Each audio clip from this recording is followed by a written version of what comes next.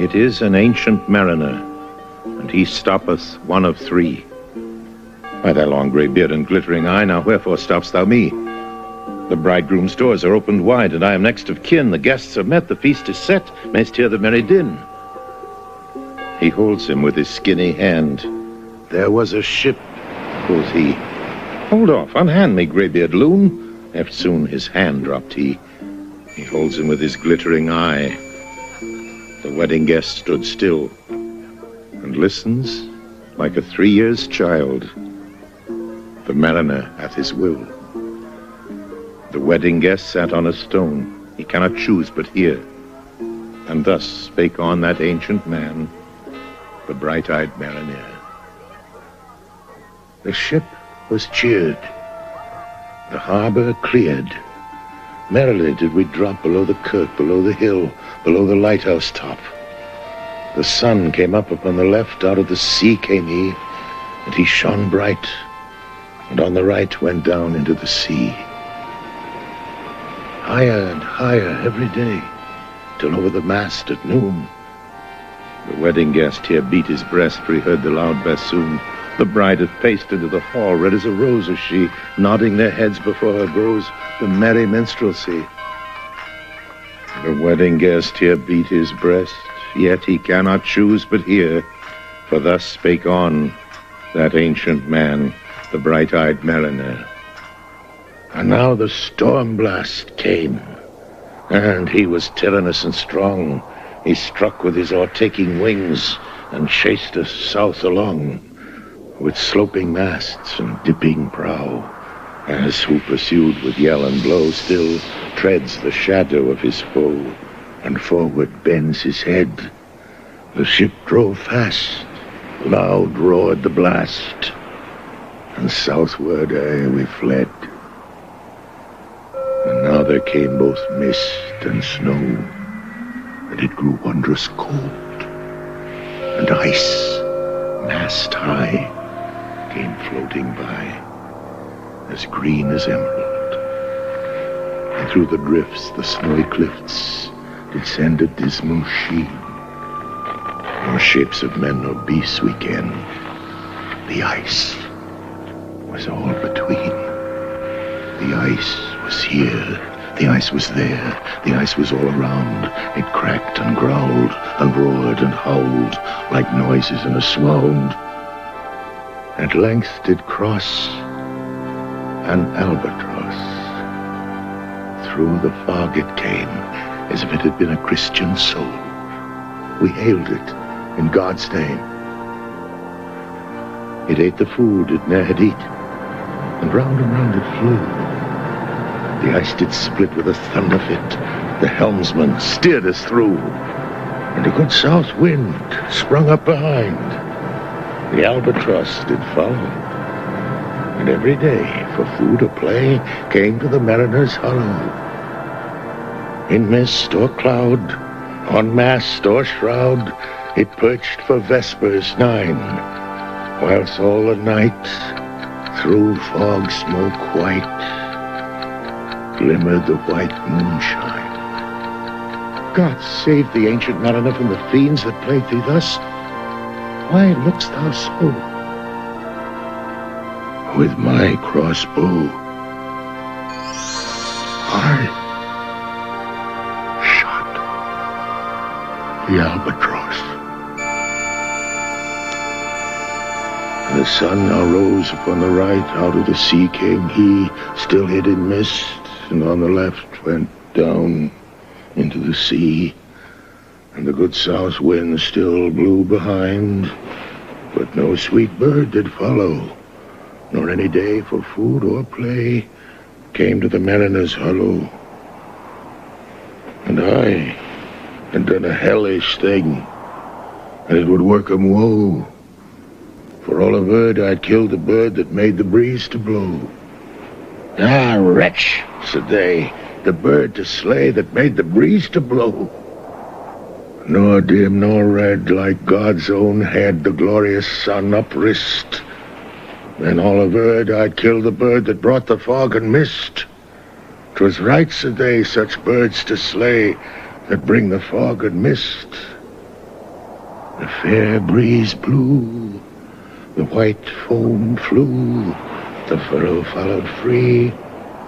We were the first that ever burst into that silent sea. Down dropped the breeze, the sails dropped down.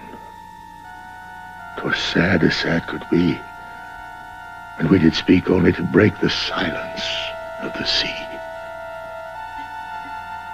All in a hot and copper sky, the bloody sun at noon, right up above the mast did stand, no bigger than the moon. Day after day, we stuck, nor breath, nor motion, as idle as a painted ship upon a painted ocean.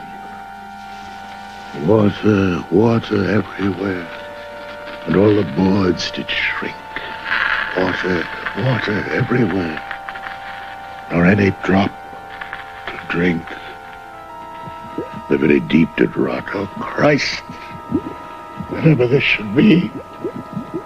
These slimy things did crawl with legs upon the slimy sea.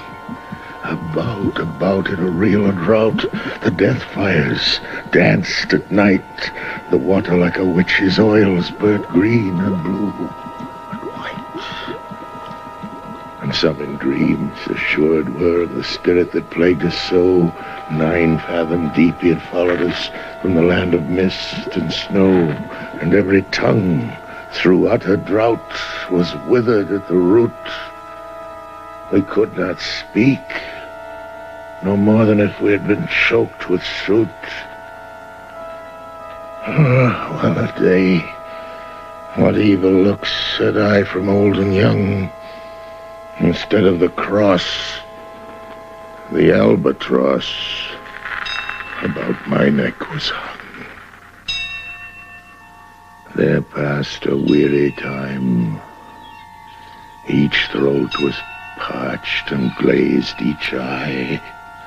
A weary time, a weary time.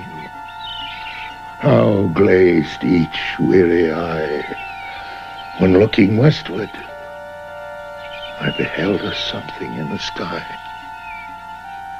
At first it seemed a little speck, and then it seemed a mist.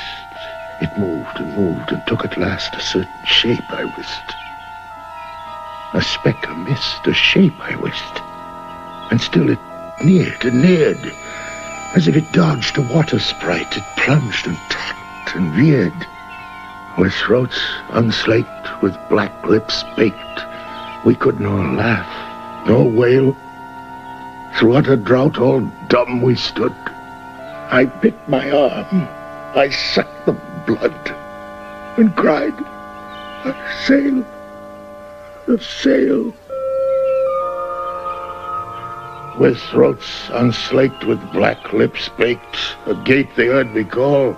Gramercy, they for joy did grin, and all at once their breath drew in, as they were drinking all. See, I cried. She tacks no more.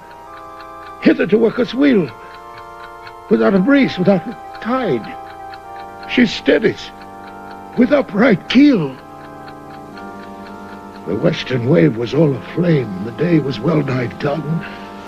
Almost upon the western wave rested the broad bright sun, and that strange shape drove suddenly betwixt us and the sun. And straight the sun was flecked with bars. Heaven's mother send us grace.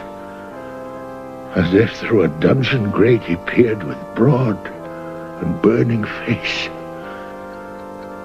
Alas, thought I, and my heart beat loud. How fast she nears and nears. Are those her sails that glance in the sun like restless gossamers? Are those her ribs through which the sun did pierce through a grate? And is that woman all her crew? Is that a death? And are there two?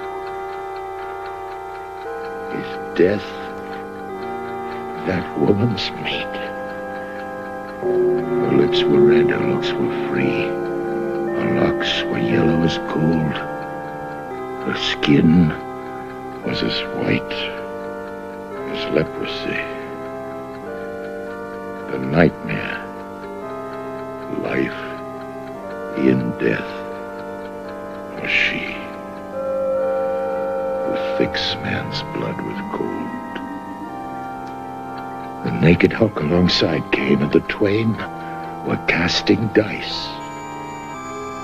The game is done. I've won, quoth she, and whistles thrice. The sun's rim dips. The stars rush out. At one stride comes the dark, with forehead whispered o'er the sea. Off shot the spectre bark. We listened and looked sideways up. Fear at my heart, as at a cup my lifeblood seemed to sip. The stars were dim, and thick the night. The steersman's face by his lamp gleamed white. From the sails the dew did drip, till clomb above the eastern bar the horned moon, with one bright star within the nether tip.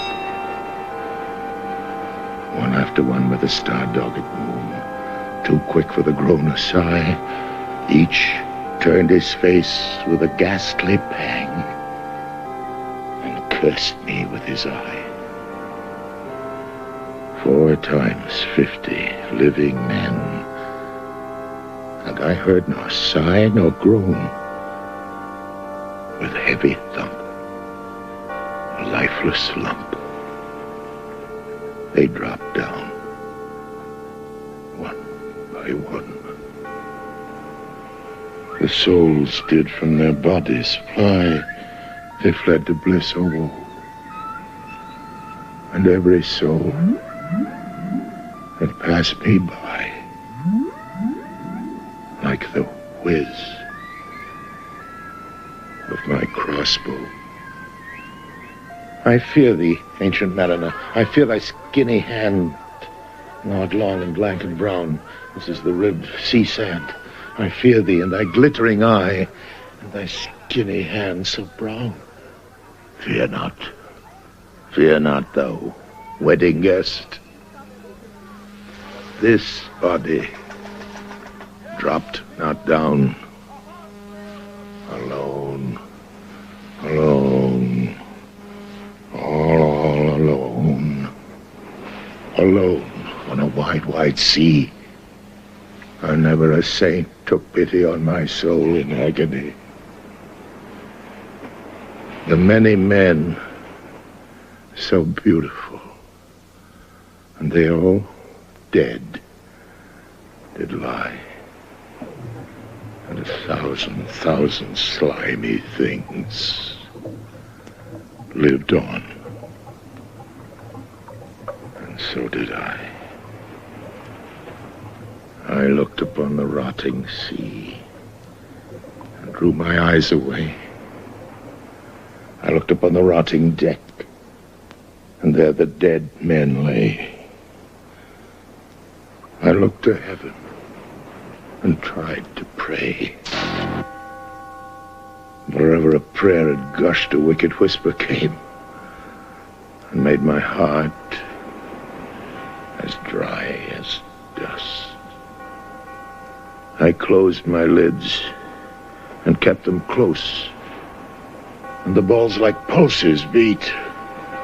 But the sky and the sea and the sea and the sky lay like a load on my weary eye, and the dead were at my feet. The cold sweat melted from their limbs. No rot nor reek did they. The look with which they looked on me, but never passed away. An orphan's curse would drag to hell a spirit from on high. But oh, more horrible than that is the curse in a dead man's eye. 7 days, 7 nights, I saw that curse. And yet, I could not die. The moving moon went up the sky, and nowhere did abide. Softly she was going up, and a star or two beside. Her beams bemocked the sultry main, like April hoarfrost spread. But where the ship's huge shadow lay, the charmed water burnt alway, a still and awful red. Beyond the shadow of the ship, I watched the water snakes. They moved in tracks of shining white. And when they reared, the elfish light fell off in hoary flakes.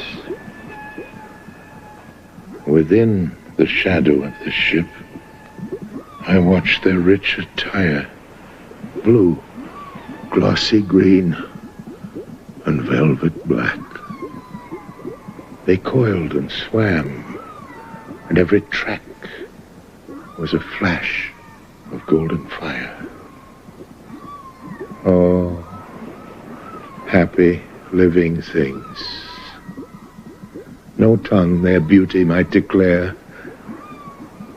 A spring of love gushed from my heart, and I blessed them unaware. Sure, my kind saint took pity on me, and I blessed them unaware. The selfsame moment, I could pray,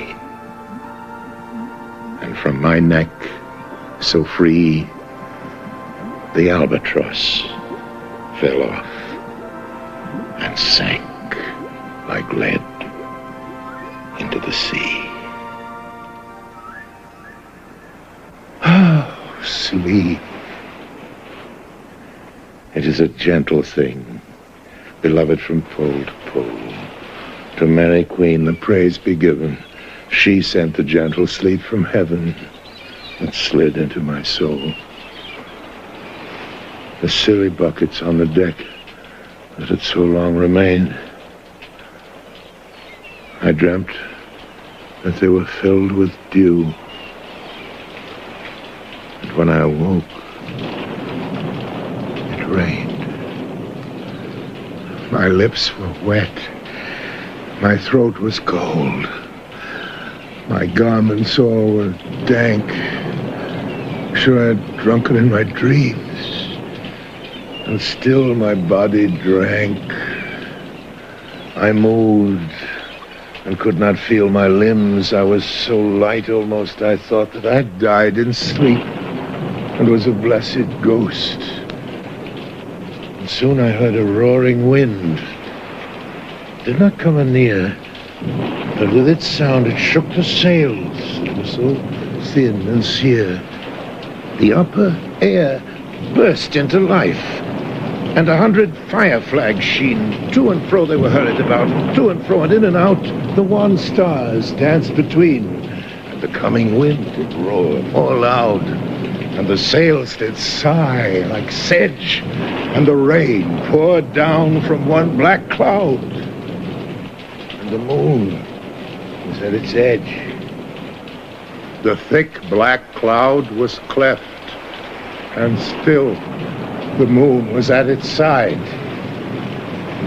Like waters shot from some high crag, the lightning fell with never a jag. The river steep and wide. The loud wind never reached the ship. Yet now the ship moved on. Beneath the lightning and the moon, the dead men gave a groan. They groaned, they stirred, they all uprose, nor spake, moved their eyes. It had been strange, even in a dream, to have seen those dead men rise.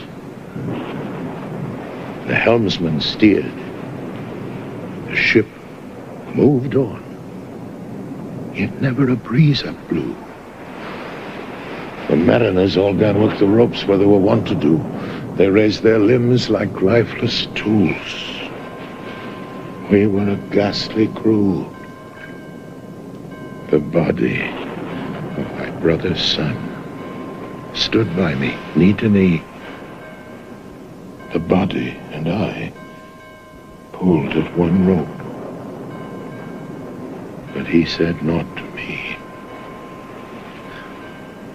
I fear thee, ancient mariner. Be calm, the wedding guest. 'Twas not those souls that fled in pain which to their courses come again, but a troop of spirits blessed. For when it dawned, they dropped their arms and clustered round the mast. Sweet sounds rose slowly through their mouths, and from their bodies passed. Around, around, flew each sweet sound, then darted to the sun. Slowly, the sounds came back again, now mixed, now one by one. Sometimes a dropping from the sky, I heard the skylark sing. Sometimes all little birds that are, how they seem to fill the sea and air with their sweet jargoning. And now it was all like instruments, now like a lonely flute. And now it is an angel's song that makes the heavens be mute. It ceased, yet still the sails made on a pleasant noise till noon. A noise like of a hidden brook in the leafy month of June, that to the sleeping woods all night singeth a quiet tune. Till noon we quietly sailed on, yet never a breeze did breathe. Slowly and smoothly went the ship, moved onward from beneath. Under the keel 9 fathom deep, from the land of mist and snow, the spirit slid, and it was he that made the ship to go. The sails at noon left off their tune, and the ship stood still also. The sun, right up above the mast, had fixed her to the ocean. But in a minute, she began stir with a short, uneasy motion, backwards and forwards, half her length, with a short, uneasy motion. Then, like a pawing horse let go, she made a sudden bound. It flung the blood into my head. I fell down in a swoon. How long in that same fit I lay, I have not to declare. But ere my living life returned, I heard and in my soul discerned 2 voices in the air. Is it he, quoth one? Is this the man? By him who died on cross with his cruel bow, he laid full low the harmless albatross. The spirit who bideth by himself in the land of mist and snow, he loved the bird that loved the man who shot him with his bow. The other was a softer voice, as soft as honeydew. Quoth he, the man hath penance done, and penance more will do. But tell me, speak again, my soft response renewing, what makes that ship drive on so fast? What is the ocean doing? Still as a slave before his lord. The ocean hath no blast. His great bright eye, most silently, up to the moon is cast, if he may know which way to go, for she guides him smooth or grim. See, brother, see, how graciously she looketh down on him. But why drives on that ship so fast, without a wave or wind? The air is cut away before, and closes from behind. Fly, brother, fly, more high, or we shall be belated, for slow and slow that ship will go, when the mariner's trance is abated. I woke, and we were sailing on as in a gentle weather. 'Twas night, calm night. The moon was high. The dead men stood together. All stood together on the deck, for a charnel dungeon fitter, all fixed on me their stony eyes, that in the moon did glitter. The pang, the curse with which they died, had never passed away. I could not draw my eyes from theirs, nor turn them up to pray. And now this spell was snapped. Once more I viewed the ocean green, and looked far forth, yet little saw of what had else been seen. Like one that on a lonesome road does walk in fear and dread, and having once turned round, walks on, and turns no more his head, because he knows a frightful fiend doth close behind him tread. But soon there breathed a wind on me, nor sound nor motion made. Its path was not upon the sea, in ripple or in shade. It raised my hair. It fanned my cheek like a meadow gale of spring. It mingled strangely with my fears. Yet it felt like a welcoming. Swiftly, swiftly flew the ship, yet she sailed softly too. Sweetly, sweetly blew the breeze. On me alone it blew.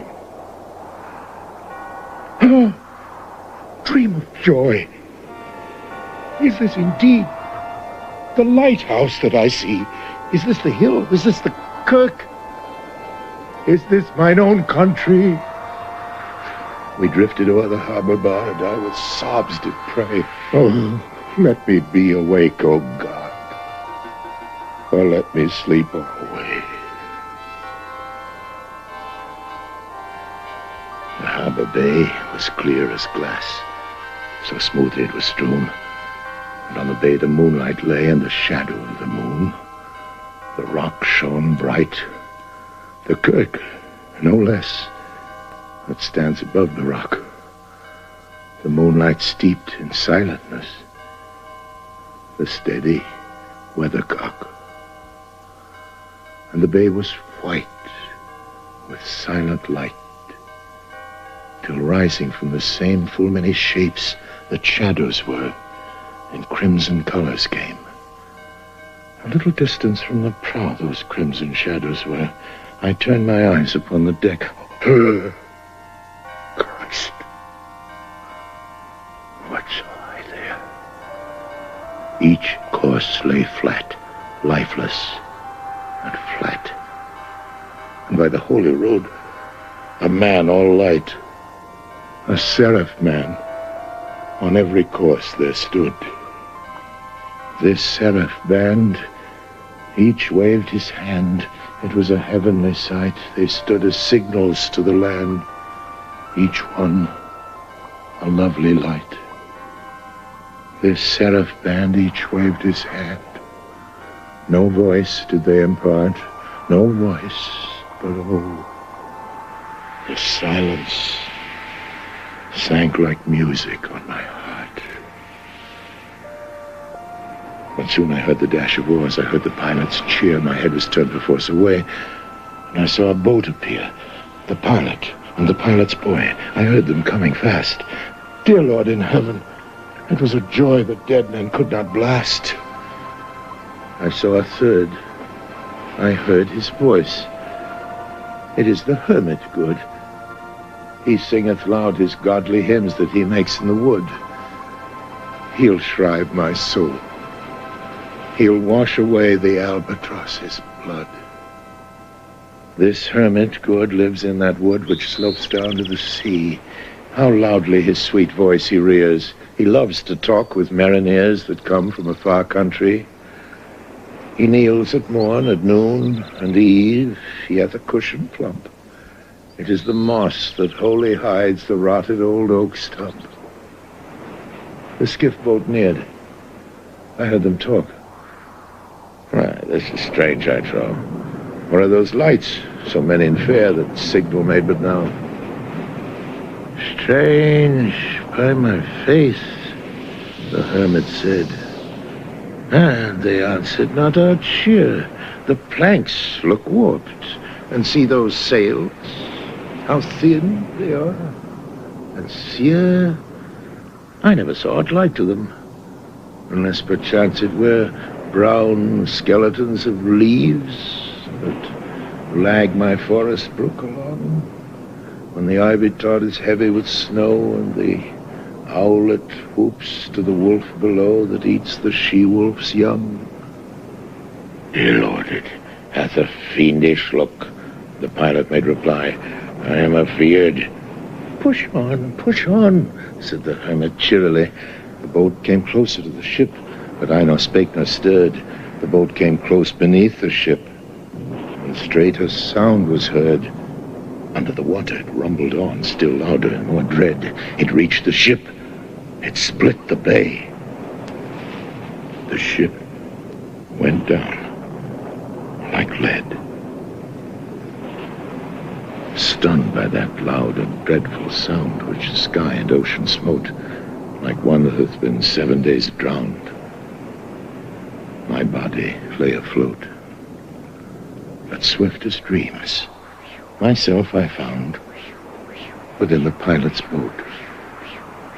Upon the whirl where sank the ship, the boat spun round and round, and all was still, save that the hill was telling of the sound. I moved my lips. The pilot shrieked and fell down in a fit. The holy hermit raised his eyes and prayed where he did sit. I took the oars. The pilot's boy, who now doth crazy go, laughed, loud and long, and all the while his eyes went to and fro.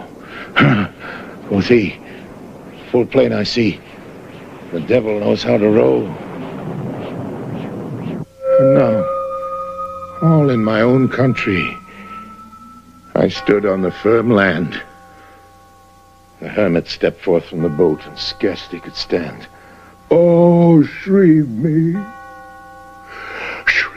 holy man. The hermit crossed his brow. Say quick, quoth he, I bid thee say, what manner of man art thou? Forthwith this frame of mine was wrenched with a woeful agony, which forced me to begin my tale, and then it left me free. Since then, at an uncertain hour, that agony returns, until my ghastly tale is told. This heart within me burns. I pass like night from land to land. I have strange power of speech. That moment that his face I see, I know the man that must hear me. To him my tale I teach. What loud uproar bursts from that door? The wedding guests are there. But in the garden bower the bride and bridemaids singing are, and hark, the little vesper bell, which biddeth me to prayer. Oh, wedding guest, this soul has been alone on a wide, wide sea. So lonely 'twas that God himself scarce seemed there to be. Sweeter than the marriage feast. 'Tis sweeter far to me to walk together to the kirk with a goodly company, to walk together to the kirk and all together pray, while each to his great Father bends, old men and babes and loving friends and youths and maidens gay. Farewell, farewell, but this I tell to thee, thou wedding guest. He prayeth well, who loveth well both man and bird and beast. He prayeth best, who loveth best all things, both great and small, for the dear God who loveth us, he made and loveth all. The mariner, whose eye is bright, whose beard with age is hoar, is gone. And now the wedding guest turned from the bridegroom's door. He went like one that hath been stunned, and is of sense forlorn, a sadder and a wiser man. He rose the morrow morn.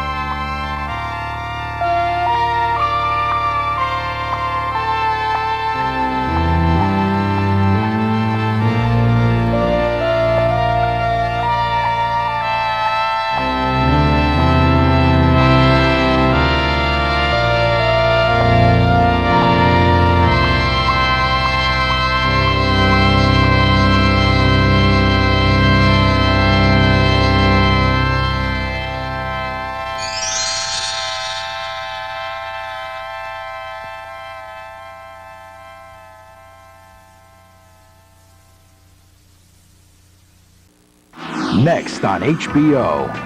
An Olympian flees his country to escape a coach who believes a gold medal is worth the ultimate sacrifice. Dolph Lundgren and David Soul, Pentathlon. Something special's on next. He's the biggest name behind the biggest deals in sports. In the next, Arliss, a touchdown-tossing, Bible-thumping superstar. That's why he's the most sought-after product spokesman in America. And a juicy endorsement contract. It's going to be your job to get people to eat red meat. But will the sins of the flesh... You paid money? ...make everything go rotten? How familiar are you with Genesis? Which album? Arliss. Premieres Wednesday night at 10, only on HBO. Some say evolution happens in stages. We say it happens on them.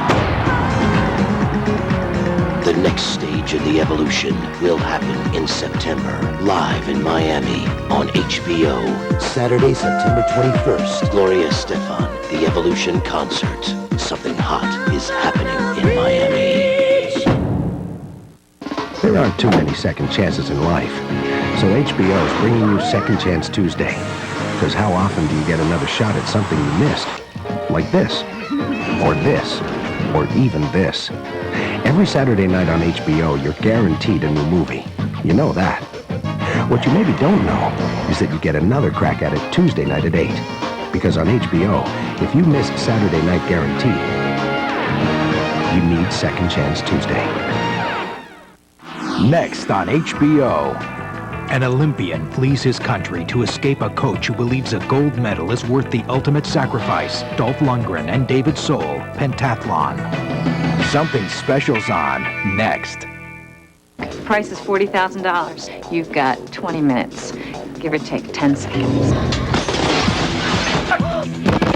Killed him to be number one. We did it. We're in. Today I become number one. Sylvester Stallone, Antonio Banderas, Assassins. Coming in October on HBO. Step outside. I'll set you free. There once were two women. He's escaped again, hasn't he? Caught in a web. The web of a killer who played with their heads. Perhaps they'll get smart and not play the fly. Or maybe they won't. And someone might die. Sigourney Weaver, Holly Hunter, Copycat. Premieres Saturday, September 21st on HBO. Somebody must die for it. A man accused. I want a confession, and he will confess. The woman who loved him. How can you confess to a crime he did not commit? A nation that demanded justice at any cost. You better start talking or you are a dead man. I am innocent. Stephen Ray, Isabella Rossellini. Altman is innocent. A whole lot of people are guilty. Crime of the century. You lied, didn't you? No, sir, I'm not telling lies. You're telling lies. Premieres Saturday, September 14th. HBO is dropping into Miami for the weekend. Watch out, September 19th through the 22nd.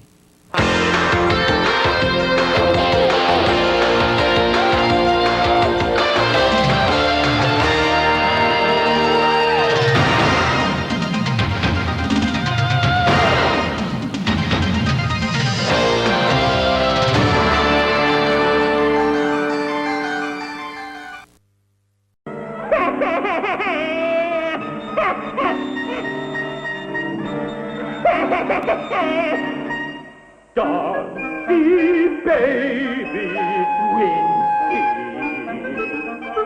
Shall Daddy chop and Lindsay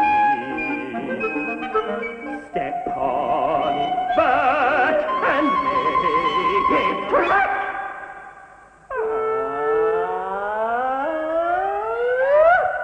Nancy, baby, Wincy.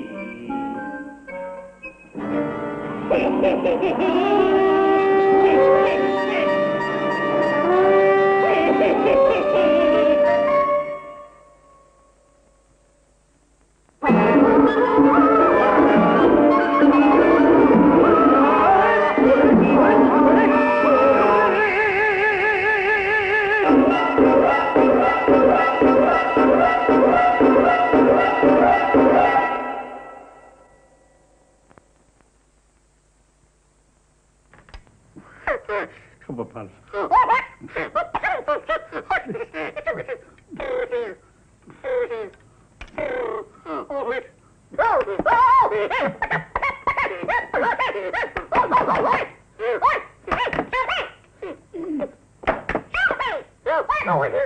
I'm downstairs.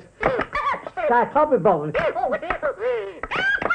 In case you've ever wondered about my little tale, it grew out of my numerous and dangerous encounters over the years.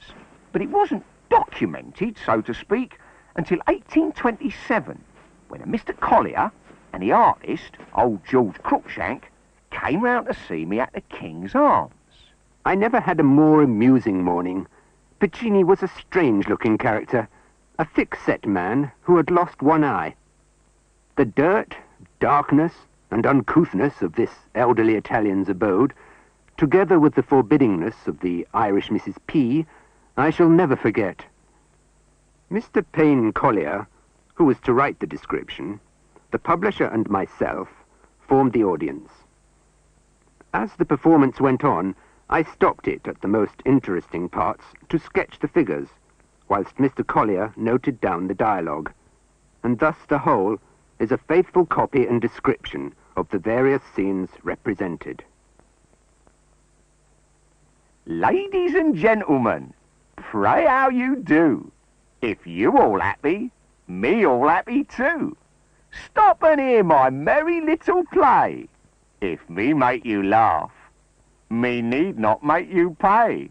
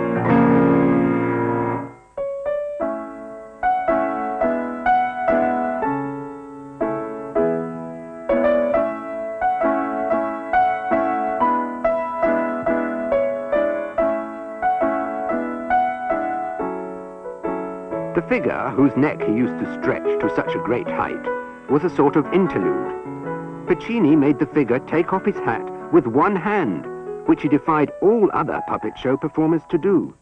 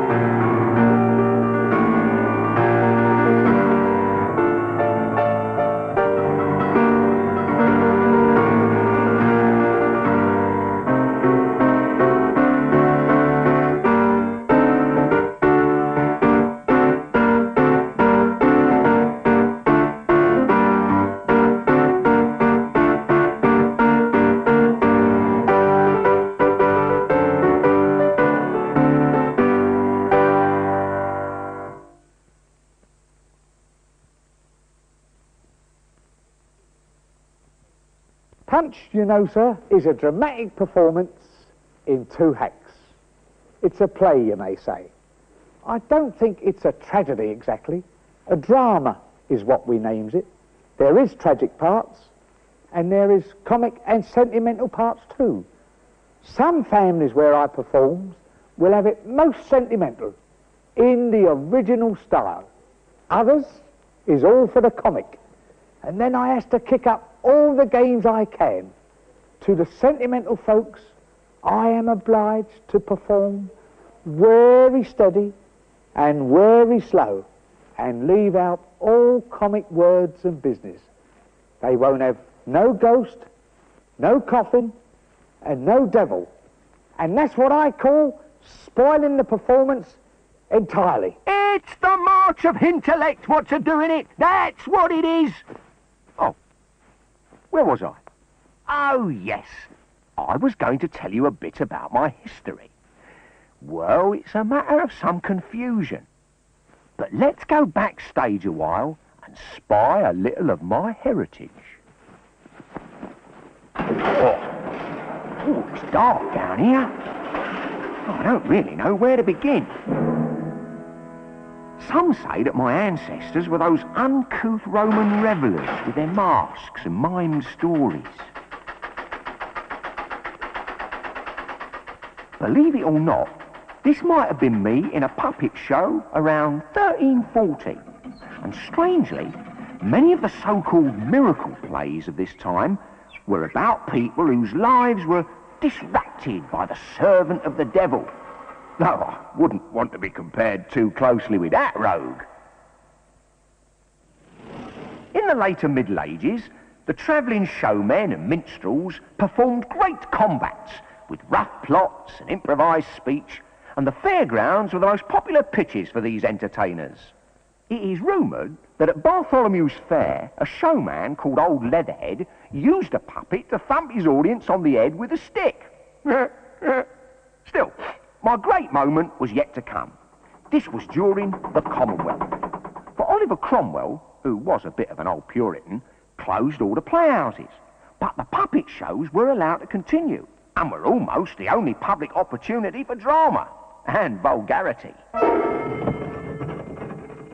After the Restoration, in 1660, the very fashionable King Charles opened the floodgates to all those continentals.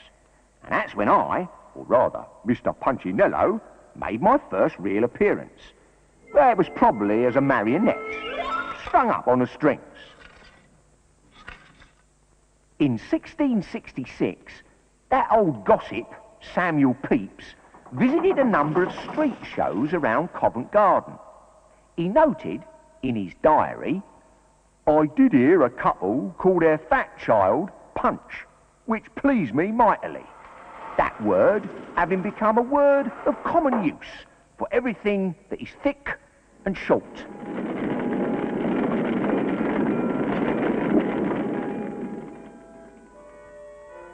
The 18th century was a golden age of puppetry, and one of the most popular performers was an hunchback called Martin Powell. With him, I toured the country, providing comic relief with my scolding wife, Joan. Do you know, I attracted some very fashionable audiences away from the opera to my show. Still, fashion changed fast, and puppet shows fell out of favour. So it was back to the fairgrounds and a begging bowl for me.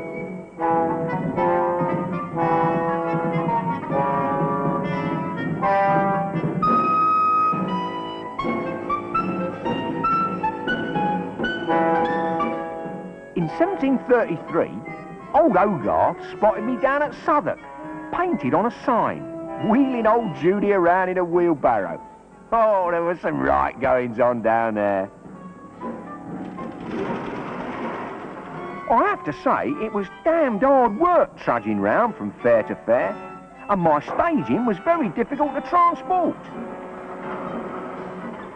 So, with a snip of the scissors, I cut my strings and took to the street corners as a brawling hand puppet. My best street performer turned out to be this bloke, Giovanni Piccini, who come here from Italy around 1785. first time that ever I went out with Punch was in the beginning of August 1825. I did all I could to avoid being seen. It hurt me dignity to be obligated to take to the streets for a living. But I made as much as 8 bob, and me master said to me, after the performance was over, "You'll do." I've heard tell that old Puccini used to take very often as much as £10 a day, and he'd sit down to his fowls and his wine, and the very best of everything, like the finest gentleman in the land. Indeed, he made quite enough at the business to be quite a tip-top gentleman, but he never took care of a halfpenny what he got. He was past performing when I bought my show of him, and very poor. I gave him 35 bob for the stand, the figures and all. I bought it cheap, you see, for it was thrown on one side and was of no use to anyone but such as myself. There was 12 figures and the other apparatus, such as the gallows, the ladder, the horse, the bell, and the stuffed dog.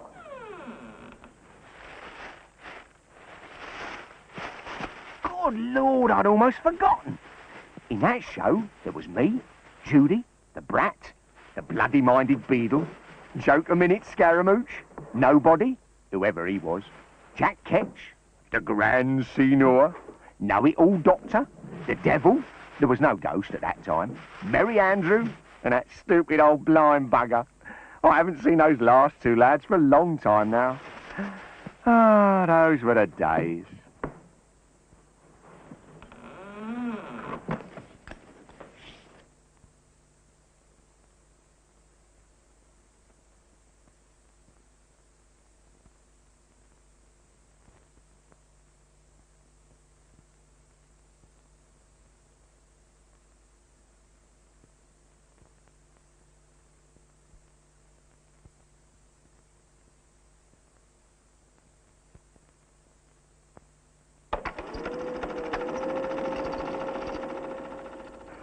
I became interested in Punch going through Berners Street. You know Berners Street, do you?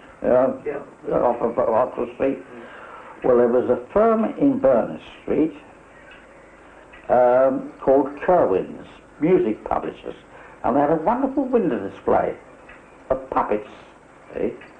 They weren't punching Judy, they were glove puppets, or hand puppets. Fascinated me. In fact, I was rooted at this window display for several minutes. And now, for the first time, I saw puppets in another light, see? Well, in the war, Father was just too old to be conscripted, and he hit on the idea of putting Punch into uniform. For instance, Punch was in uniform as a private, you see, and Judy became Judy from the Nave, so she would have a Nave costume on.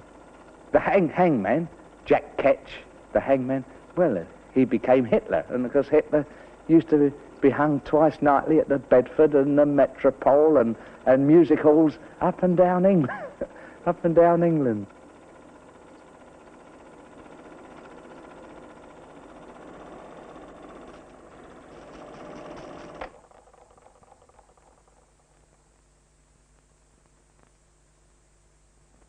Now, Percy was a great showman. He could stuff his hand up my pants and turn me into a right old weapon-wielding anarchist. Now, give me that thing. Give it to me. Give me that thing. Give me that thing. Oh, dear. Watch me. I'm going home to Mother.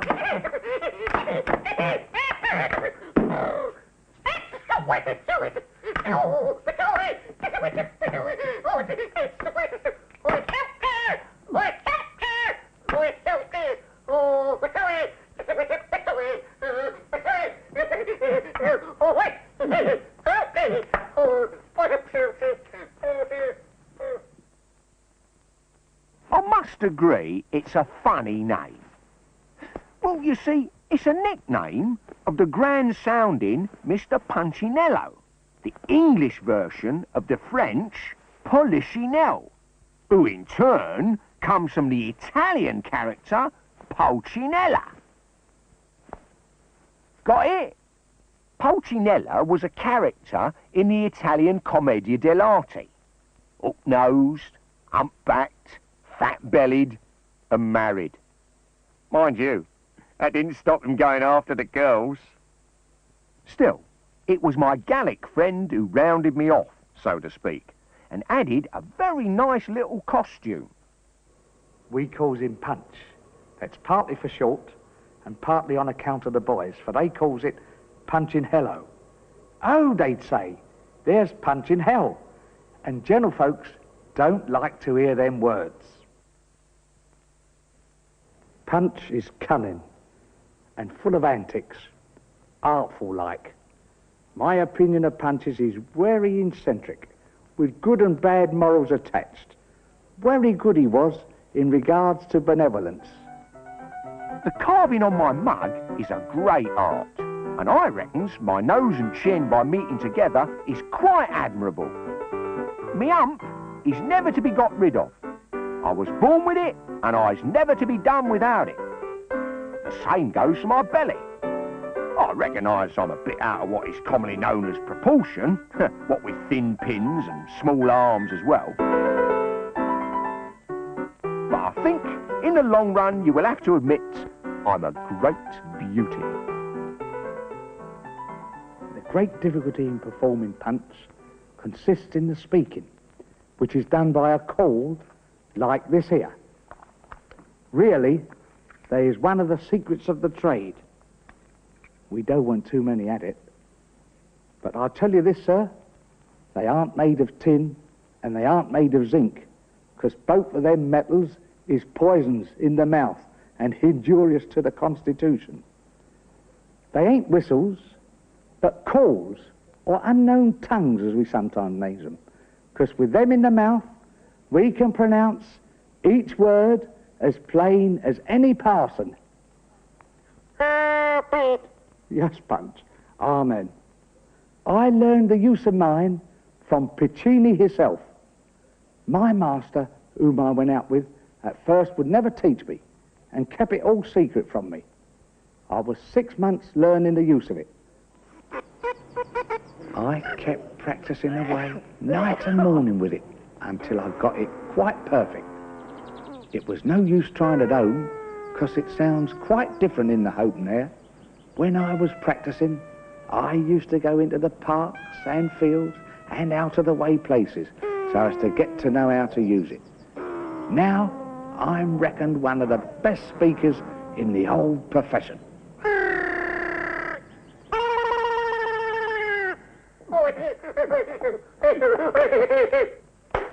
There's that old croc. Very popular he is. You know, he replaced the devil in my show. Jaws of Hell and all that. The poor old devil seems to have gone right out of fashion. I should stroke him. He won't bite with a kind crocodile. Go and stroke him. Coward. He won't bite.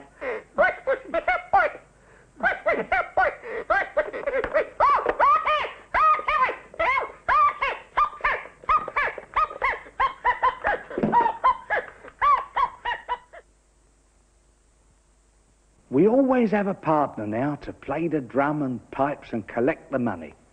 This, however, is only a recent dodge. In older times, we used to go about with a trumpet. That was Piccini's ancient style, but now that's stopped. Punch has two types of performances, long shows and short shows, all according to the denare. The short shows we can only do in the private by streets, and of them we can do about 20 in a day. At the long pitches, we can only do about 8 in a day. The long pitches we fixes at the principal street corners of London. The best pitch of all is Leicester Square. There's all sorts of classes passing there. Then comes Regent Street and Oxford Street and Wells Street. All are favourite pitches for Punch. We don't do much in the city. People has their heads all full of business there, and them as is greedy out of the money ain't no friend of Punch's. Hampstead ain't no good neither.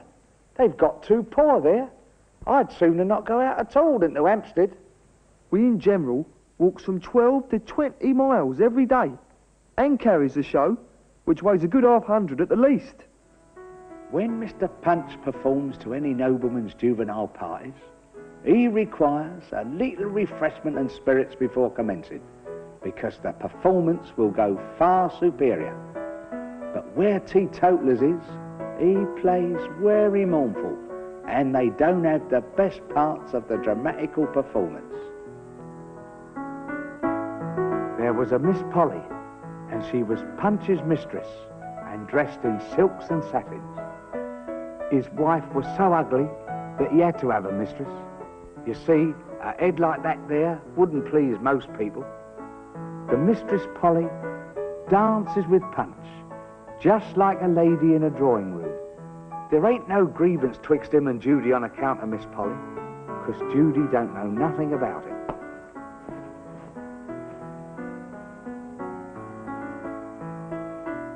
Miss Polly was left out of it because it ain't exactly moral.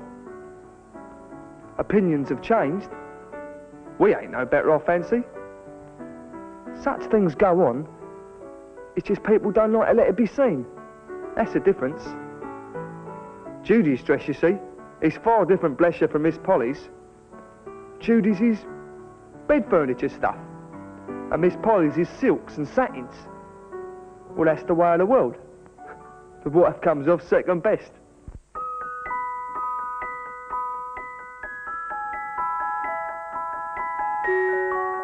Hello? What's going on here? Oh, I don't like the look of this. Ah! No thanks.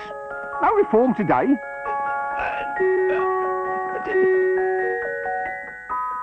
Could be surgery. Ah! Make him laugh! Make him laugh! Make him laugh! I'm on my way. I say, Mr. Punch. Taking Polly away was just the start of their tricks. They pinched all my best friends and changed my enemies. Poor old Hector's been led away to pasture. The blind man stumbled off. Can't be cruel to them these days. That interfering old nigger servant has become a cheery black and white minstrel. The police only seem to be doing their duty. My old friend Mr. Scaramouche has opted, leaving me to that prankster Joey. I see you can't go around here knocking down poor people like they're there. I say so, so I do.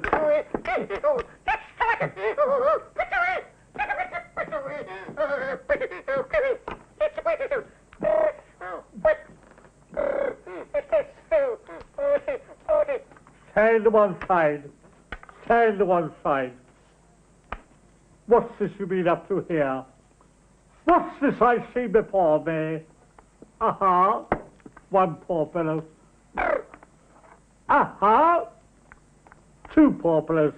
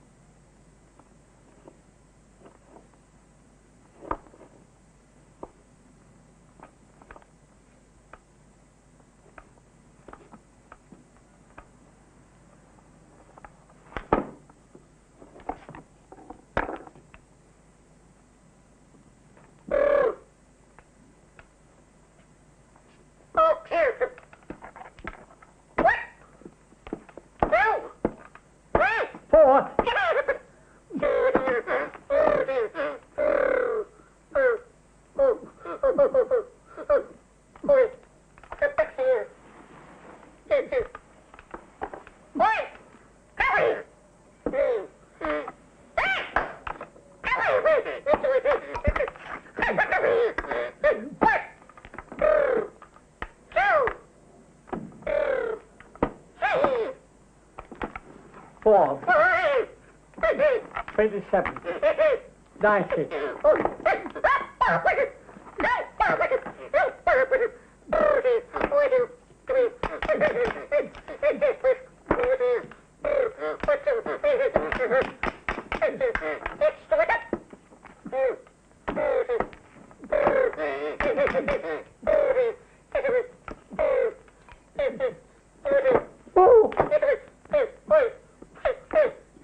Got another one. Oh! I got the other one. I catch him every time, you can't help laughing.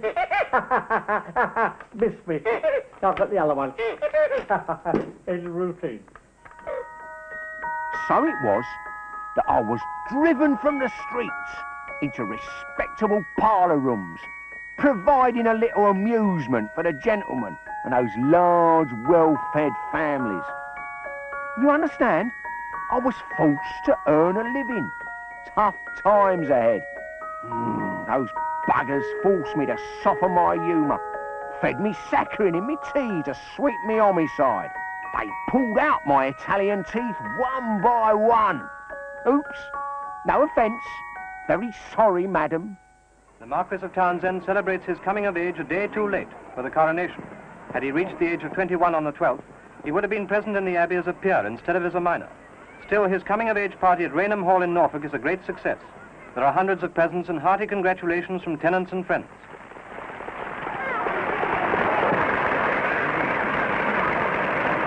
It's a proud moment for his mother, too. There's a tea party for the children and a Punch and Judy show. For the Marquis of Townsend is 21 today. I remember that the place to earn a bob or two was down a seaside. Those kids love Mr. Punch. I suppose it's because I get away with my little misdemeanours. I'll say get a clip round the ear hole. I must say that lately I thought my chips were up. Doomed to nostalgia and gummy screaming mouths in Dulwich on Saturdays. I could do with a bit of a blood transfusion to give me hope of new blood and terror, fresh satire and foe.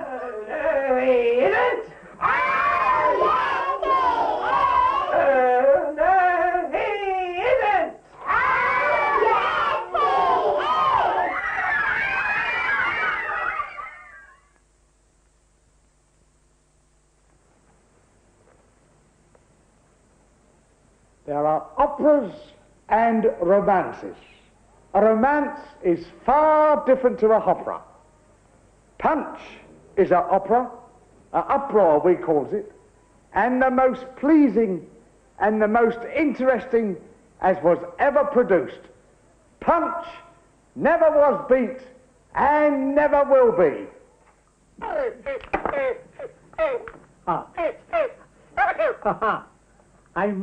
I'm Jack Ketch, the public executioner.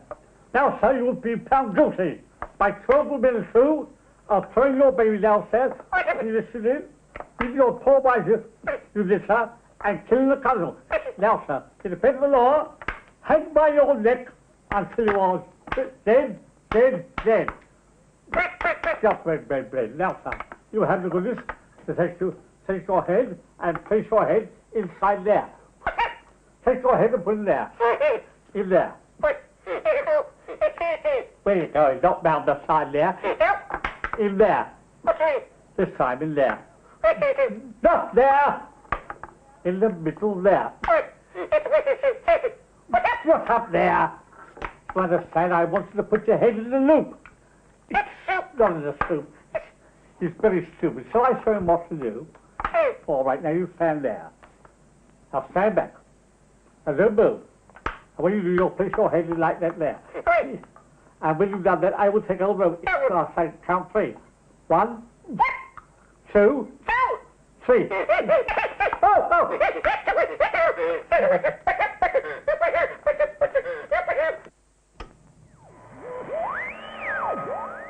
The opera moves on two planes, the factual and the allegorical.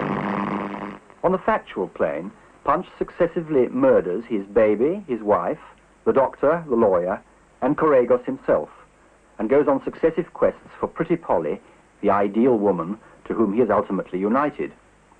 On the allegorical plane, Punch represents a man in search of his own identity, for whom the murders represent a ritual rejection of social, personal, and psychological claims, and for whom Pretty Polly is a symbol of self-definition and integration. The is the medicine of mankind. The medicine of mankind is the Wonderland.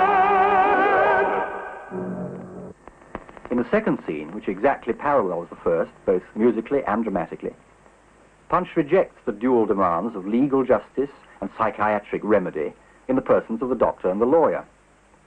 The cyclical nature of the opera now begins to be apparent. The doctor and lawyer together accuse Punch of his crimes against society and then join with him in a threefold riddle game. They are unable to give the right answers, and Punch leads them away to execution.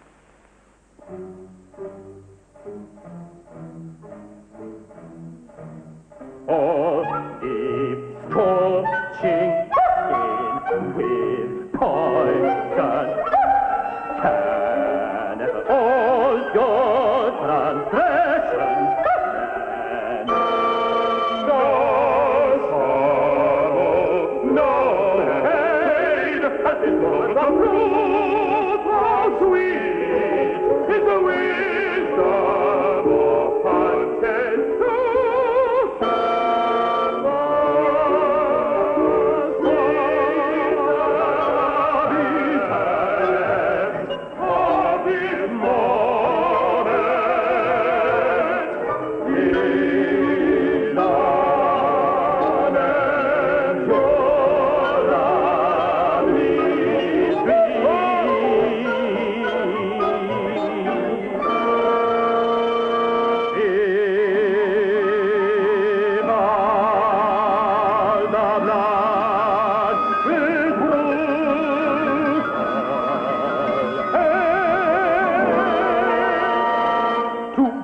the heart for Punch and Brace.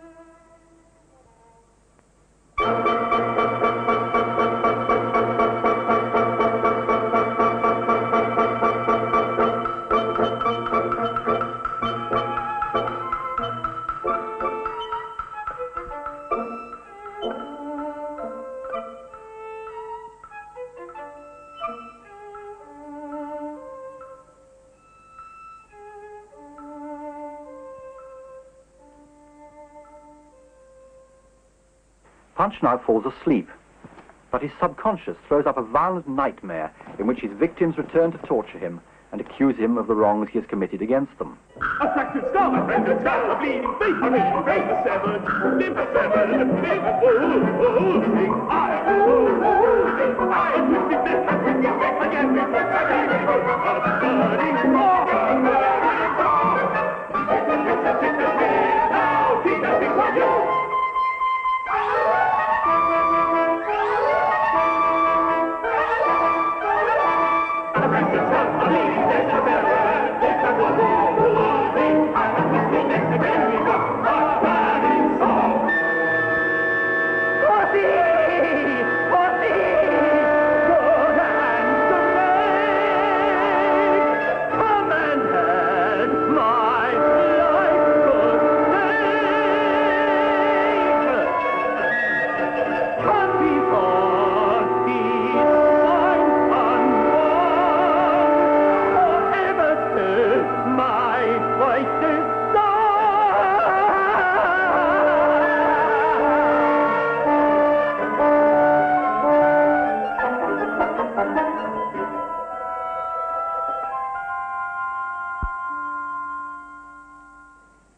old Nick does in fact come to call, disguised as Jack Ketch the hangman. Punch and Ketch play a riddle game, and when Death reveals his true identity, it is he that now leads Punch to the murder altar where a gibbet has been set up.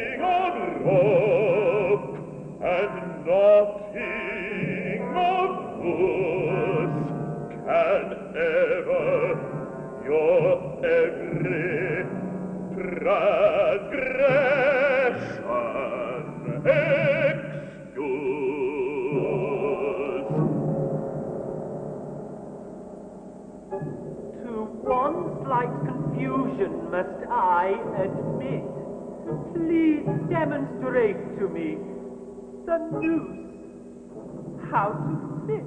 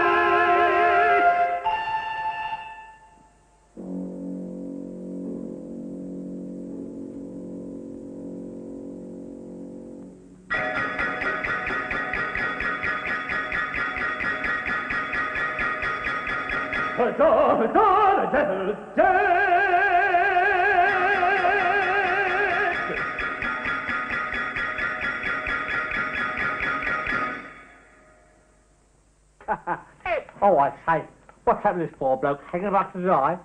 Let's take him down, make the place untidy. Let's lay him down there. Let's take this away. Oh, it's gone for a burden.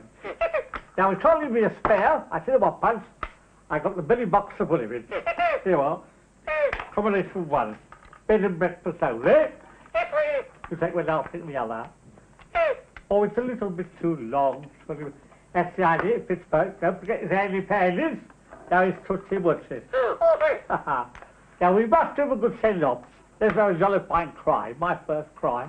Oh dear. Oh dear dear. Oh dear dear. Oh my poor brother Nick. Oh, my You can't resist the leg. Now lift him up and put him on my shoulder. We're going to take him. Let's export some dollars to the country. Lift him up. I'll get underneath. You're quiet. All right, Punch. All right, I've got him now. All right, let's go. Turn around. You lead the way. Sing a nice, bright, merry song. We'll end this very way.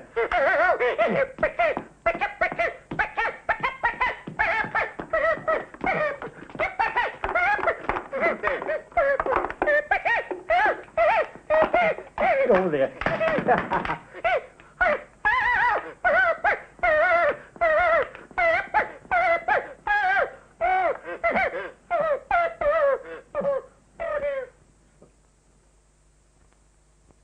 We hope the public at large will help us keep our head above water, so that we shall never float down the River Thames to be picked up, coroner's inquest held, taken to the workhouse, popped into the pit hole, and there's an end to another poor old Punch.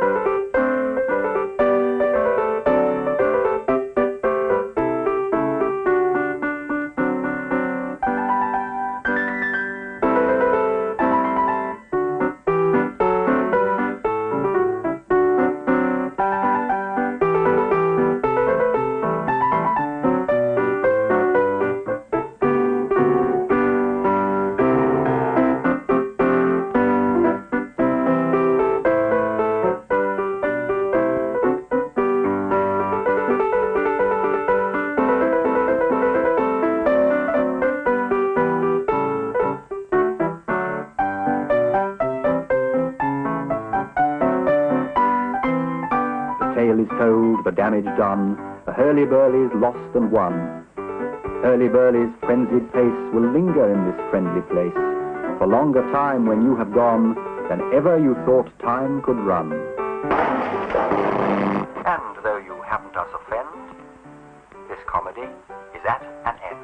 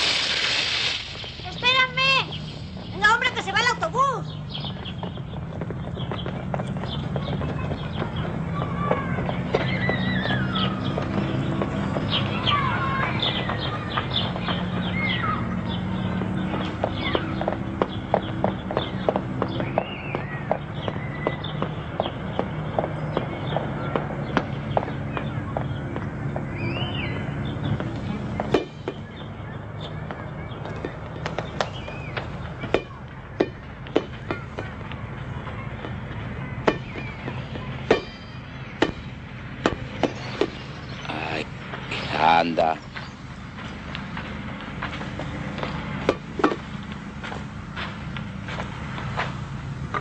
Anda, hijo. No te entretengas. Vas a llegar tarde. Es nueva, papá.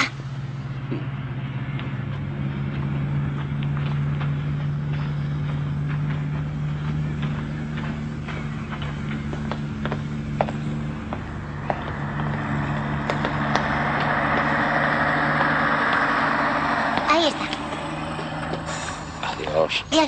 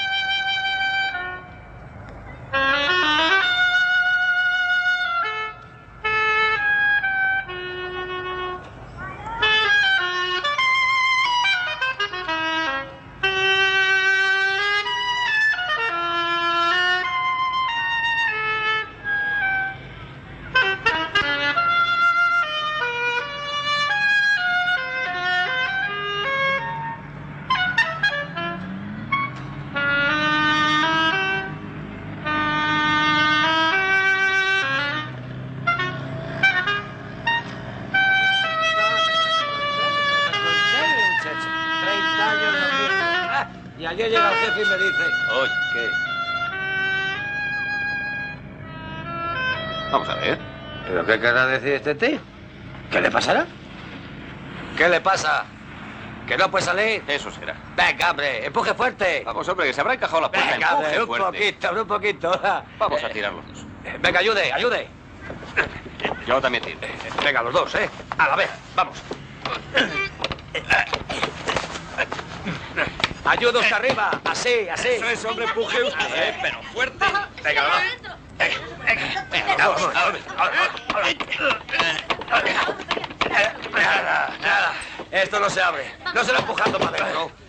Tira. Vamos. Que no, que esto es para afuera, hombre. Que vaya para afuera. Que sí, hombre. Pero tú Venga. venga. Pues ¿para dónde voy a tirar, hombre? Pues para afuera, que es para dónde es. Pues nada, hijo, ya lo ves.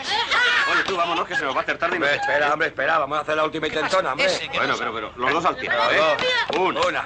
Dos. Y tres. Ahora. Oye, Tira. que lo abra. Nada, hijo, nada. Oye, que esto no se abre. Y vámonos, que es la hora del trabajo. Oiga, ya ha visto. Tenemos que trabajar. Hemos hecho lo que hemos podido, amigos. Adiós. Que haya suertecilla. ¿Qué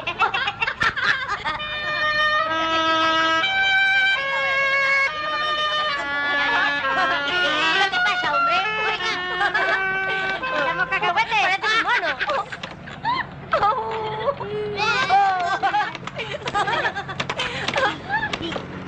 ¿Qué te pasa? Venga.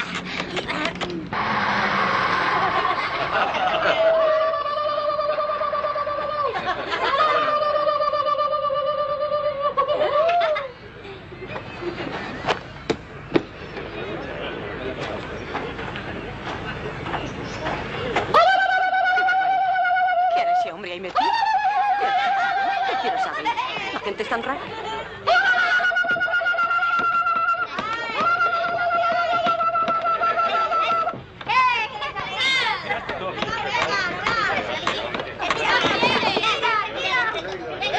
Vamos, niño, fuera de aquí. Parecéis moscas.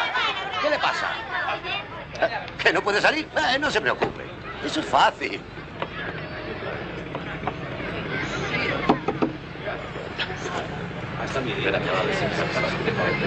Ahora verás cómo lo abre.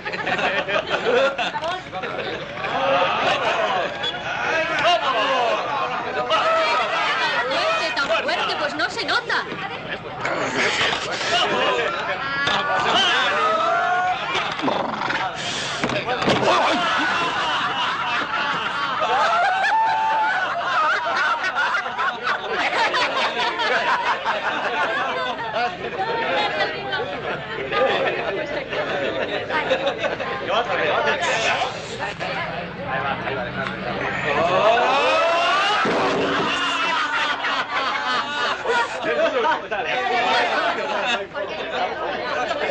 A ver, otra.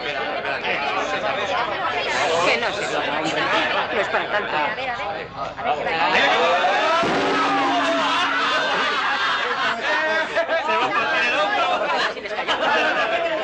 ¿Qué pasa?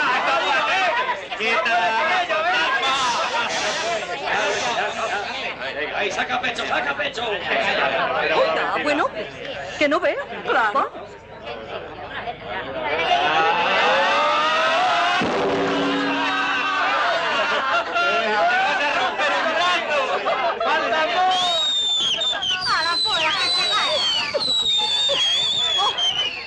¿Qué? No es tan fácil. Prueben ustedes en lugar de estar ahí hablando. ¿Qué? Jota, hazlo tú. Porque es un muy Tarzán.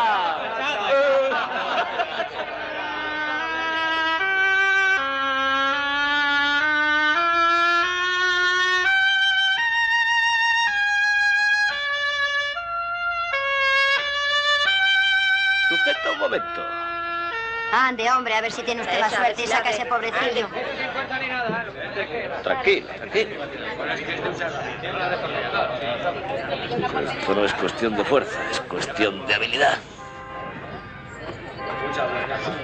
Anda, no tiene tornillo.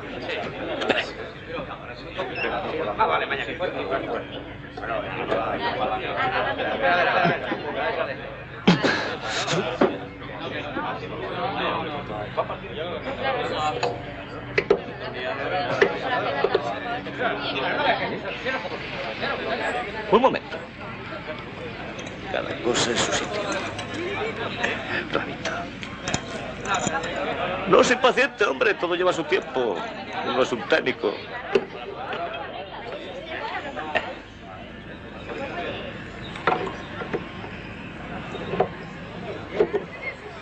Ya verá.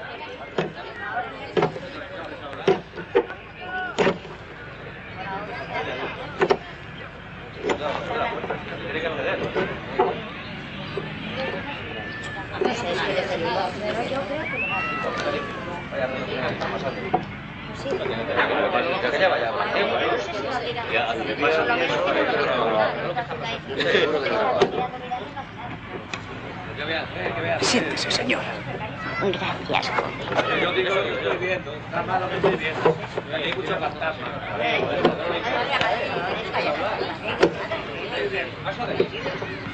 No me paso de arista.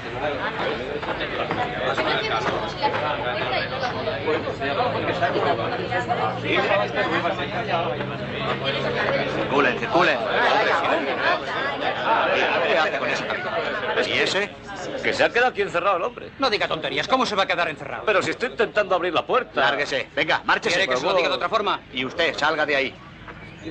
¿No me ha oído? He dicho que salga de ahí. Venga, salga o le sacamos a la fuerza. Oye, es verdad que está cerrado. No digas tonterías.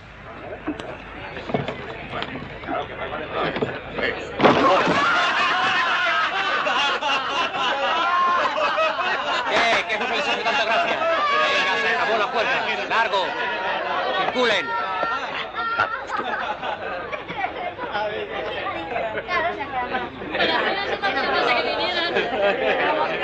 Llame por teléfono. Inténtelo otra vez. Hay lotería. Sale mañana lotería. Llevo un 13.000 pelado. Oye, tú, ven aquí. Los de la suerte. ¿Quién lotería? Y voy. A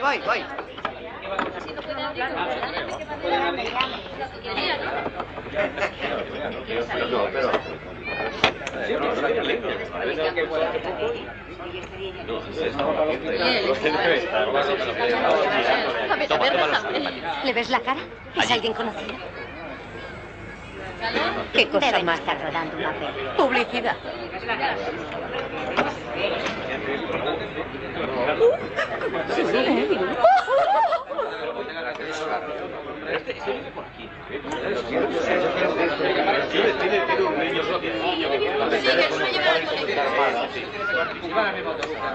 Sí.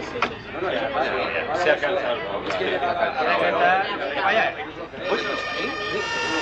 ¿Qué es eso? ¿Qué pasa?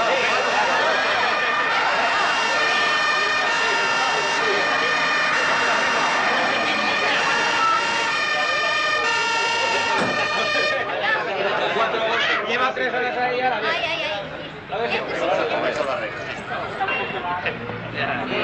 Vamos a ver ahora.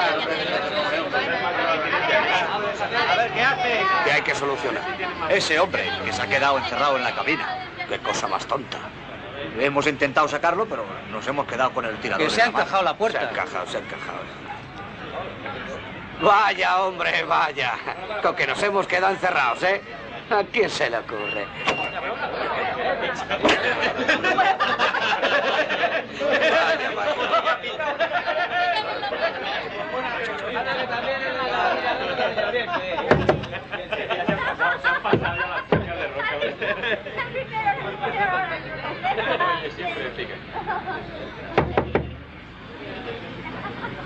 ¡La herramienta!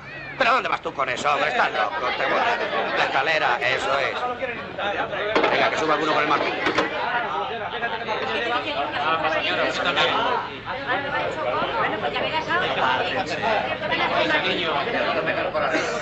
De lejos también se ve. Pero no van a romper eso, lo van a herir.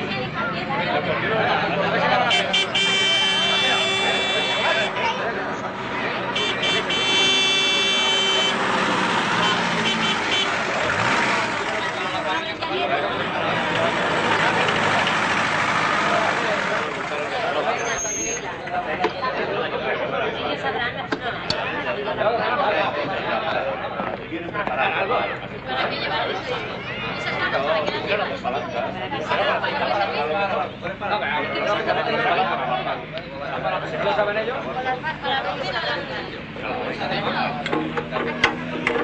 Lo van a sacar por debajo.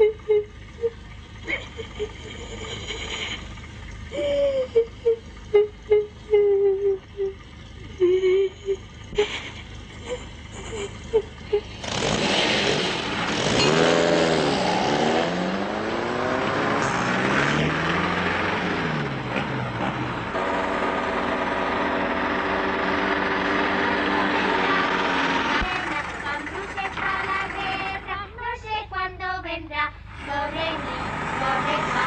No se venga por la Pascua, dulce mirte que pasa. Si venga por la Pascua o por la Trinidad. Do, re, mi, do, re, fa. O por la Trinidad. La Trinidad se pasa, mirte que cambia. La Trinidad se pasa, a Bruno vuelve ya. Do, re, mi, do, re, fa. A Bruno vuelve ya.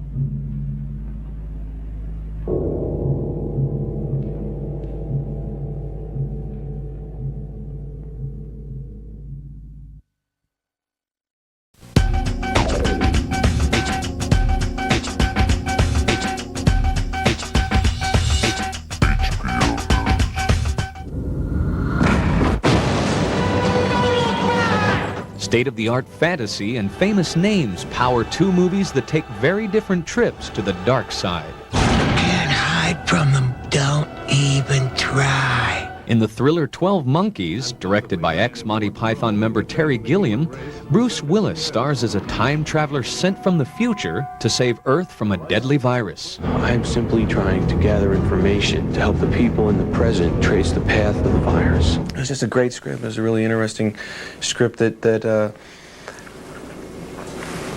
I couldn't quite figure out. What year do you think it is? 1996. That's the future, James. Think you're living in the future? Madeline Stowe co-stars as a sensible psychiatrist who comes to believe his wild story. It was hard in the sense that she doesn't have everything at her fingertips, all the answers to things. And so, consequently, the audience has to really be involved in watching every second of this film so they can solve it. I'm not crazy. Of course not. Of course not. You want to escape, right? That's very sane. That's very sane.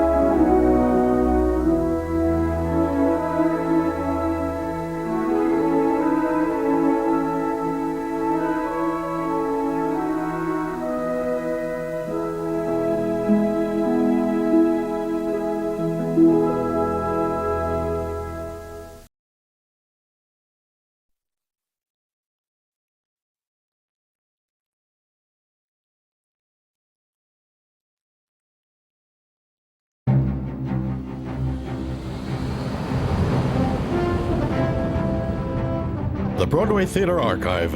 If I could be any one of us. Oh, not a real one. Don't you dare say I'm dependent upon you because I'm not. Truly speak to you. Of all the pain. No bridge role for this Look actor. up and count the cables. A woman who cannot keep her lust under control. A collection of comedy and drama available on video cassette. BroadwayArchive.com. Tonight on Great Performances, Lewis Carroll's classic tale, Alice in Wonderland, with Kate Burton as Alice, Richard Burton as the White Knight, and featuring Eve Arden, Jimmy Coco, Donald O'Connor, Maureen Stapleton, Colleen Dewhurst, Kay Ballard, Fritz Weaver, Jeffrey Holder, Andre Gregory, and Austin Pendleton. Join us as we journey with Alice on her fantastic adventures in Wonderland. Yeah, a little more to the left. Just a little. Hey, watch it, Bimbo! I told you to move that guy over over the the You nearly killed that guy. I don't care. I gotta bring him back. No, we gotta bring him back. Will everyone please be quiet? Now, I will make the decision. The girl has got to go on. Go on? Look, sweetheart, I'm the director. I told you, I'm getting mad. She does not know the part. It'll be a disaster. If she messes up my scenes, I'll walk off the stage. I just wish somebody would listen to my wife. She knows what she's talking about. This girl must go on, even if she carries the script. Isn't that a good idea, darling? Dreadful idea. But, curtain time is in 20 minutes, and we're going to be late. Late? 20 minutes? Can somebody get me some coffee? Tells you gyre and gimble in the wabe, all mimsy were the borogoves and the momraths outgrabe. Beware the jabberwock. Beware the jabberwock, my son, the jaws that bite, claws that catch, beware the jub bird and shun. The frumious banjo snatch, he took his vorpal sword in hand, like time the Maximoto. So rested he by the tum-tum tree and stood a while. In thought, and as enough as thought, he stood the Jabberwock with eyes aflame, came whiffling through the Tulgee wood, and... 20 minutes till curtain. Oh!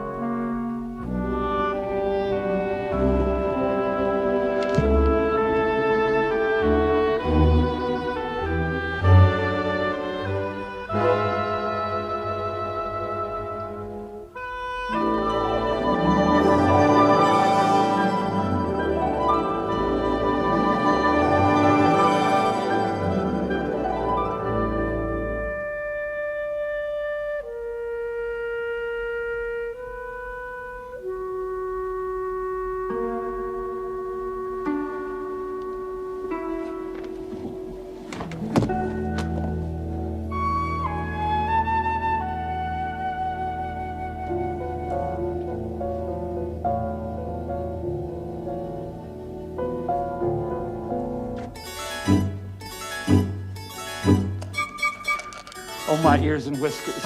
How late it's getting. If you please, sir.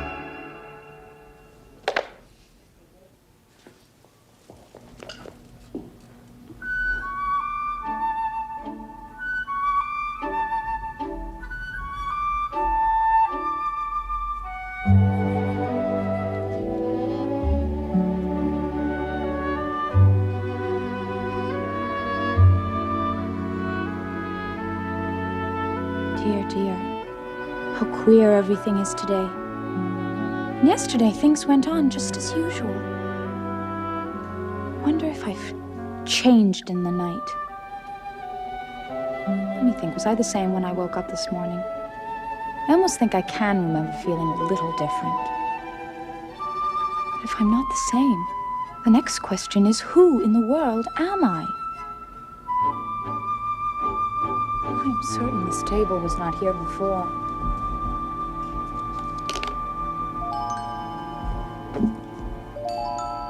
Drink me. Well, it's all very well to say drink me, but I better look first and see whether you're marked poison or not. For if a little girl drinks from a bottle marked poison, it is almost certain to disagree with her sooner or later. Now, must be all right.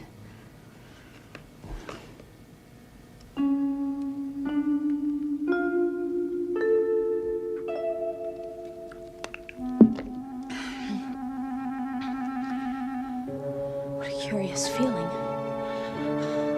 I must be shutting up like a telescope. I am. I wonder if I shall go out altogether, like a candle. Oh, no!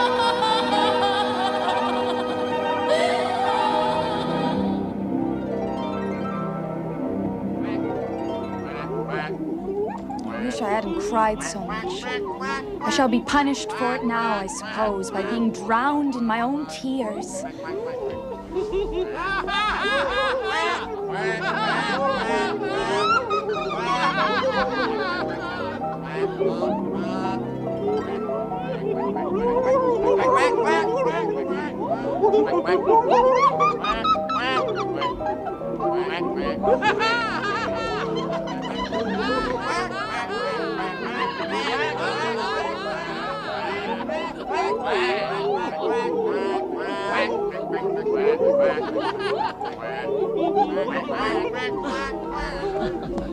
Would it be of any use now to speak to this mouse?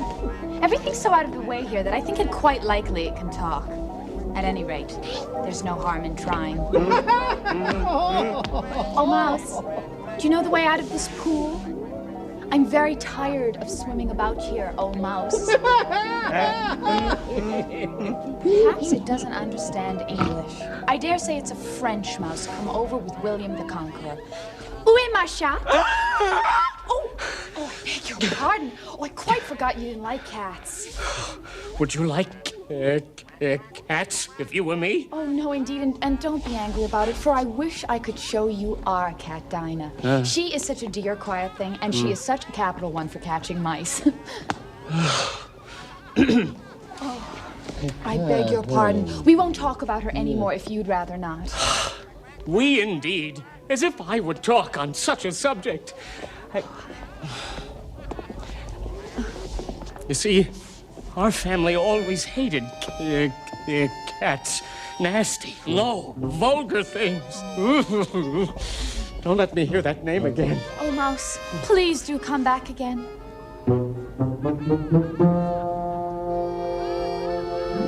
Well, let us get to shore, and then I'll tell you my history, and you'll understand why it is I hate you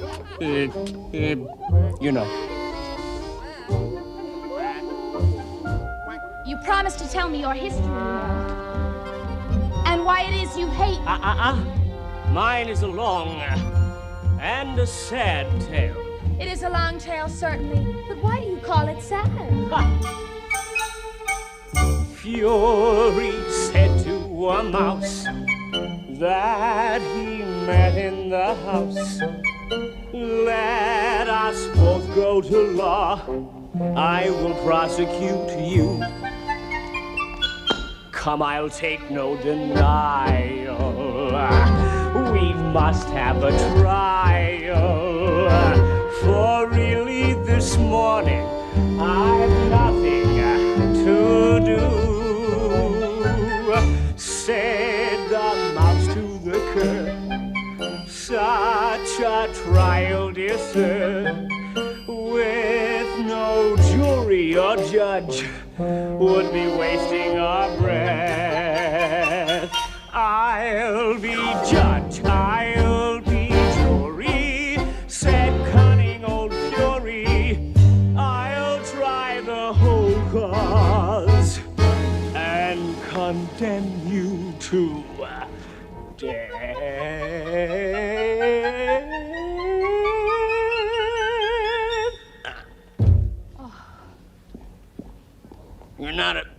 You're not attending. I beg your pardon, you had got to the fifth bend, I think. I had not. Why not? Oh, do let me help to undo it. I shall do nothing of the sort. Oh, the Duchess. The Duchess. Won't she be savage? I kept her waiting. Oh, my dear paws. Oh, my furs and whiskers. She'll have me executed. As sure as ferrets are ferrets. Now, where could I have dropped? Why, Marianne, what are you doing here? Run home and fetch me a pair of gloves and a fan. Quick now. He took me for his housemaid. How surprised he'll be when he finds out who I am. But I better take him his fan and gloves. That is, if I can find them.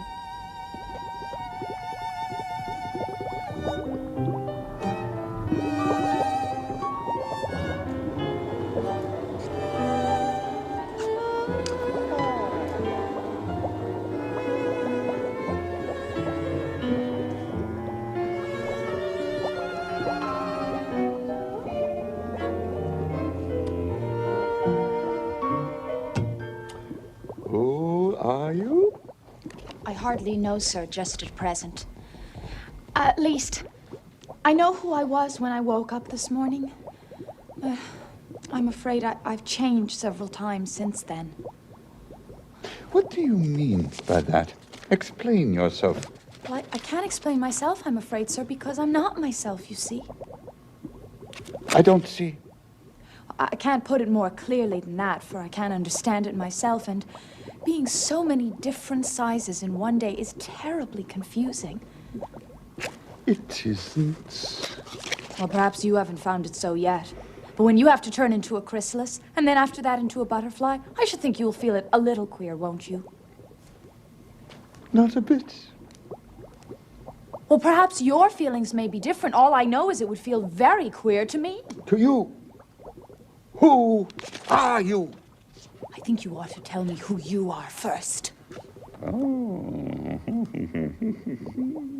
Why? Come back, come back. I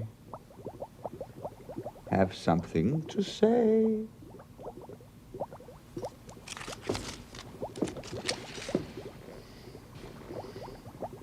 Keep your temper.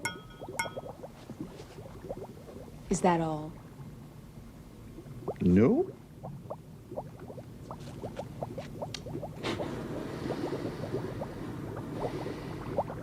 So you think you're changed, do you? I'm afraid I am, sir. I can't remember things as I used, and I don't keep the same size for 10 minutes together. Can't remember. What things? Well, I tried to say how doth the little busy bee, but it all came different. Ah. Repeat. You are old, Father William. You are old, Father William, the young man said, and your hair has become very white. And yet you incessantly stand on your head. Do you think at your age it is right? In my youth, Father William replied to his son, I feared it would injure the brain. But now that I'm perfectly sure I have none, why I do it again and again.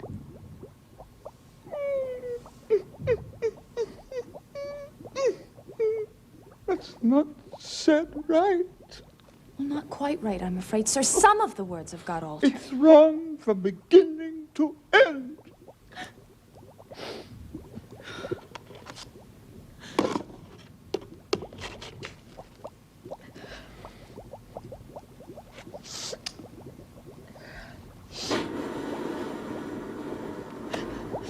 What size do you want to be?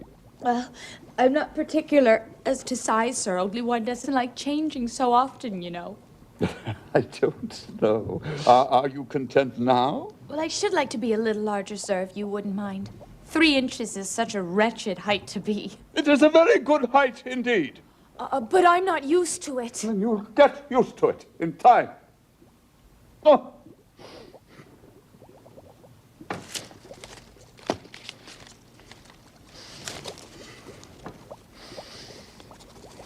One side will make you grow taller, and the other side will make you grow smaller. One side of what? The other side of what? Of the mushroom.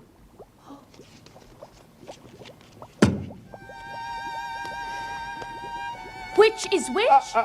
Oh.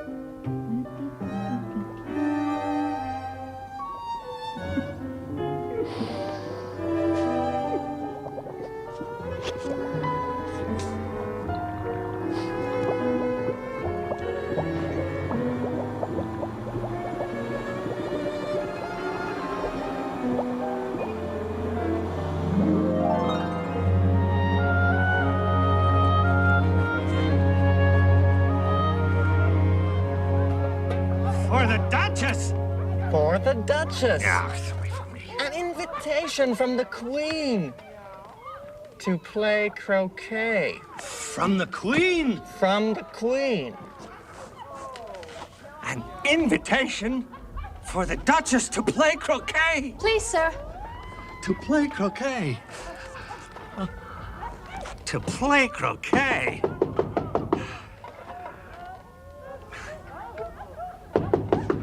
There's no sort of use in knocking, and that's for 2 reasons. First, because I'm on the same side of the door as you are. Secondly, because they're making such a noise inside, no one could possibly hear you. Please, then, how am I to get in? There might be some sense in your knocking if we had the door between us. For instance, if you were inside, you might knock, and I could let you How out. am I? I shall sit here till tomorrow, or next day, maybe. But how am I to get in? I shall sit here on and off for days and days. There's no use in talking to him. He's perfectly idiotic.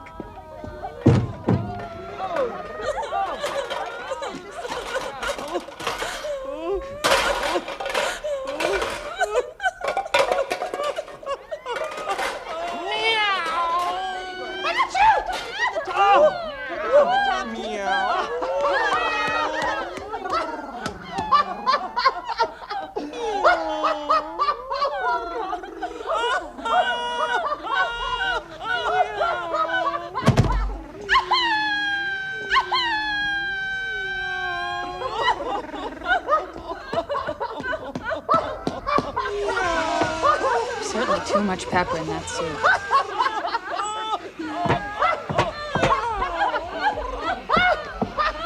Would you tell me, please? Why does your cat grin like that? It's a Cheshire cat. That's why. Pig. Well, I didn't know that Cheshire cats always grinned. In fact, I didn't know the cats could grin. They all can, and most of them do. Well, I don't know of any that do. You don't know much, and that's a fact.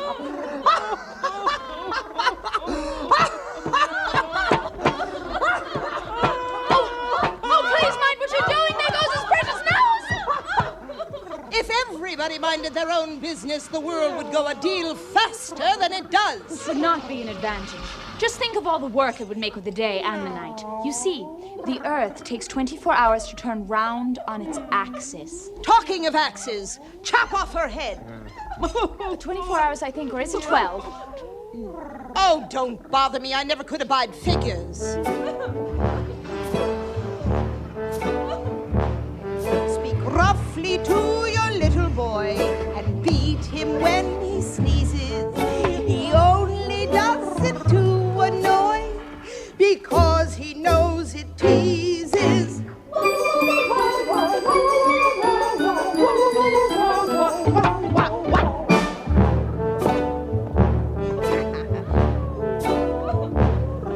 I speak severely to my boy. I beat him when he sneezes, for he can thoroughly enjoy the pepper when he sneezes.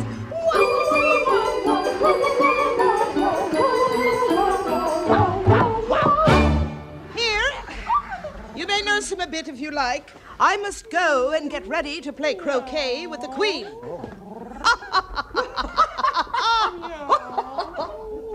If I don't take this child away with me, they'll surely kill it in a day or two. Wouldn't it be murder to leave it behind? Don't grunt. That's not at all the proper way of expressing yourself. If you're going to turn into a pig, my dear, I'll have nothing more to do with... What am I going to do with this creature once I get it home?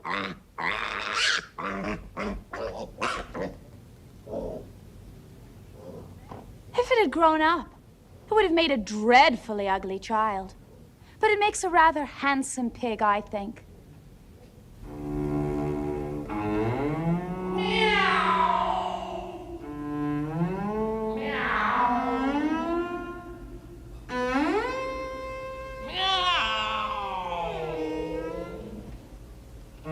Cheshire Puss? Would you tell me, please, which way I ought to walk from here?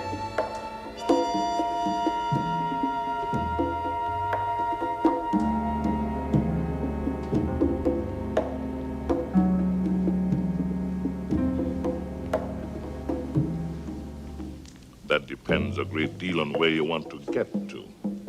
Well, I don't much care where, Then it doesn't matter which way you walk. so long as I get somewhere. You're sure to do so if you only walk long enough.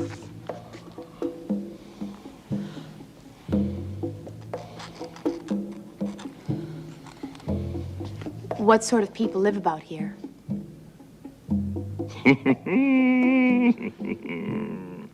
To the right lives a hatter. To the left lives a March hare. Visit either you like. They're both mad. But I don't want to go among mad people. You can't help it. We are all mad. I am mad. You are mad.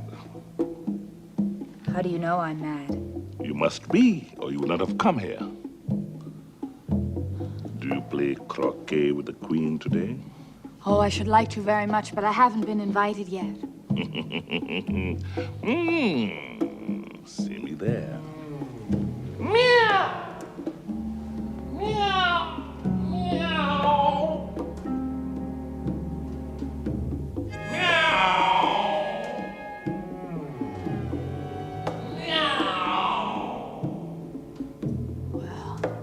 I've often seen a cat without a grin.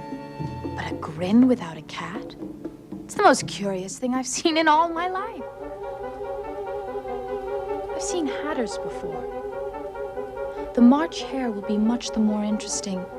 And as it's May, perhaps it won't be raving mad. At least, not as mad as it was in March.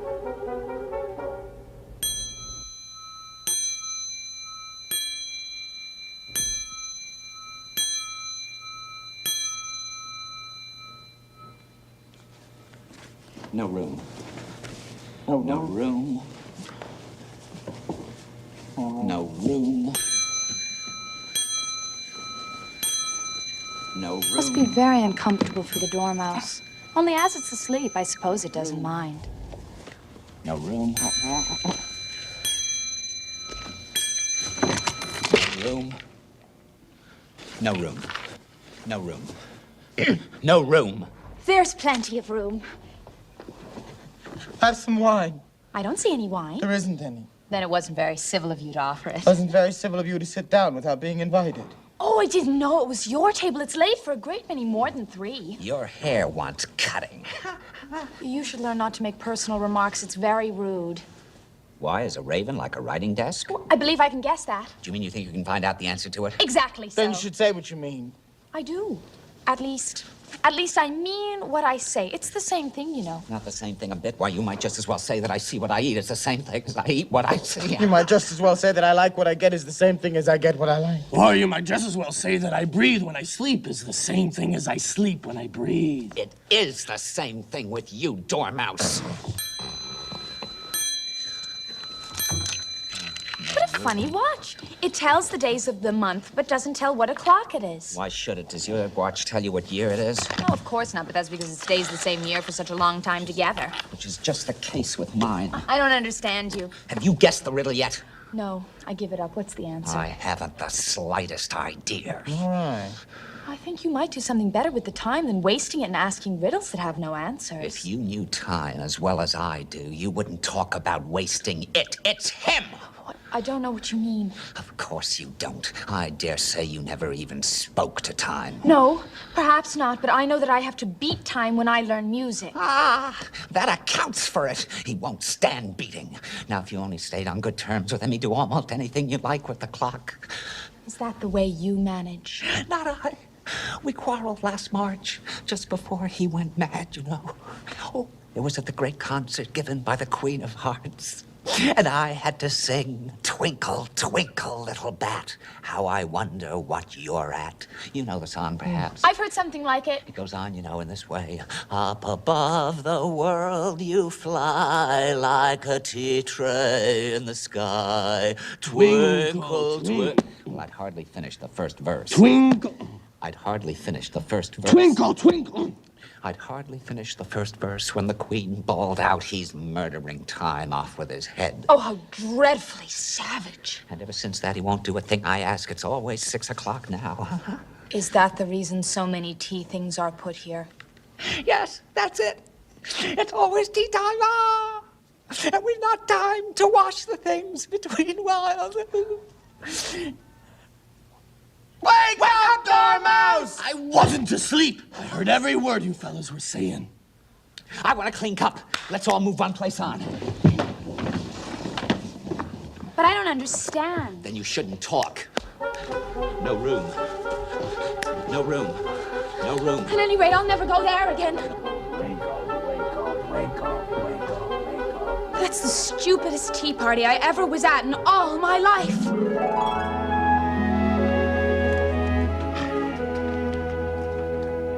Tell me, please, why are you painting those roses? Well, why, the fact is, you see, miss, this here ought to have been a red rose tree, and we put in a white one by mistake.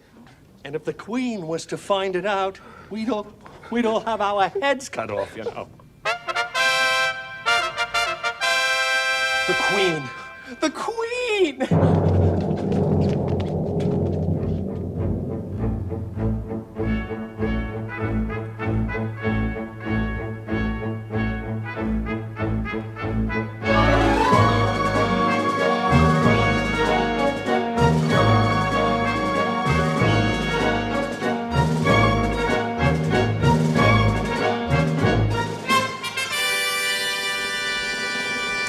Who is this? Idiot. What is your name, child? My name is Alice, so please, Your Majesty. Alice? Oh,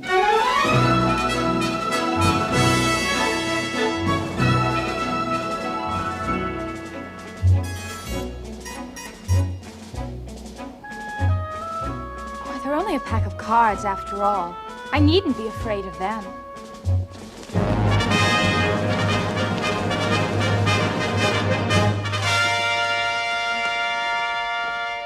Who are they? How should I know? It's no business of mine. Off with her head. Off. Nonsense. Consider, my dear, she's only a child. Turn around. Oh, leave off that. You're making me giddy. Now, what have you been doing here? May it please Your Majesty, we were trying to prepare Oh, I see. Off with their heads.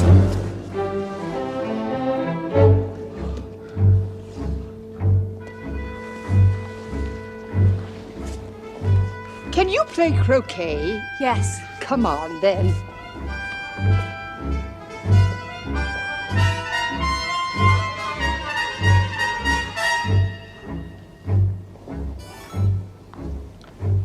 It's a fine day. Very. Where's the Duchess? Shh. She's under sentence of execution. What for? Did you say, what a pity? No, I didn't. I don't think it's at all a pity. I said, what for? She boxed the Queen's ears. Hush. Hush. The Queen will hear you. She came rather late, and the Queen said... Can you play croquet? Come on, then. Take your places.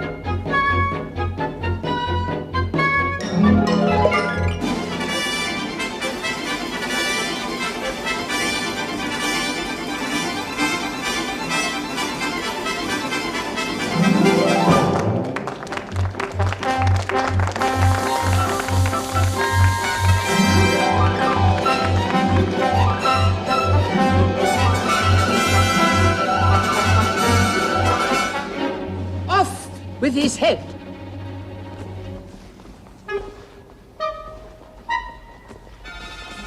Off with his head. Off.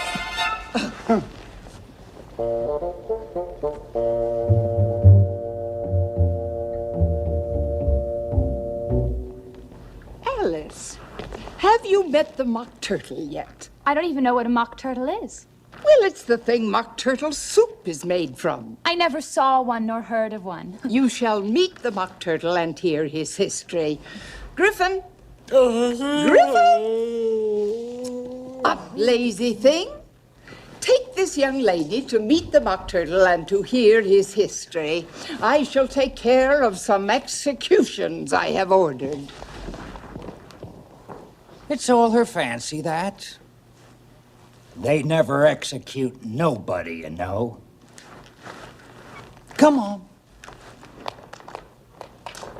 I never was so ordered about in all my life. Never.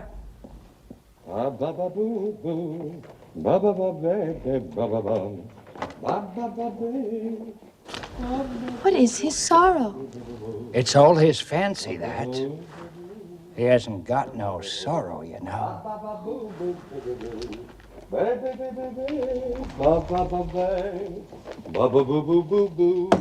Who's that knocking? This here young lady, she wants for to know your history, she do. Oh, well, I'll tell it to her. Sit down. Once, I was a real turtle. When we were little, we went to school in the sea. The master was an old turtle. We used to call him Tortoise. Why did you call him Tortoise if he wasn't one? We called him Tortoise because he taught us. Really, you are very dull. You ought to be ashamed of yourself for asking such a simple question. Of course, you know, we had the best of education. In fact, we went to school every day. Oh, I've been to day school, too. You needn't be so proud as all that. With extras? Yes, we learned French and music. Oh, then yours wasn't really a good school, then. Why, at ours they had, at the end of the bill, French, music, and washing extra. Well, you couldn't have wanted it much living at the bottom of the sea. Well, I couldn't afford to learn it. I only took the regular course. What was that? Reeling and writhing, of course, to begin with. And then the different branches of arithmetic. Ambition, distraction, uglification, and derision. Well, I never heard of uglification. What is it? Never heard of uglification. Huh. You know what to beautify is, I suppose? It means to make anything prettier. Well, then, if you don't know what to uglify is, you are a simpleton. Well, how many hours a day did you do lessons? Oh, 10 hours the first, 9 the next, and so on. What a curious plan. Well, that's the reason they're called lessons. Because they lesson from day to day. That's right. Then the 11th day must have been a holiday. Oh, of course it was. But how did you manage on the 12th? Well, that's enough about lessons. Tell her something about the games now. Oh, well, it's all right, it's all right. Same as if he had a bone in his throat. Now, you may not have lived much under the sea. I haven't. And perhaps you were never introduced to a lobster. Oh, I once tasted... No, never. Ah.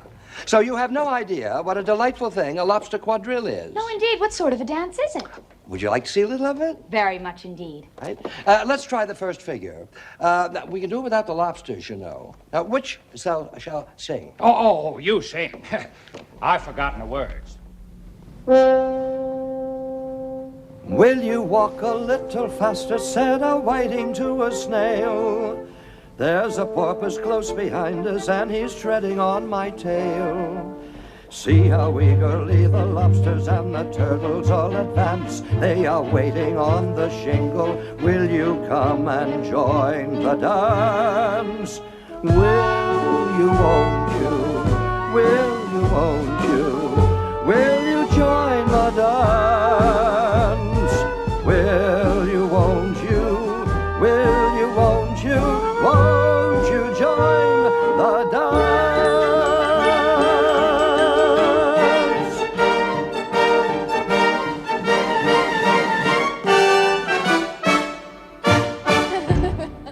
If I'd been the whiting in the song, I'd have said to the porpoise, "Keep back, please. We don't want you with us." Oh, but they were obliged to have him with him. You see, no wise fish would go anywhere without a porpoise. Wouldn't it really? Why, of course not. Why, if a fish came to me and told me he was going on a journey, I'd say, with what porpoise? Oh, that's clever. Don't you mean purpose? I mean what I say. Shall we try another figure from the lobster quadrille? Or do you want the mock turtle to sing you a song? Oh, a song, please, if the mock turtle would be so kind. No accounting for taste. Sing her, turtle soup, will you, old fellow?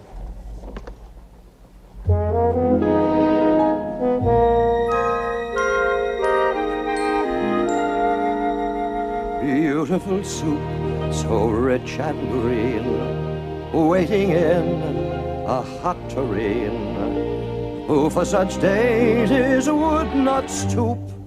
Soup of the evening, beautiful soup, soup of the evening, beautiful soup, soup of the evening, beautiful soup, beautiful soup, beautiful soup, soup of the evening, beautiful, beautiful, beautiful soup. Who cares for fish, game, or any other dish? Who would not give all else for soup? Any worth only of beautiful soup. Soup of the evening, beautiful soup. Soup of the evening, beautiful soup. Beautiful soup. Beautiful soup. Soup of the evening, beautiful, beautiful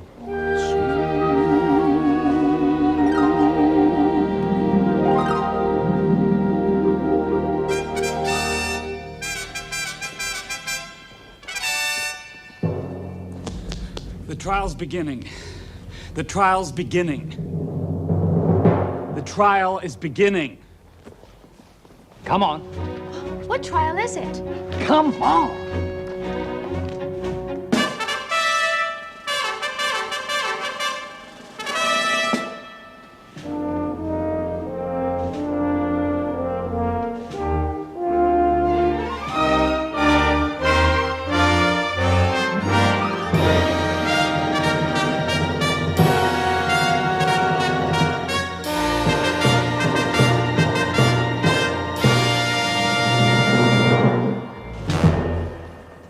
That's the judge because of his great wig. And that's the jury box. And I suppose those creatures are the jurors. What are they doing? They can't have anything to put down yet before the trial's begun. They're putting their names down for fear they should forget them before the end of the trial. Stupid thing. Silence in the court. The herald, read the accusation.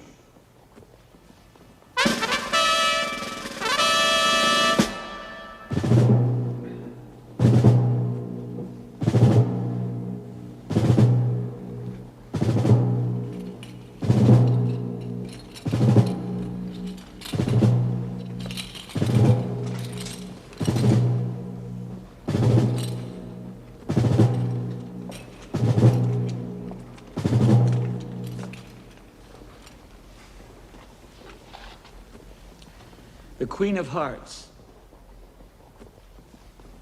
She made some tarts, all on a summer's day. The Knave of Hearts. He stole those tarts! And took them quite away.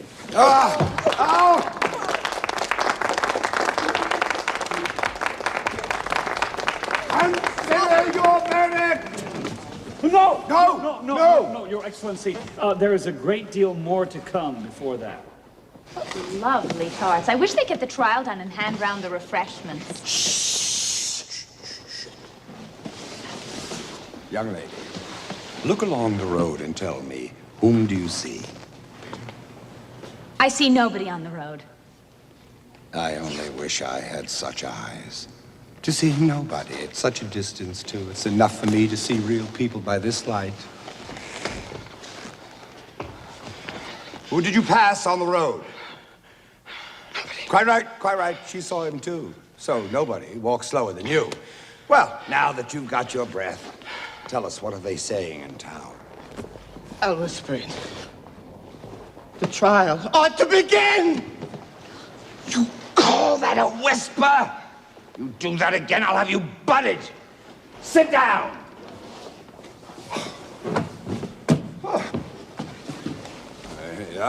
The first witness. First witness! I beg pardon, Majesty, for bringing this in, but I hadn't quite finished my tea when I was sent for. Well, you ought to have finished. When did you begin? 14th of March, I think it was. 15th. 16th. Write that down. Yes, yes. Remove your hat. It isn't mine, huh? Stolen. I keep them to sell. I've none of my own. I'm a hatter. Just get on with it. And don't be nervous or I'll have you executed on the spot.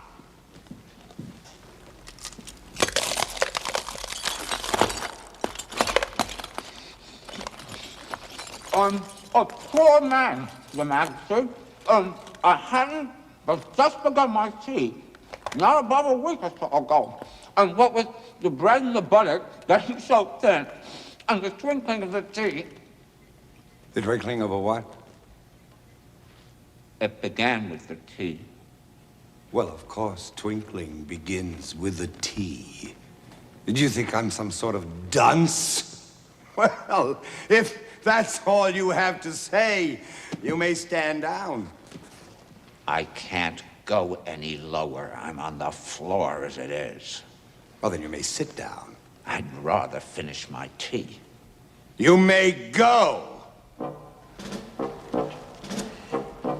Just take his head off outside.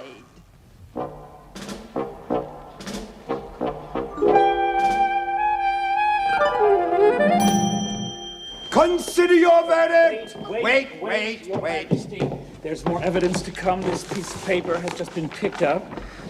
It's a set of verses. Was it in the prisoner's handwriting? No, it's not, and that is the queerest thing about it. Well, perhaps he imitated someone else's hand. Please, Your Majesty, I didn't write it, and he can't prove I did. There's no name signed at the end. Well, that only makes matters worse, you see, because you must have meant some mischief, or else you would have signed your own name like an honest man. Oh, no. That proves his guilt. It proves nothing of the sort. Why, you don't even know what they're about. Read them. Where shall I begin, please, Your Majesty? Begin at the beginning and continue until you get to the end. Then stop.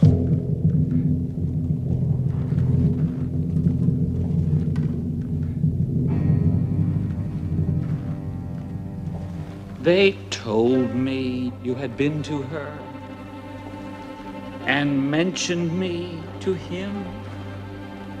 She gave me a good character, but said I could not swim. He sent them word I had not gone. We know it to be true. If she should push the matter on, what would become of you? I gave her one, they gave him two, you gave us three or more. They all returned from him to you, though they were mine before. I gave her one, they gave him two, you gave us three or four.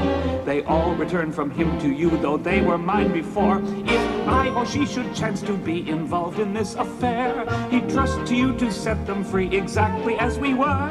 He'd trust to you to set them free exactly as we were.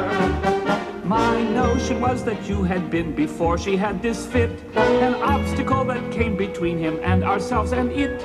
Before she had this fit, before she had this fit. Don't let him know she liked them best, for this must ever be a secret kept from all the rest between yourself and me. Don't let him know she liked them best, for this must ever be a secret kept from all the rest between yourself and me. For this must ever be, for this must ever be a secret kept from all the rest between yourself and me. A secret kept from all the rest between yourself and me. A secret kept from all the rest, a secret kept from all the rest, a secret kept from all the rest, from all the rest and me.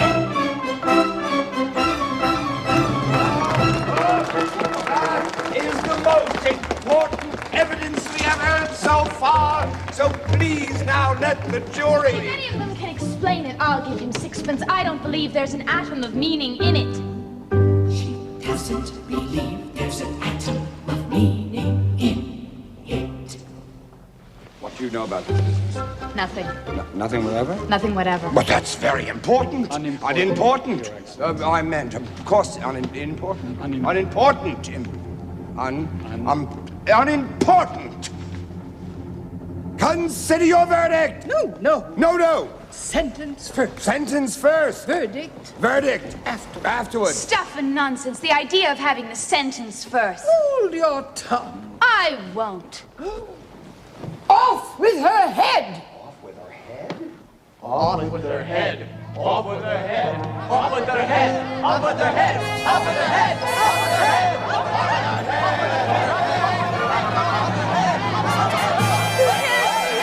You're nothing but a common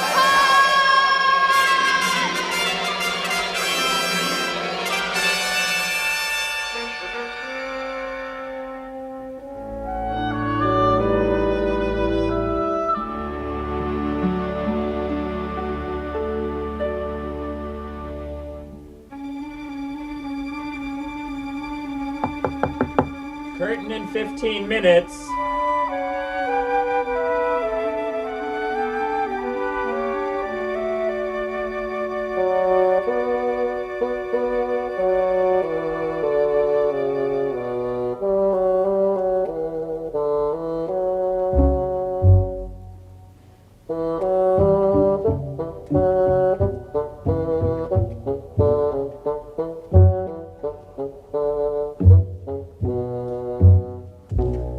Where are you going and where do you come from? Look up, speak nicely, and don't twiddle your fingers. You see, I've lost my way. I don't know what you mean by your way. All the ways about here belong to me. But why did you come here at all? Curtsy while you're thinking what to answer. It saves time. It's time for you to answer now. Open your mouth a little wider when you speak, and always say, Your Majesty. I only wanted to see what the garden was like. Oh, Your Majesty. That's right. But when you say gardens, I've seen gardens compared with which this would be a wilderness. And I thought I'd try and find my way to the top of that hill. You say hill. I could show you hills in comparison with which you would call that a valley. No, I shouldn't. A hill can't be a valley, you know. That would be nonsense. You may call it nonsense, but I've heard nonsense compared with which that would be as sensible as a dictionary. Oh, I declare. It's marked out like a large chessboard. It's a great, huge game of chess that's being played all over the world. If this is the world at all, you know. Oh, what fun it is. How I wish I were a part of it. I wouldn't mind being a pawn, if only I might join. Though, of course, I should like to be a queen best. That's easily managed, you know. You can be the White Queen's pawn, if you like. You'll be in the second square to begin with. And when you get to the 8th square, you'll be a queen.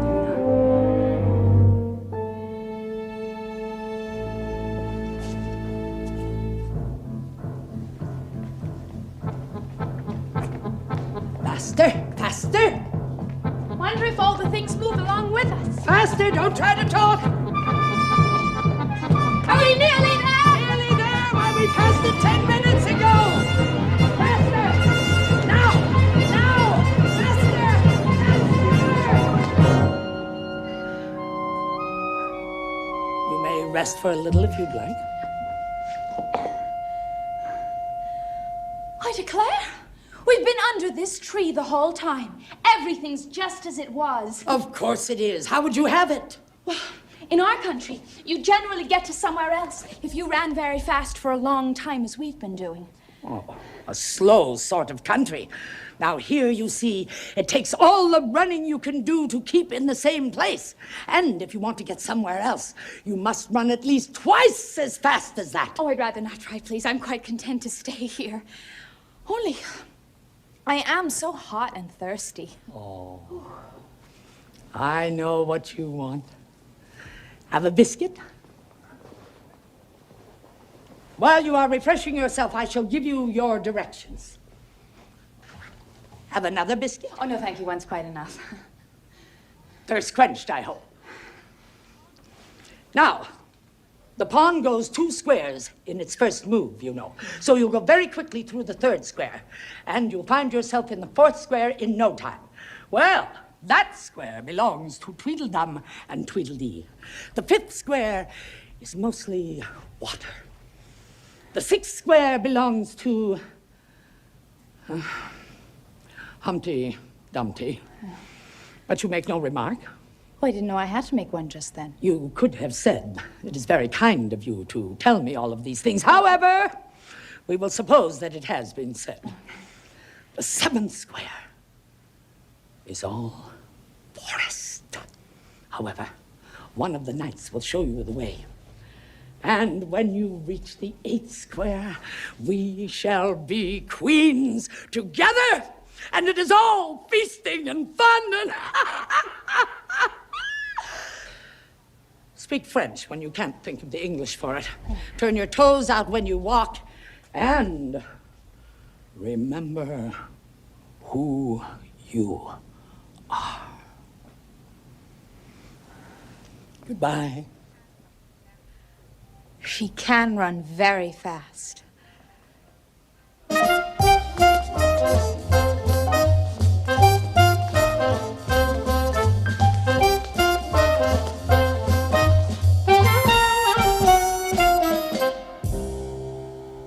If you think we're waxworks, you ought to pay, you know. Waxworks are not made for looking at for nothing. Know-how.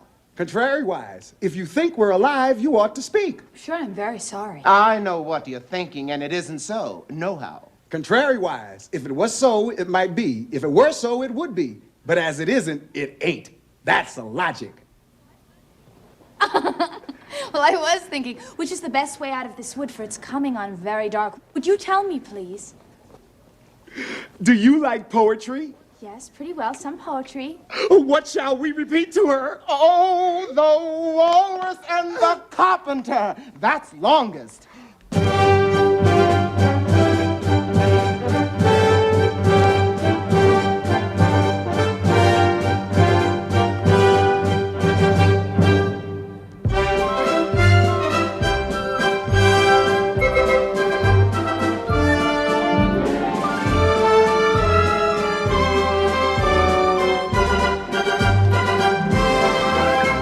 The sun was shining on the sea, shining with all his might.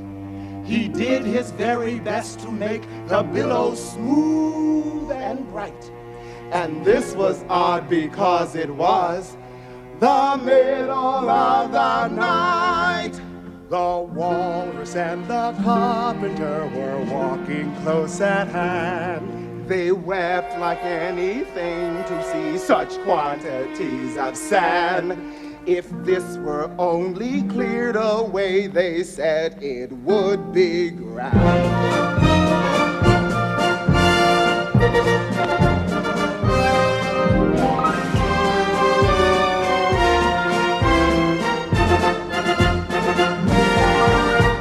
Oh, oysters, come and walk with us. The walrus did beseech. A pleasant walk, a pleasant talk along the briny beach. We cannot do with more than 4 to give a hand to each. The eldest oyster looked at him, but never a word he said. The eldest oyster winked his eye and shook his heavy head, meaning to say he did not choose to leave his oyster bed. But 4 young oysters hurried up, all eager for their treat. Their coats were brushed, their faces washed, their shoes were clean and neat. And this was odd because, you know, they hadn't any feet. For other oysters followed them, and yet another 4. And thick and fast they came at last, and more and more and more.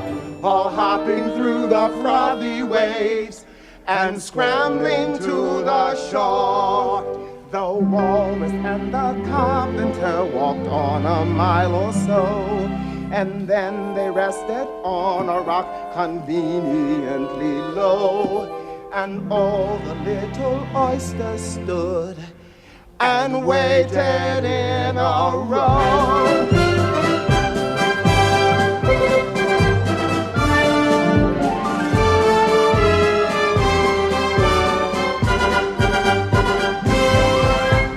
The time has come, the walrus said, to talk of many things, of shoes and sheets and sealing wax, of cabbages and kings, and why the sea is boiling hot and where the pigs have wings. A loaf of bread, the walrus said, is what we chiefly need. Pepper and vinegar, besides, are very good indeed. Now, if you're ready, oysters dear, we can begin to feed. But not on us, the oysters cried, turning a little blue.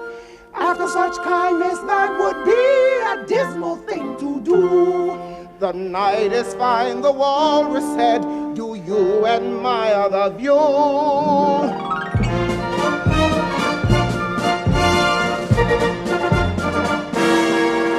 It seems a shame, the walrus said, to play them such a trick, after we brought them out so far and made them trot so quick. The carpenter said nothing but the butter spread too thick.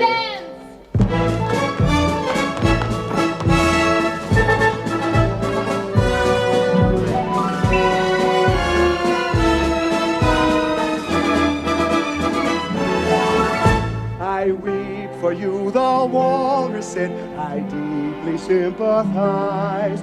With sobs and tears, he sorted out those of the largest size, holding his pocket handkerchief before his streaming eyes.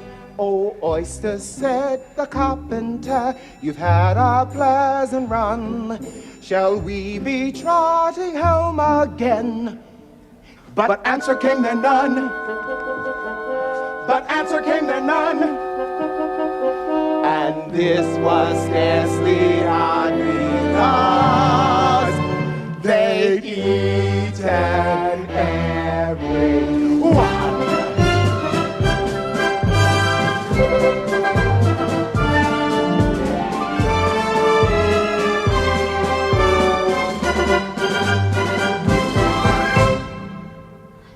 At any rate, I'd really better be getting out of this wood, for it's coming on very dark.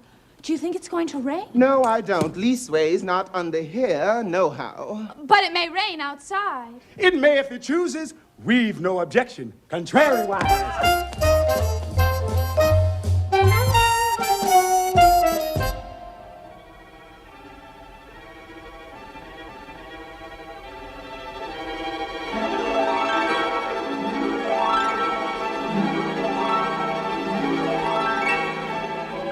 Somebody's shawl been blown off. I'm glad I happened to be in the way. Bread and butter, bread and butter, bread and butter. Am I addressing the White Queen? Well, yes. If you call that addressing, it's not my notion of the thing at all. If Your Majesty will only tell me the right way to begin, I'll do it as well as I can. I don't want it done at all. I've been addressing myself for the last 2 hours. Every single thing's crooked here, and she is all over pins. May I put your shawl straight for you? Oh, I don't know what's the matter with it. It's out of temper, I think. I pinned it here, I pinned it there. There's no pleasing it. Well, it can't go straight, you know, if you pin it all on one side like that. Oh, dear me, what a state your hair is in. Oh, the brush has got entangled in, and I lost the comb yesterday. Well, come. You look rather better now. But really, you should have a lady's maid. Oh, I'm sure. I'll take you with pleasure. 2pence a week, and jam every other day. Oh, I don't want you to hire me, and I don't care for jam. It's very good jam. Well, I don't want any today, at any rate. Well, you couldn't have it even if you wanted it. The rule is jam yesterday, jam tomorrow, but never jam today. It must come sometimes to jam today. But it can't. It's jam every other day. And today isn't any other day, you know. I don't understand you. It's dreadfully confusing. Oh. That's the effect of living backwards, I guess. It always makes one a little giddy at first. Living backwards? I never heard of such a thing. There's one great advantage in it. That one's memory works both ways. I'm sure mine only works one way. I can't remember things before they happen. It's a poor sort of memory that only works backwards. Well, what sort of things do you remember best? I remember things that happen the week after next. For instance, now, take the king's messenger. He's in prison being punished. And the trial doesn't even begin until Wednesday. And, of course, the crime, well, that comes last of all. Suppose he never commits the crime. Well, that would be all the better, wouldn't it? Well, it would be all the better.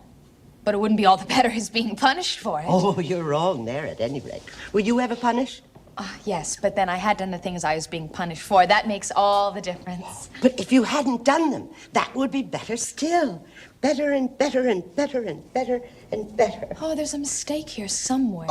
Oh, my finger's bleeding. Oh. What is the matter? Have you pricked your finger? Oh, I haven't pricked it yet, but I soon shall. When do you expect to do it? When I fasten my shawl again. The pin will come undone directly. Take care, you're holding it all crooked. That accounts for the bleeding, you see? Now you understand the way things happen here. Why don't you scream now? I've already done all the screaming. What would be the good of having it all over again? I'm glad it's getting lighter. I thought it was the night coming on. I wish I could manage to be glad. I never can remember the rule. Oh, you must be happy here in this wood. Being glad whenever you like. Only it's so very lonely here. Now, don't go on like that. Consider what a great girl you are. Consider what a long way you've come today. Consider what o'clock it is. Consider anything, only don't cry. Can you keep from crying by considering things? That's the way it's done. Nobody can do two things at once. Now, let's consider your age to begin with. How old are you? I'm 7.5 exactly. You don't have to say exactly. I can believe it without that. Now I'll give you something to believe. I am 101, 5 months and 1 day. I can't believe that. You can't? No. Well, try again. Take a long breath and shut your eyes. There's no use in trying. One can't believe impossible things. Oh, I dare say you haven't had much practice. When I was your age, I did it a half an hour every day. Sometimes I could believe as many as 6 impossible things before breakfast. Oh, there goes the shawl. I've got it. Now you shall see me pin it again, all by myself. Then I hope your finger is better now. Much better, much better. Better, better, better, better, better, better.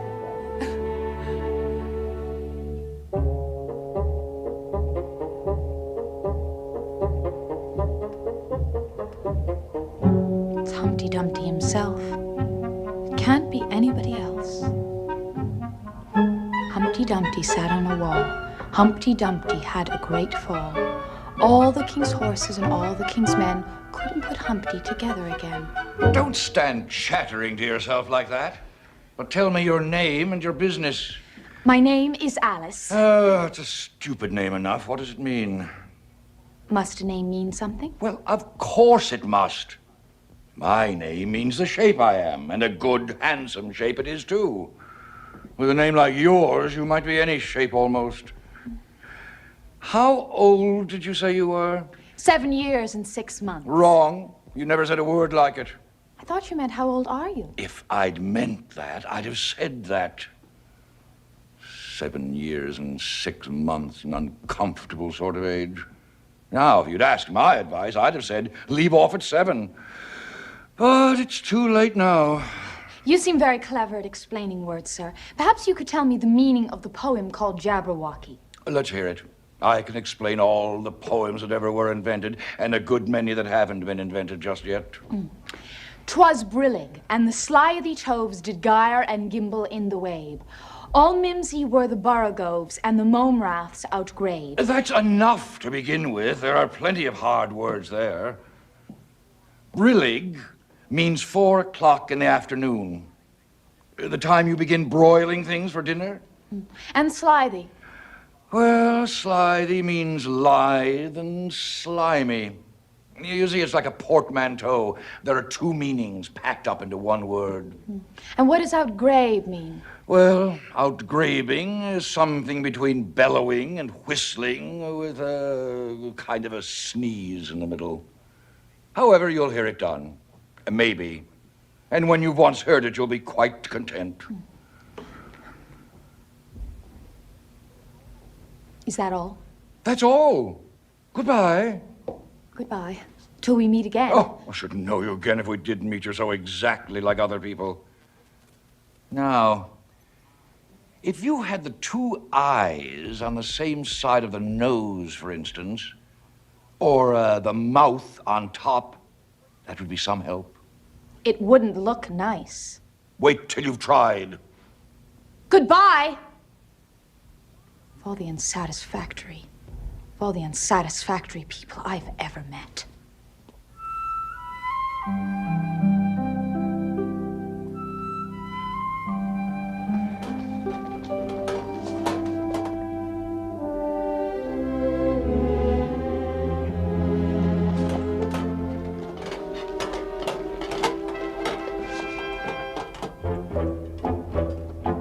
Yoicks! Tally-ho!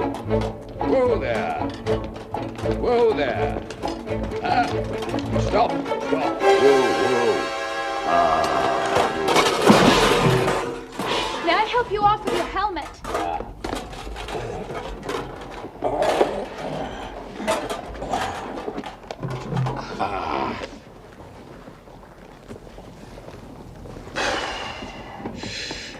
Now one can breathe more easily. I wonder if you...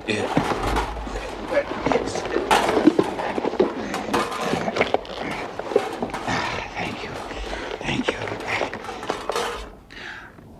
I see you're admiring my little box. It's my own invention to keep clothes and sandwiches in. You see, I carry it upside down so that the rain can't get in. But the things can get out. You know the lid's open. I did not know it.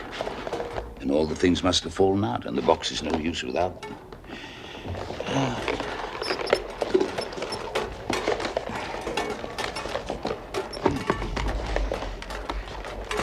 Can you guess why I did that? In hopes some bees may nest in it, and I should get the honey. I hope you've got your hair well fastened on. Only in the usual way. Ah, that's hardly enough. You see, the wind is so very strong here. It's as strong as soup. Have you invented a plan for keeping the hair from being blown off? Not yet, but I have a plan for keeping hair from falling off. I should like to hear it very much. Well, first you get an upright stick. Then you make your hair creep up it, like a fruit tree. You see, the reason things fall off is because they hang down. Things never fall upwards, you know. It's a little plan of my own invention. You may try it if you like. You look sad. Let me sing you a song to comfort you. Is it very long? It is long, but it's very, very beautiful. Everybody who's heard me sing it, either it brings tears to their eyes or else... Or else what? Or else it doesn't, you know. The song is called A Sitting on a Gate. And the tune is my own invention. I'll tell thee everything I can, there's little to relate. I saw an aged man a-sitting on a gate. He said, I look for butterflies that sleep among the wheat. I make them into mutton pies and sell them in the street. But I was thinking of a way to feed oneself on batter, and so go on from day to day, getting a little fatter. He said, I hunt for haddock's eyes among the heather bright, and work them into waistcoat buttons in the silent night. And that's the way he gave a wink by which I get my wealth. and very gladly will I drink your honor's noble health. I thanked him much for telling me the way he got his wealth, but chiefly for his wish that he might drink my noble health. And now if e'er by chance I put my fingers into glue, or madly squeeze a right-hand foot into a left-hand shoe, or if I drop upon my toe a very heavy weight, I weep, for it reminds me so of that old man I used to know, whose look was mild, whose speech was slow, whose hair was whiter than the snow, whose face was very like a crow, with eyes like cinders all aglow, who seemed distracted with his woe, who rocked his body to and fro, and muttered mumblingly and low, as if his mouth were full of dough, who snorted like a buffalo. That summer evening long ago, sitting on a gate.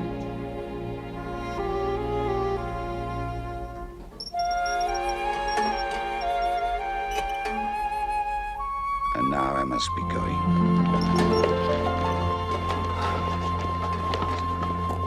But you'll stay and see me off. Ah, thank you.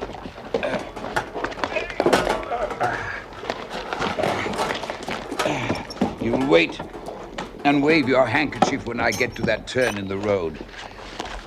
I think it would encourage me, you see. Of course I'll wait. And thank you for the song. I liked it very much. I hope so, but you didn't cry as much as I thought you would. Yoiks. Yoiks.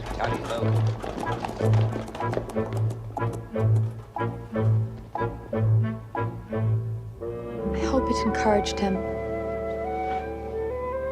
And now, for the 8th square, and to be a queen!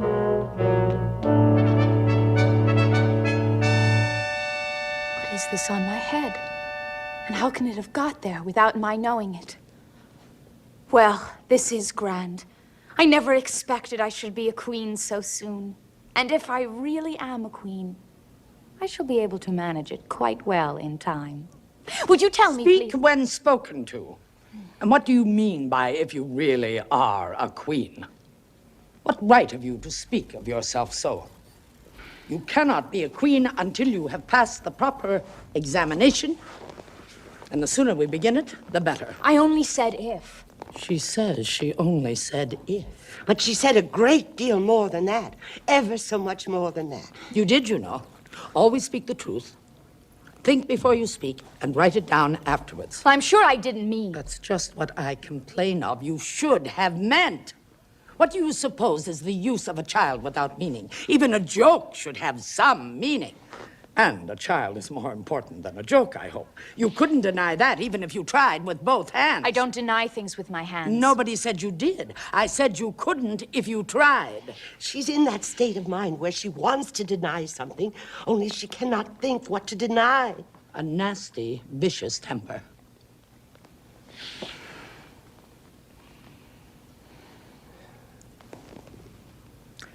I invite you to Alice's dinner party this afternoon. And I invite you. Well, I didn't know I was to have a party at all, but if there is to be one, I think I ought to invite the guests. We gave you the opportunity to do it, but I dare say you have not had many lessons in manners yet. Well, manners are not taught in lessons. Lessons teach you to do sums and things of that sort.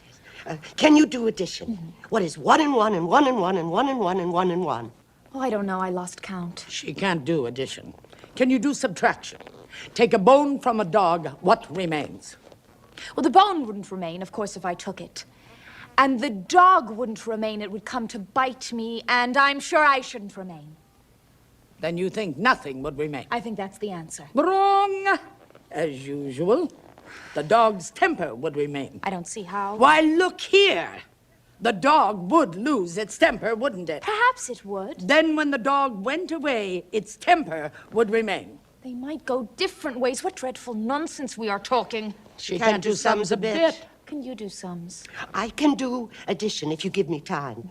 But I cannot do subtraction under any circumstances. Of course you know your ABCs. To be sure I do. So do I, dear. We'll do them together often. And I'll tell you a secret. I can read words of one letter. Isn't that grand? Oh, don't be discouraged. You'll come to it in time. Can you answer useful questions? How do you make bread? I know that. You take some flour. Where do you pick the flour? In the garden or in the hedges? Oh, it isn't picked at all. It's ground. How many acres of ground? You mustn't leave out so many things. Oh, fan her head. She's getting feverish with too much thinking. Ah, there, she's all right again now. Do you know languages? Yes. What is the French for fiddle-dee-dee? Fiddle-dee-dee is not English. Whoever said it was? Well, if you'll tell me what language fiddle-dee-dee is, I'll tell you the French for it. Queens never make bargains. I wish queens never asked questions. Don't let us quarrel. What is the cause of lightning? The cause of lightning is the thunder. Oh, no, I mean the other way! It's too late to correct it now. When you have said a thing, that fixes it, and you must take the consequences. That reminds me. We had such a thunderstorm last Tuesday. The last set of Tuesdays, I mean. Well, in our country, you only have one day at a time. Pooh. That's a poor, thin way of doing things. Now, here, we mostly have days and nights, 2 and 3 at a time. Sometimes in the winter, we take as many as 5 nights together. For the warmth, you know. Are 5 nights warmer than one night, then? 5 times as warm. It was such a storm that I can't think. Your Majesty must forgive her. She means well. She can't help saying foolish things as a general rule. She really was never well brought up. But it's amazing how good-tempered she is. Pat her head. See how pleased she'll be. Oh, a little kindness and putting her hair in papers will do wonders for her. I'm so sleepy. Oh, poor thing. Smooth her hair. Lend her your nightcap. And sing her a soothing lullaby. I haven't got a nightcap with me, and I don't know any lullabies. I must do it myself, then.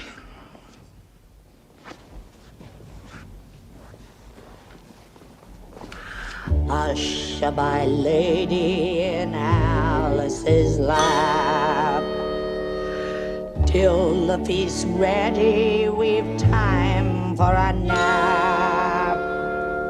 When the feast's over, we'll go to the ball. Red Queen and White Queen and Alice and all.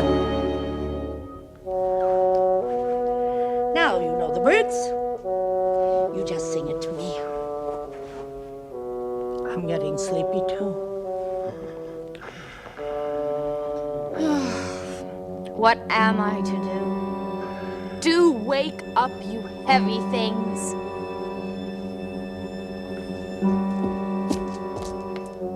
Which bell must I ring? I'm not a visitor and I'm not a servant. There ought to be one marked Queen, you know.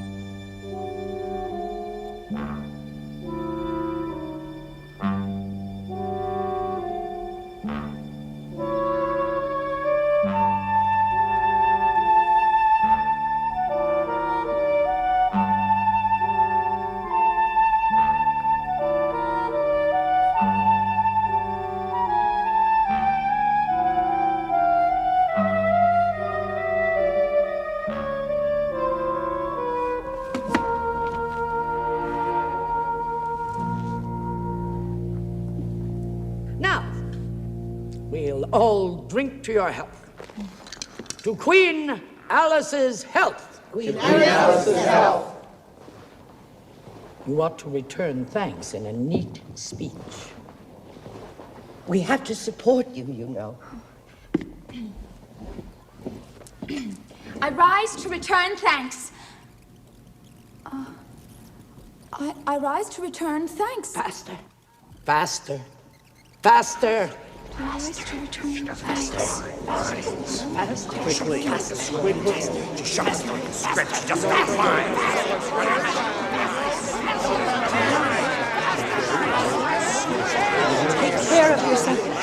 Something's going to happen.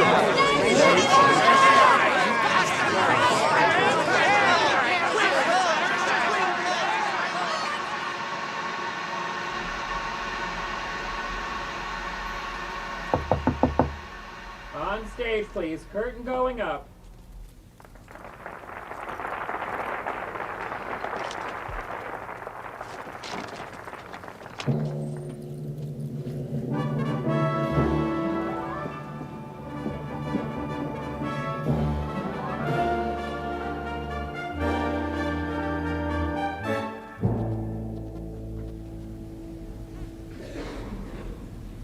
"'Twas brillig, and the slithy toves did gyre and gimble in the wabe.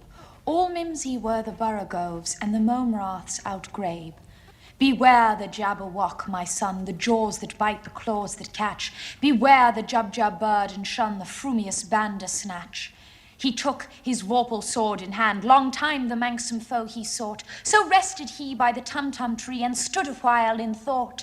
And as in uffish thought he stood, the Jabberwock with eyes aflame came whiffling through the tulgey wood, and burbled as it came. 1, 2, 1, 2, and through the vorpal blade went snicker-snack. He left it dead, and with its head he went galumphing back. And hast thou slain the Jabberwock? Come to my arms, my beamish boy. O frabjous day, Callooh, Calais, he chortled in his joy. 'Twas brillig, and the slithy toves did gyre and gimble in the wabe. All mimsy were the borogoves, and the Mommarths outgrabe.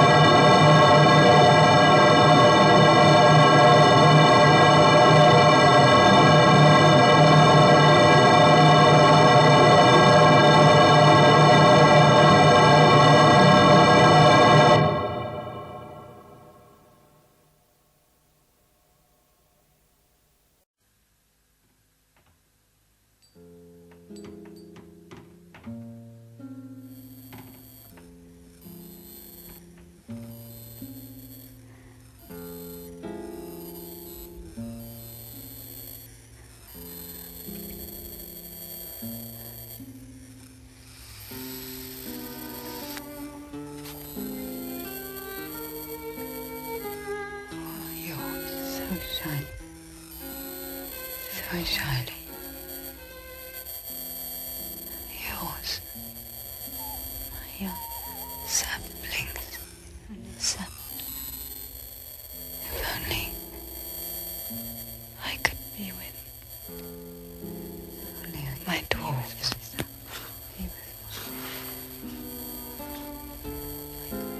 My young saplings.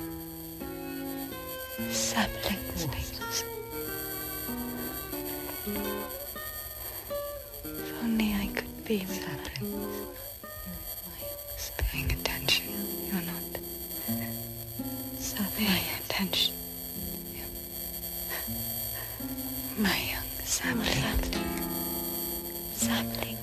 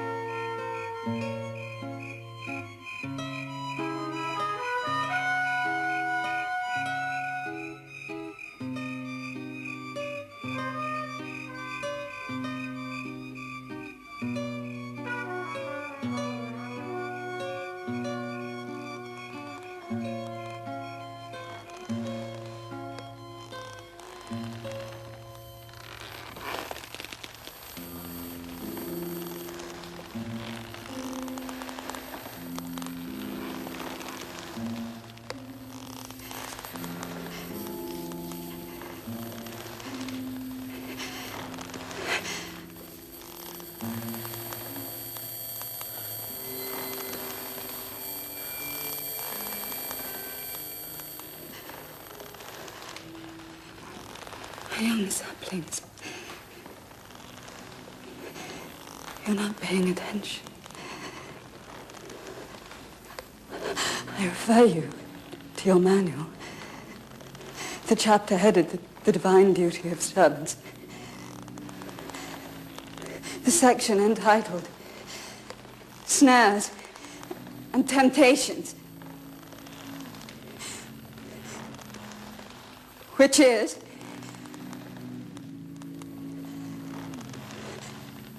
Can you hear me?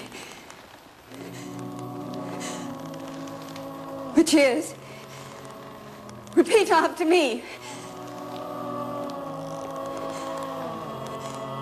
Sobering, succinct, salutary advice. For those about to commit the sin of thinking themselves above their station. This phenomenon is known as Cabina. Heavily.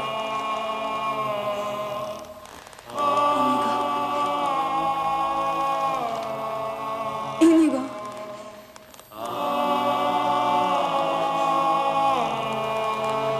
Inigo.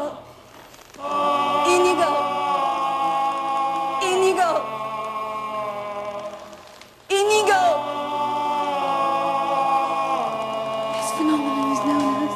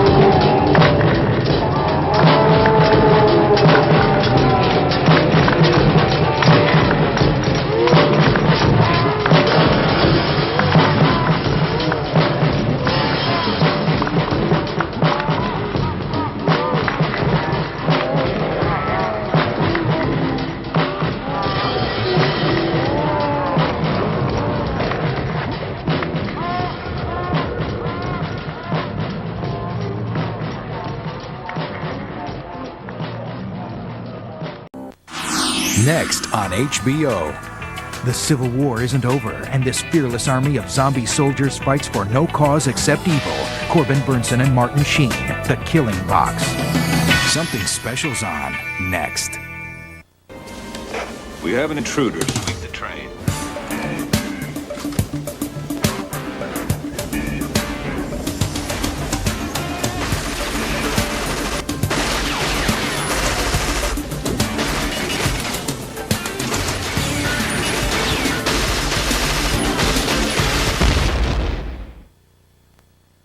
On screen, he's bigger than life. Special Agent John Kruger, codenamed Eraser. You're alive, and I'll keep you that way. But behind the scenes, he's even bigger.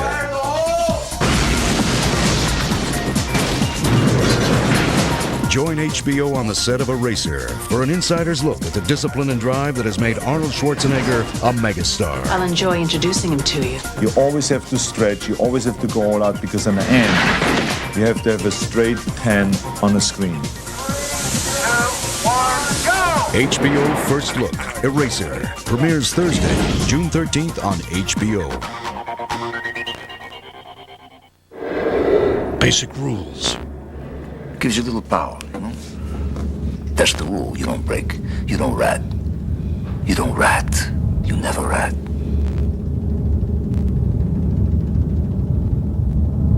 5-10 years from now, they're gonna miss Giangari.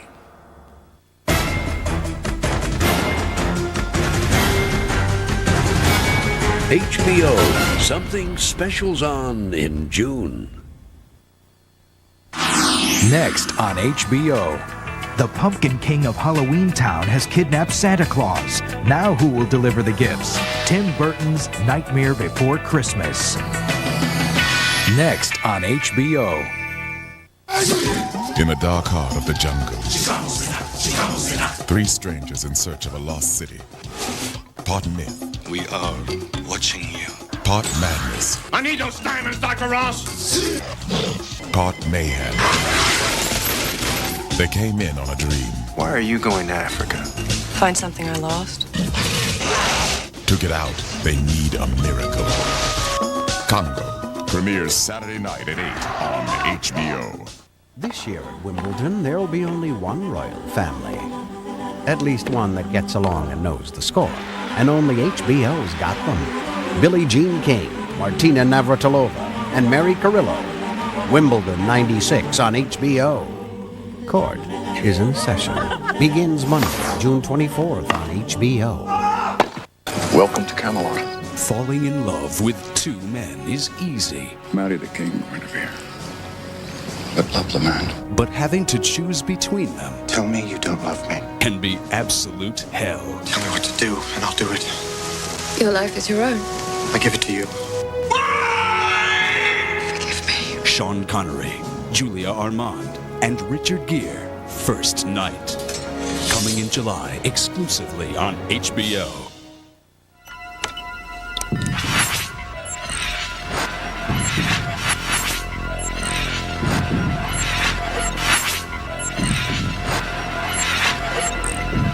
God.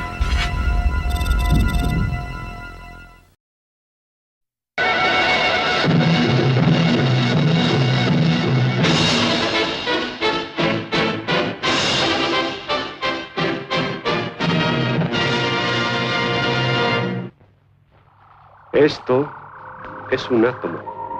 Esto es el universo. El átomo es lo infinitamente pequeño, el universo lo infinitamente grande. Sin embargo, idénticas materias se rigen por las mismas leyes. El hombre ha aprendido a liberar la fuerza que encadena al átomo y quiere con ella lanzarse a la conquista del universo.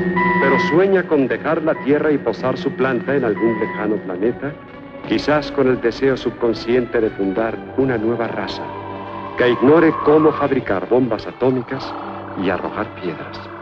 Y ese es un planeta conocido nuestro. Vamos a él justamente en una característica noche de Venus. Una noche en que están organizando el vuelo interespacial más importante de toda su historia.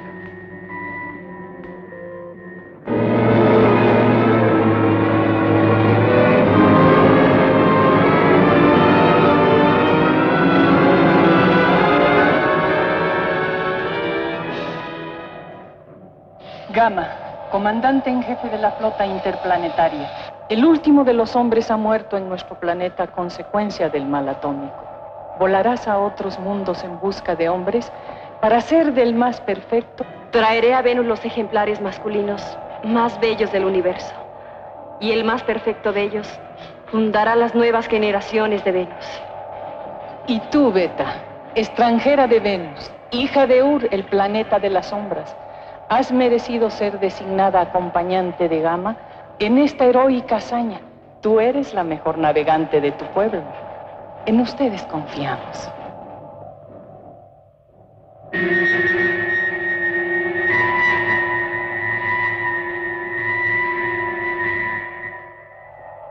Las elípticas orbitales coinciden. Deben partir.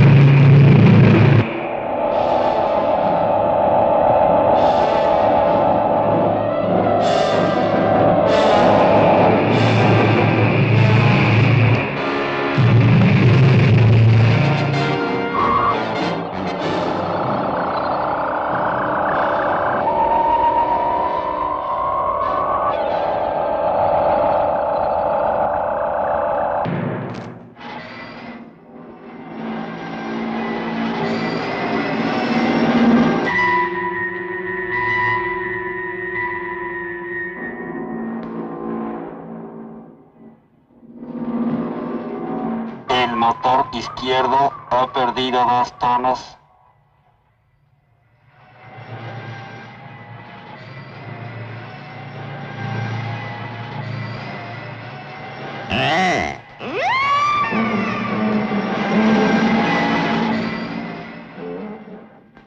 Ya empieza la fiesta nuestros invitados. Hay que tenerles paciencia. Son hombres privados de la libertad. Los hemos secuestrado. No podemos pretender además que estén felices.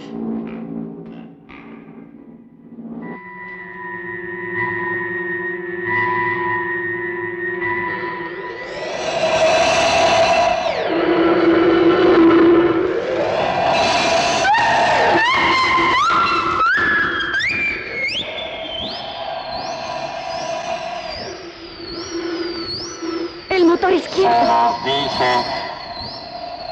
Congela a los hombres.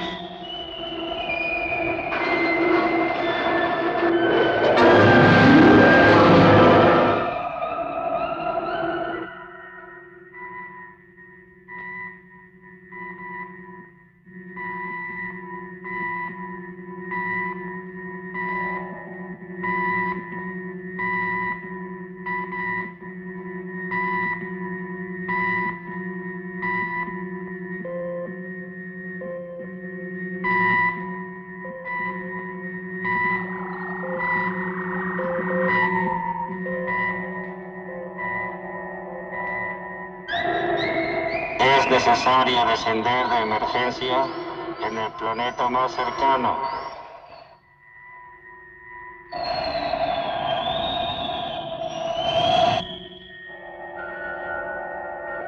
No conozco ese planeta.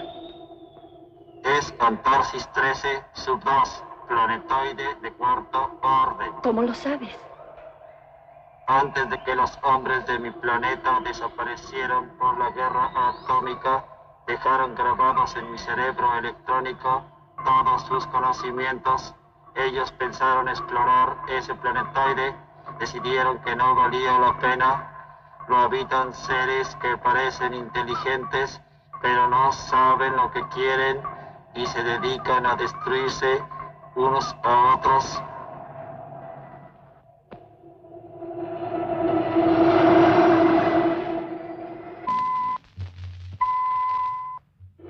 Tiene atmósfera. Densa, principalmente compuesta de oxígeno. La fricción puede incendiar nuestra nave. ¡Frenos! Refrigeración de emergencia.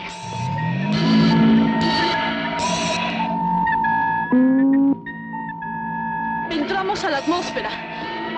Temperatura triplicada. Ojalá resista la estructura.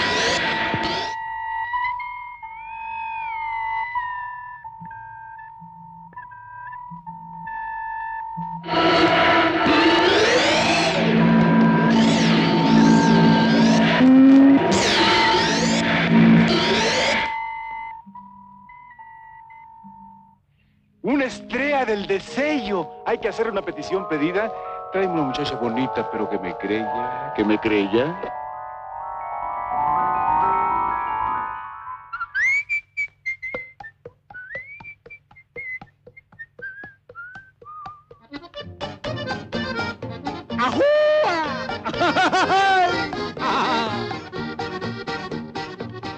A una estrella que cruza el firmamento, yo le pido que me dé un cariño santo, que me quite de andar por el sendero a lomos de un caballo, buscando pero no hallo a quien dar mi sentimiento. La quiero no muy gorda, no muy flaca, nomás que esté llena de vida. Dicen ay que no soy ninguna laga, lo atestiguan Juana, Petra y Nicanora. Dice que soy informal y mentiroso, que a la mera hora se raja, pero sepan que no es cierto. Pregúntenle a mi caballo, les dirá que nunca miento. ¿Qué pasó? ¿No que el mejor amigo del hombre ya me estás echando de cabeza? Gracias a Dios que estamos solos, porque eso me lo dices delante de la gente. Y chicas patadotas que ahora yo te voy a clamar donde tú ya sabes. A una estrella que cruza el firmamento, yo le pido que me dé un cariño santo, un cariño santo.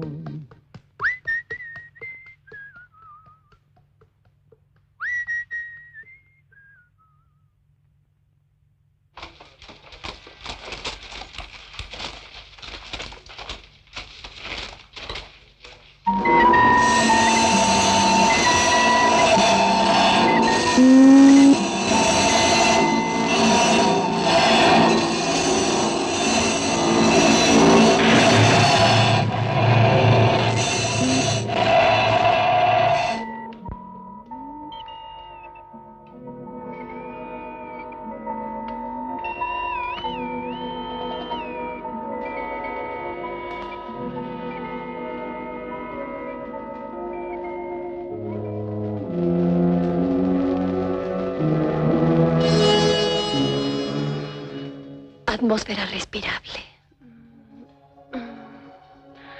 Temperatura normal. Curiosa vegetación. Sí. Vamos a explorar mientras Thor localiza la falla.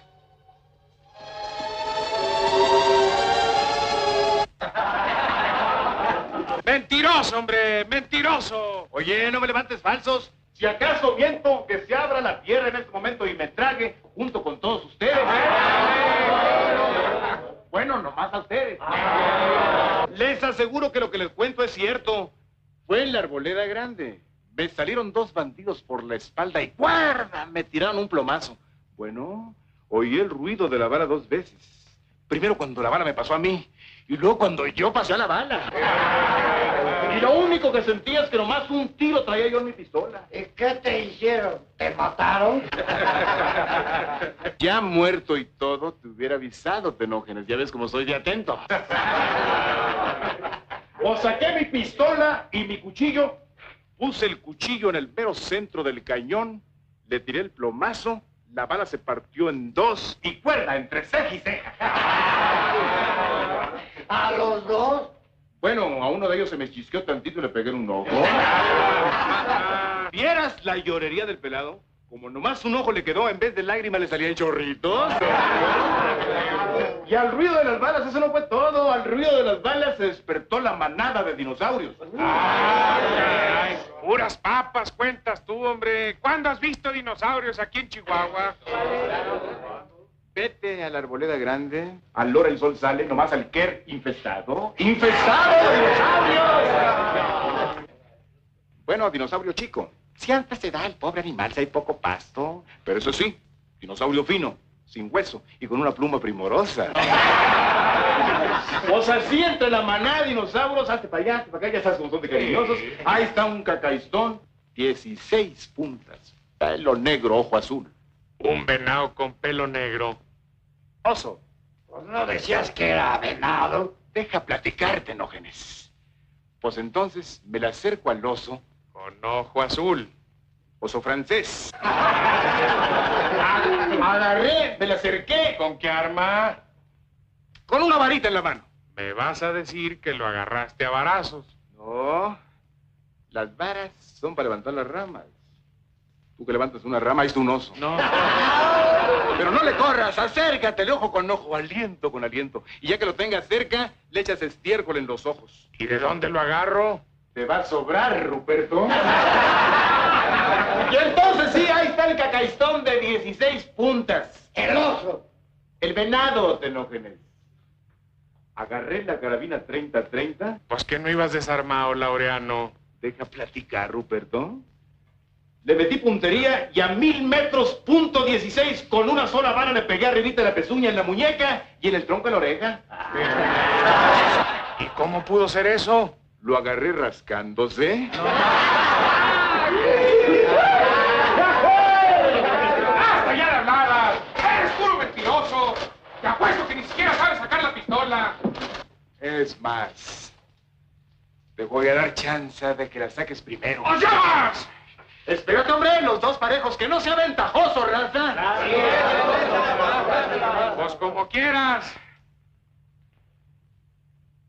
¡Corazón o cabeza! No tires, hombre, no tires. Pues no te sulfures, Ruperto, hombre. No te queda. Y menos ahora que estás adelgazando. ¡Qué bruto! Oye, si eres un chiflido, un suspiro, una espiga. Estás muy deshidratado. No lo tomes así, hombre. Vamos a echarnos una copa como amigos. Es que cuentas cada mentira, hombre. ¡Ay! Sírvenos una copa. A ver, tú a mis hazañas le pones peros. Oye, ¿cuántas copas llevo? 5. Ah, caray. Yo nomás 4 aguanto, ya estoy sobregirado. A la quinta empiezo a ver dinosaurios de verdad. ¿Cómo de verdad? Pues que los otros son de mentiras. Digo, dinosaurio con hueso. Y dinosaurio con hueso en la panza, no le hagas confianza. Ya nos vemos. A ver qué nueva les traigo otra vez. ¡Ahí nos vemos!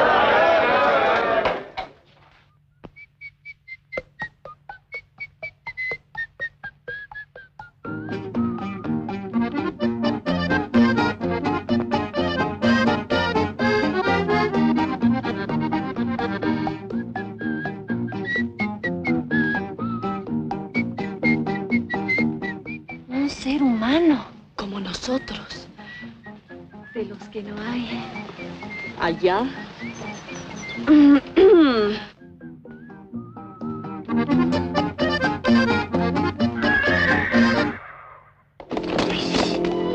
¡Épale, animal pajarero! ¡Párate ahí, hombre! Ni que hubieras visto al... Ándale.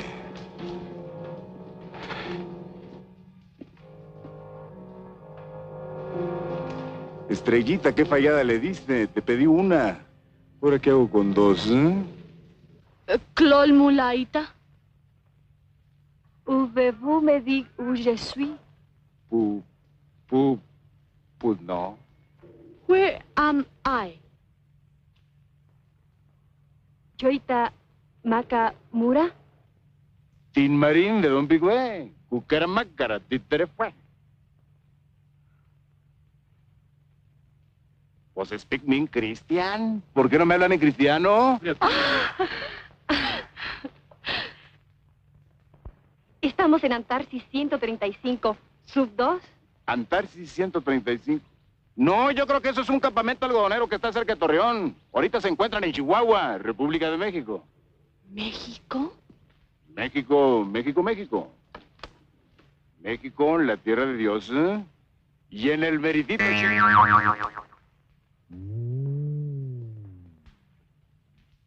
México, país semitropical situado entre la América del Norte y la América Central.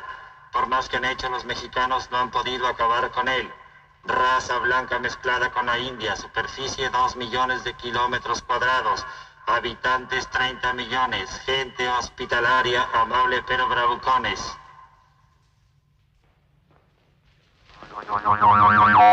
Guagua, donde hay pura gente fina, valiente, de corazón muy amplio. Caben muchas.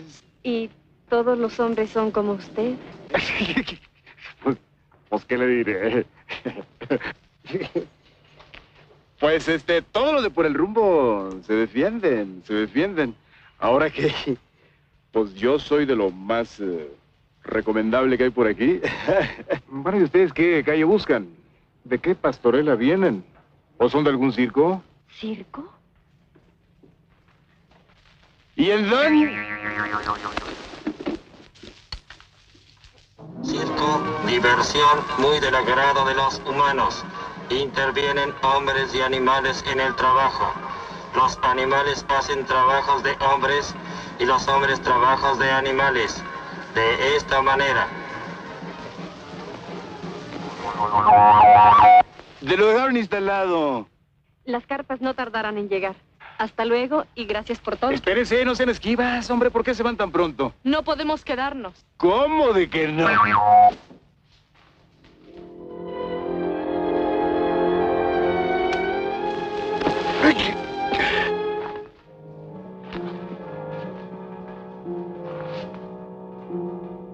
¿Y ahora? ¡Ay, qué bruto! Ya no estoy contando mentiras yo solo, hombre. Y hasta de bulto. Mira qué cirqueras. Pero... peladito. Laureano debe reconocer que hasta en visiones tienes buen gusto. Si la selecciono. Qué padre seleccionada, di, hombre.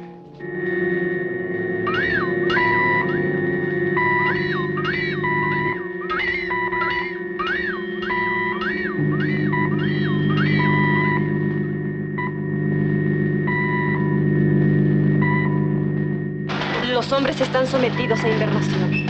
¿Cuándo estarán en condiciones de emprender el regreso? Antes del próximo ciclo de sombra. El robot capturado en Palis, el planeta muerto, está haciendo las reparaciones. Es increíblemente hábil. Bien. Cuiden a los hombres.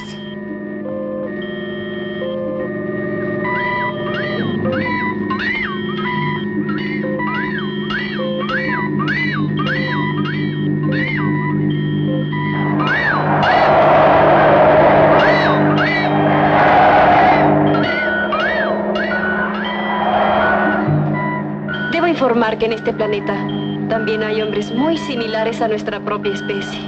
Capturen al más bello y tráiganlo.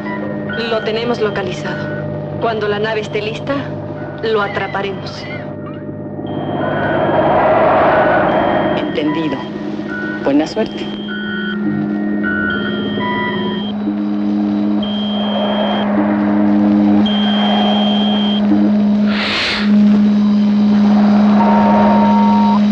Las radiaciones aumentan tanto.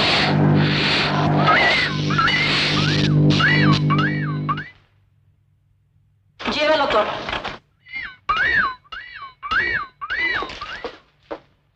es un hombre.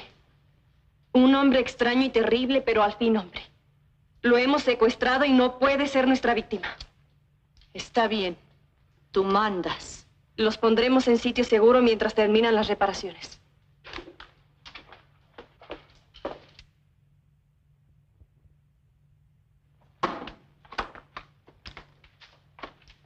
¿Qué pasó, Lolo Brígida? ¿Qué tienes de nuevo? ¿Eh? Háblame claro, porque esta noche ando medio sonsado. ¿Qué? ¿Que quieres dormir en el cobertizo? No, tú te me quedas a dormir aquí en el sereno, porque mañana quiero leche refrigerada y bastantita, ¿eh? Porque a últimas fechas estás muy escasa, media seca. Pues me duele el alma decírtelo, pero si no te lo digo yo, ¿quién te lo dice?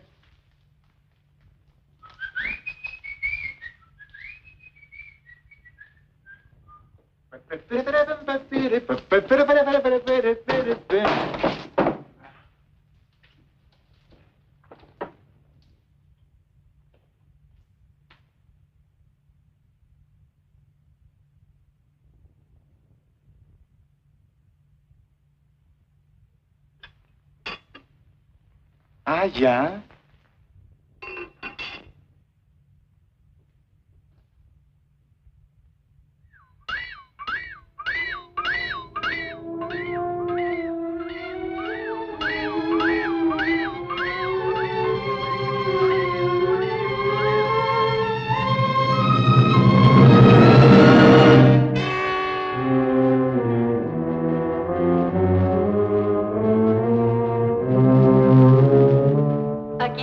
Guardados mientras que la nave esté en condiciones de volar.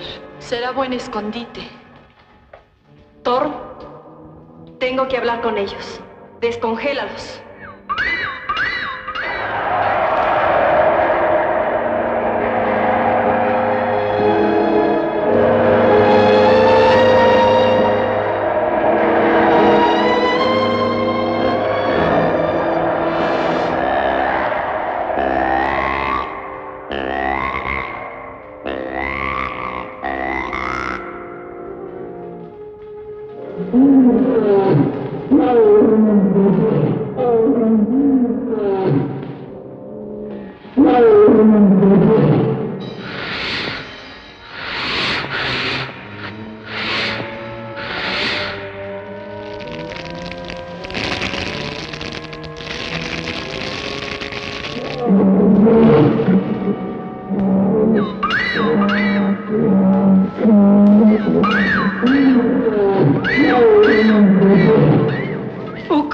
Basta.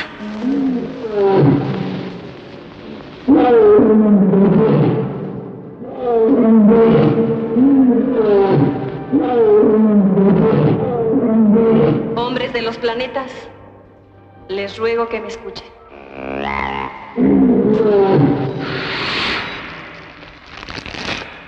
La nave que nos conducía a Venus ha sufrido un accidente, pero pronto estaremos listos para reanudar el viaje. No queremos ir a Venus. Somos hombres libres de la galaxia. Exigimos nuestra libertad.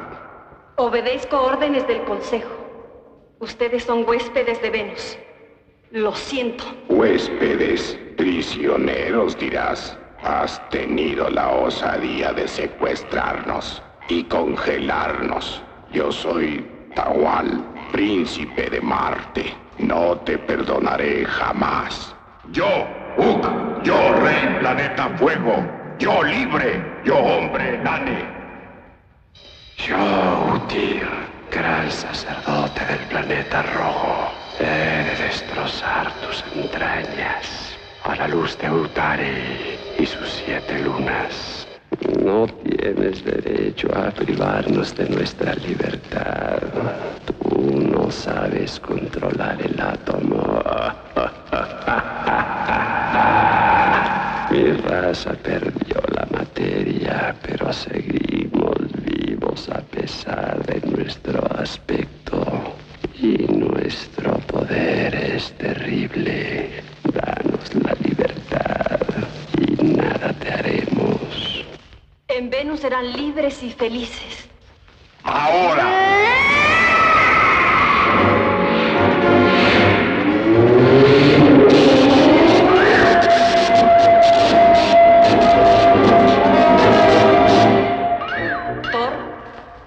es apresurar la reparación de la nave. Y nuestra cacería. Que en este caso es bastante agradable.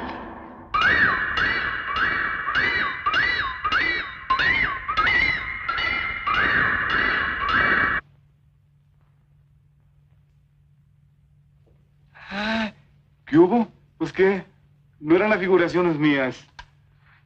Perdone, ¿podría decirnos por dónde nos vamos al pueblo? ¿Quieren ir a San Ignacio el Grande o a San Ignacio el Chico? No sé, donde hay alojamiento. Pues en San Ignacio el Grande no hay hoteles y en San Ignacio el Chico ni posadas hay. En ninguno de los dos. Pues tenemos que encontrar algo, mientras llega el resto del circo. ¿Circo? El mejor del mundo. Bueno, pero pásenle a esta su modesta pero pobre casa. Hazte un lado, no estorbes. Pásenle. Bueno, me represento. Laureano Treviño Gómez, hijo de Laureano Viejo, que vino casando con mamá de Ubiges cuando ya iban a ser yo. ¿Y con quién tengo el gusto de palabrar? ¿Y usted habita aquí? Pues nomás vivemos, mi hermano Chuy y yo. Saluda, Chuy, ese ranchero que te he enseñado. Soy Treviño Gómez. Soy Treviño Gómez. ¿Y traen fieras? Sí, tardarán más o menos 2 o 3 días. Llegarán con las carpas. ¡Qué barbaridad tan bárbara! ¿Y dónde piensan vivir tan ni mientras? Pues ese es nuestro problema, que todavía no tenemos alojamiento. Pues ustedes quisieran quedarse aquí. Claro, aquí habemos 2 hombres y van a empezar a murmurar de nosotros, pero pues que murmuren. Peor sería dejarlas dormir a campo raso, con ese sereno, no les vaya a pegar unas riumas, y sería una lástima porque usted se ve que caminan muy bien. ¿Se quedan? Nos quedamos. No sabe cómo le agradecemos que nos permita quedarnos aquí. Ande, pero pues sí que agradeces, al contrario. A lo mejor no les puedo ofrecer las comodidades a las que están impuestas. Por eso no se preocupe. Traemos un amigo que se puede encargar de todo. Ándale. Pues no creo que para el amigo de ustedes tenga yo camas o catres. Lo voy a llamar. ¿Qué es? ¿Por telégrafo la cosa? ¡Pásele! ¡Ándale! Aquí está nuestro amigo. ¿Este es? Es un robot. Es el número estrella de nuestro espectáculo. ¿Un robot? Pues va a ser muy difícil alimentarlo. Aquí no hay gasolineras. Pero si no come, se le da cuerda.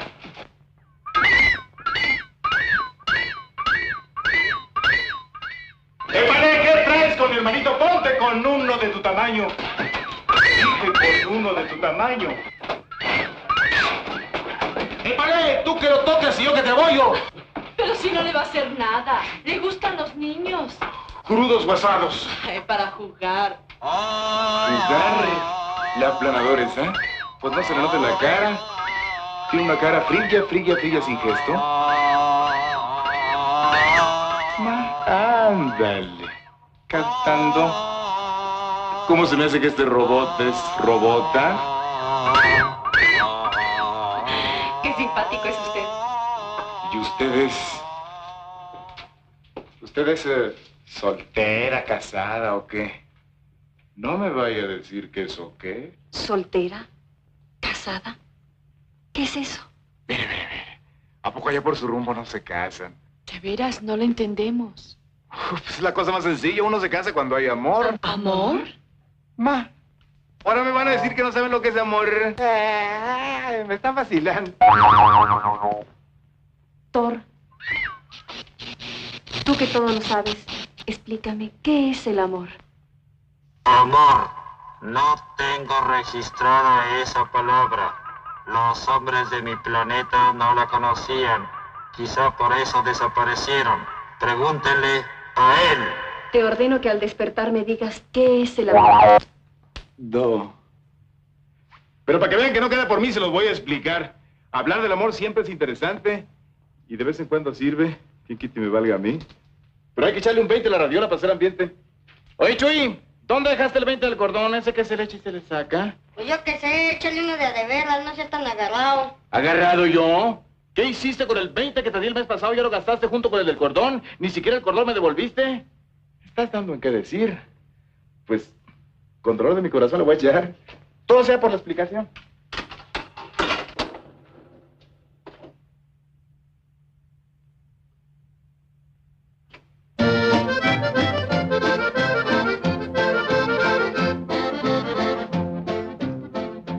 tus labios me preguntan del amor definición. Mis palabras al brotar no alcanzan a deletrear el fuego de una pasión. Pues con poca elocuencia y todo, pero pongan oreja, ahí les va. Nace el amor siempre entre dos, porque entre más ya es chiflazón y perdición. Si se encuentra una muchacha o al azúcar un terrón, hacendosa y vivaracha que no de vuelo al hilacha, ay, ay, ay, pero qué emoción. Es así como cuando nos encontramos usted y yo, que nos caímos a todo dar. Bueno, no sé si de allá para acá, pero de aquí para allá sí. Y le habla uno y ella contesta y dice, ¿por qué me toma? Y uno dice, no, pues si es en serio. Y ahí es donde empieza. Nace el amor siempre entre dos, porque entre tres ya es muy francés. Y nada vale eso, pues en Francia muy bonito lo arreglan todo, puro beso. Aquí no, puro balazo. Y no es que yo le tenga miedo a las balas, pero sí al agujero que hacen. A la iglesia con premura, al altar con ilusión. Decimos al señor cura que nos vamos a casar y nos da su bendición.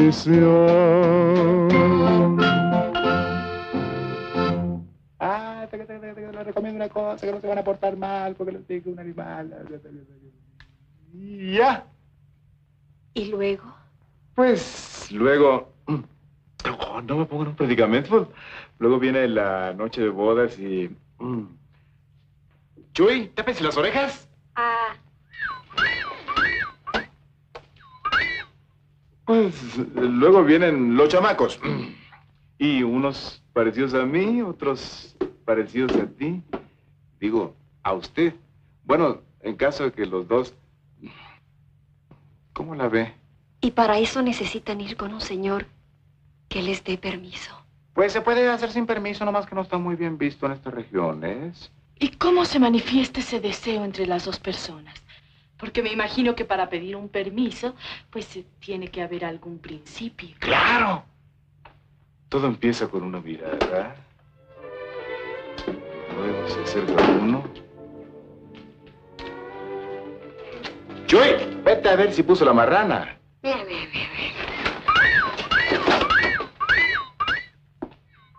El que va a poner es otro. ¿Y ¿Dónde íbamos? en que él se acerca? Ah, pues íbamos bien. Pues uno se acerca.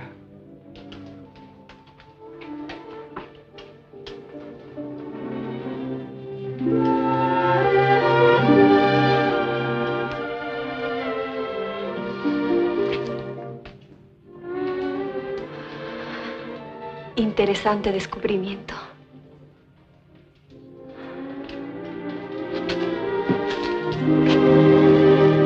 Señorita, contrólese. Para eso es, pero se pide. No sea tosca. Pero...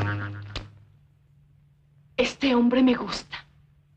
Te pido licencia para apropiarme de él. No tengo autoridad para concedértelo.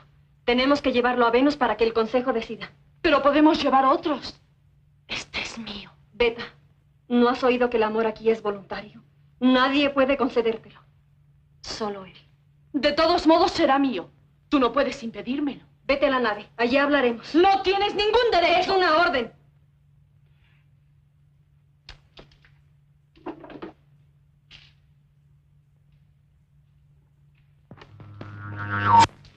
No me lo vaya a tomar a mal. ¿Qué pasó? ¿Qué pasó con la señorita que estaba aquí? Tuvo que irse. Hay que preparar las cosas para cuando llegue el circo. Mira, hombre, ni cuenta me di. ¿Qué tan asonzastaré? Álgame Dios, estoy ido. ¿Dónde íbamos? En un rito extraño pero sencillo. En una costumbre de ustedes para manifestar los sentimientos. Mirarse a los ojos. Sentir una extraña sensación. Pero eso no se llama rito. Se llama besito. ¿Beso? ¿Por qué no dejas esa vida de circo que llevas, hombre? Ya ves cuántas maromas hay. El día menos pensado se te rompe el trapecio y te va a doler mucho. Y de paso a mí también. Yo estoy dispuesto a que nos junten y a que nos casemos. Y es más, si tú aceptas, hasta recibir en esta casa al robot, aunque haya sido un mal paso tuyo, no faltaría más. ¿Aceptas? Sí. ¿Qué me contestas? No puedo resolver como yo quisiera. ¿Quieres a otro? No es eso. Es que... no sé. Tengo una obligación que cumplir y no puedo fallar. Dame una esperanza. Te prometo que pronto tendrás una contestación definitiva.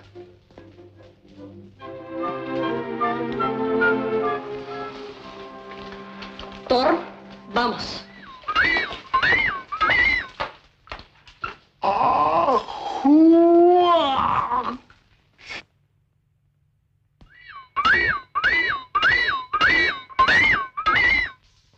Ay, mamacita, qué lindos bulbos tienes.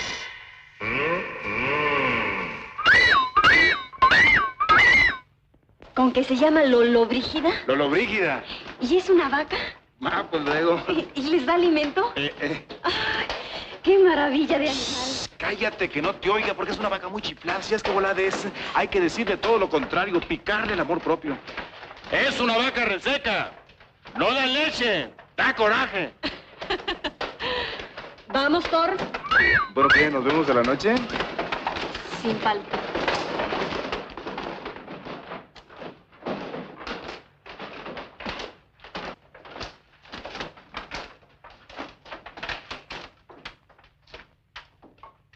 Gracias, tractor.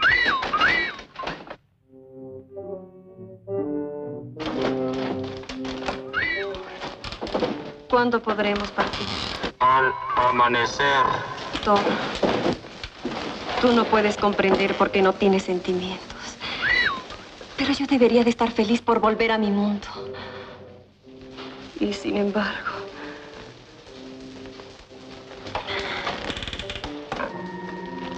Gamma llamando a Beta. Gamma llamando a Beta. Atención, Beta. Reparación concluida. La mezcla de combustible se está formando en los pochombotes. Tan luego como regrese Beta, subes a los hombres. Yo mientras secuestraré la Oreana y partiremos. Gamma llamando a Beta. Gamma llamando a Beta. Beta, regresa a la nave o tendré que castigarte.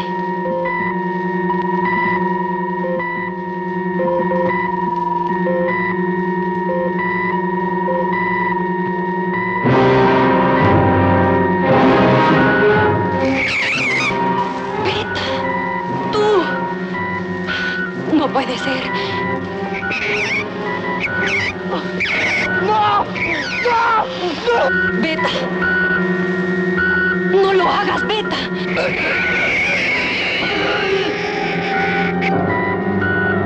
¡No te condenes! ¡Beta!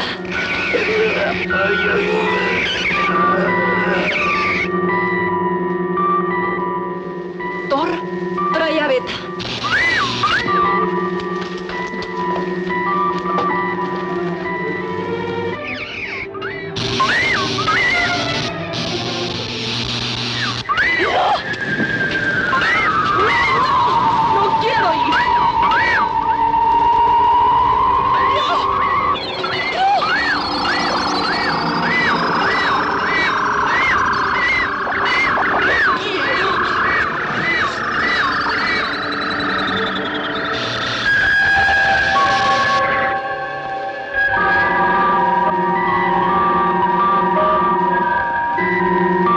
Beber sangre humana es el crimen más penado por la ley de las galaxias. Tú sabes el castigo. Beta será desintegrada antes de la nueva luz. Pido clemencia para ella. La salud del universo está antes que la piedad. Obedece, Gamma. La orden será cumplida. Y regresa de inmediato.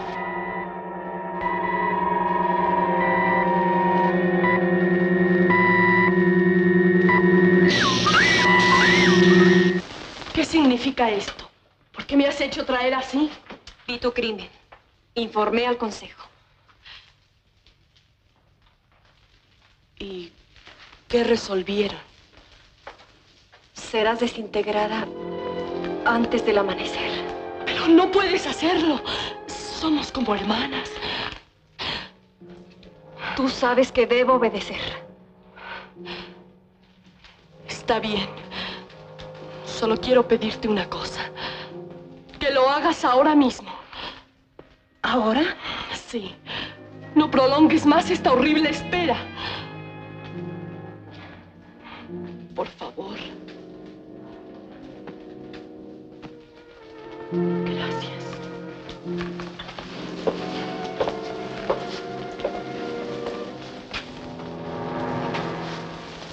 ¿Vamos? Sí. Estoy dispuesta.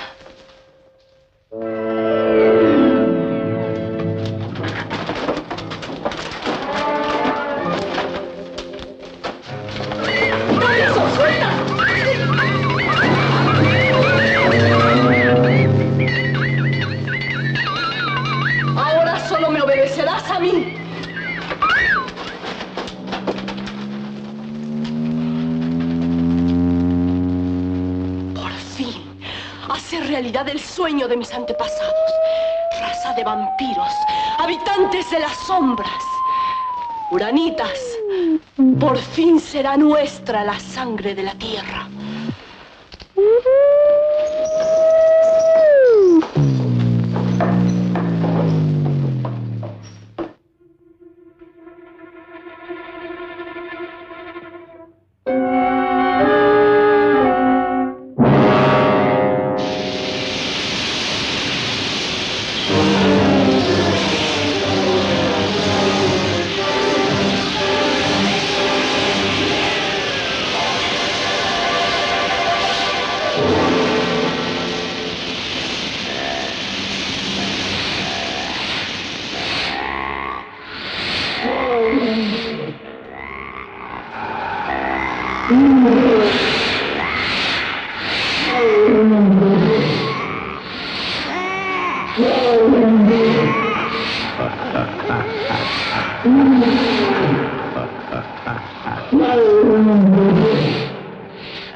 Hombres de la galaxia, escúchenme. Han sido engañados. Gama los conduce a la muerte. ¿Por qué? Ya han sido elegidos para Venus los hombres de este planeta Tierra, por lo que ustedes morirán. No es posible devolverlos a sus mundos, ni dejarlos con vida. Pues entonces moriremos luchando.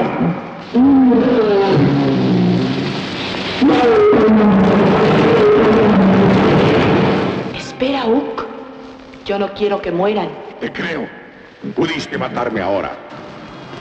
Yo también he sido condenada a muerte en Venus. Y no quiero morir. Quiero salvarme con ustedes. ¿Cómo? ¿Y por qué? Porque los necesito para poder dominar este planeta débil y hermoso. Quiero que salgan libres por la Tierra. Maten, destruyan, hagan que el terror enloquezca a los hombres. Y entonces dictaremos nuestras condiciones. El planeta entero será nuestro. ¿Qué dices tú? ¡Uck! ¡Sí! ¿Y tú? Sí. ¿Y tú? Confiamos en ti y te obedeceremos.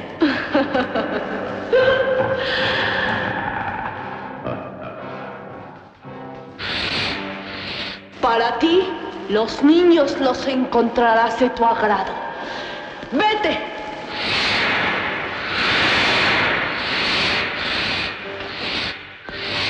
¿Y tú? Las mujeres. ¡Vete!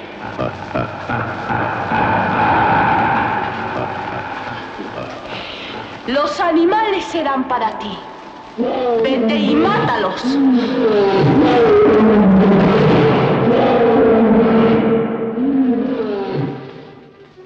¿Y tú? Tú y yo sabemos que la sangre humana, acre, cálida y palpitante, nos llena de inmortalidad. Eres una mujer admirable, digna de ser princesa de Marte. ¿Por qué no?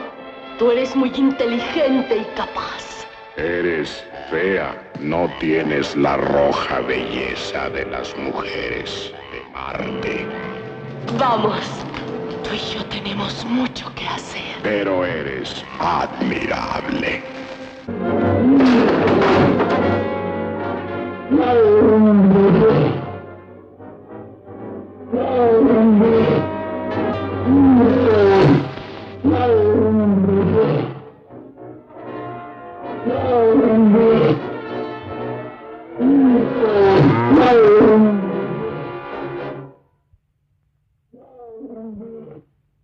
¿Oyites? Sonó como a tren, ¿verdad?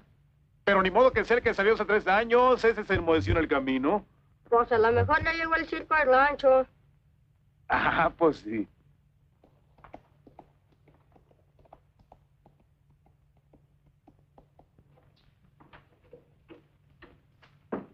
¿Y ahora? ¿Qué pasó? ¿Hubo ciclón o qué? Ah, este airecito matacabras está fuerte, está tumbando puertas. ¿Qué hay de nuevo, Lolobrígida? ¿Sigues tan reseca como de costumbre? Vamos a dar las buenas noches. ¡Mira!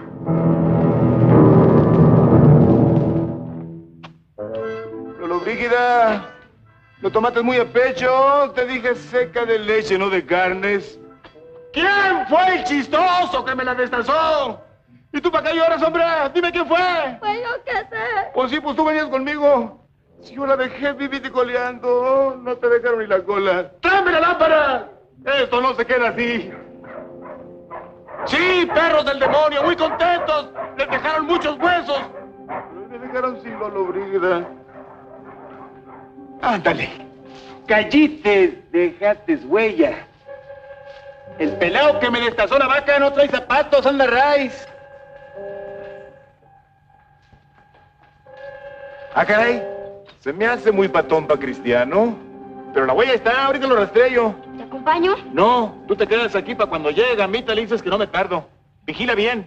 ¿A qué lado? ¿Para todos lados? Pobrecita Lolobrígida, hasta el final tuviste buen apetito, hombre. De vez en cuando echa un ojo para arriba. ¿Para qué? ¿Para qué no te tuerzas?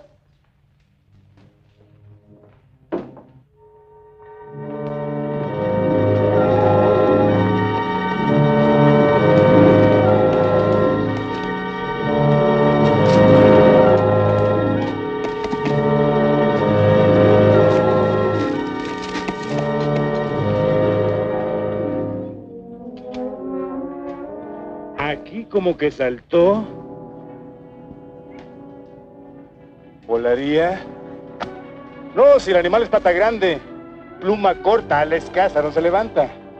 Pero está enmañado. Aquí vuelve y aquí le caigo.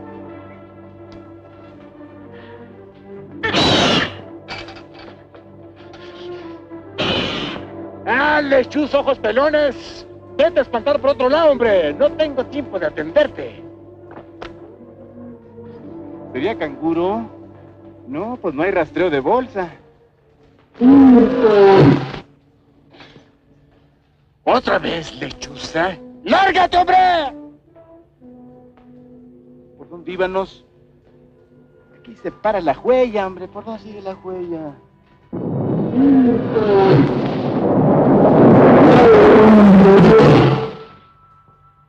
¿Quién vive? Gente de órdenes de pleito.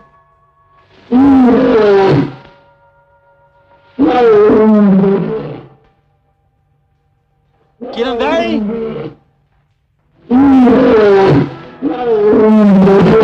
¿Quién anda disfrazado ahí, hombre? Ay, manito. Qué feo te hicieron. Parece que te hicieron con lacha. Ay, sí. No vayas a asustar. Susto el que me pegó una lechuza ahorita. Fíjate, estaba yo arrastrando ahí. ¿Quién eres tú, man?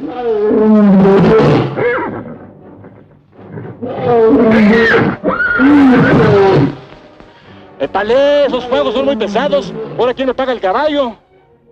¡Épale! ¿Ya te fijaste? No seas afrentoso ni juguetón, hombre. Bájate de los zancos y quítate la capucha. Ay, ya te desconfié. Te creí amigo, pero ahora me encuentras como enemigo. ¡Ay, te va un aviso!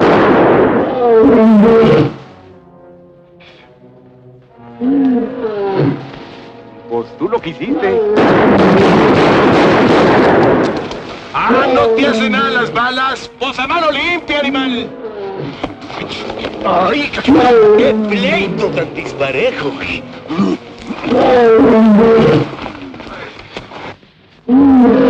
Pues, ¿quién eres? Tú haces el pleito, ¿yo qué, manito? Hay que... Ándale. Hablando se entienden las gentes. Hay que tener un término. ¿Quién eres? Ruperto Nicomedes. Te perdono la vaca y el caballo. ¿Pero quién eres, hombre? Bueno, ¿qué me quieres asustar o qué? Pues te agarro la palabra, manito.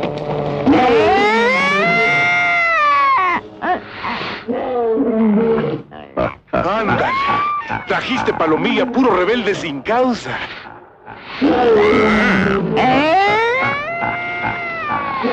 ¡Ay, amacita! ¡No sean montoneros! ¡Al tronco, hueco! ¡Mánquese gatas, mánquese gatas! San Jorge bendito, amarra tus animalitos con tu cordón bendito.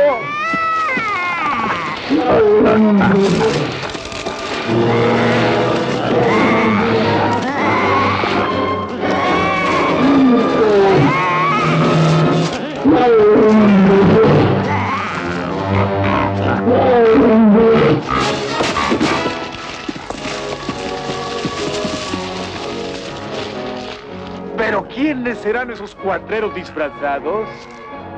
Ahorita van a ver. Ya no alegues, Laureano.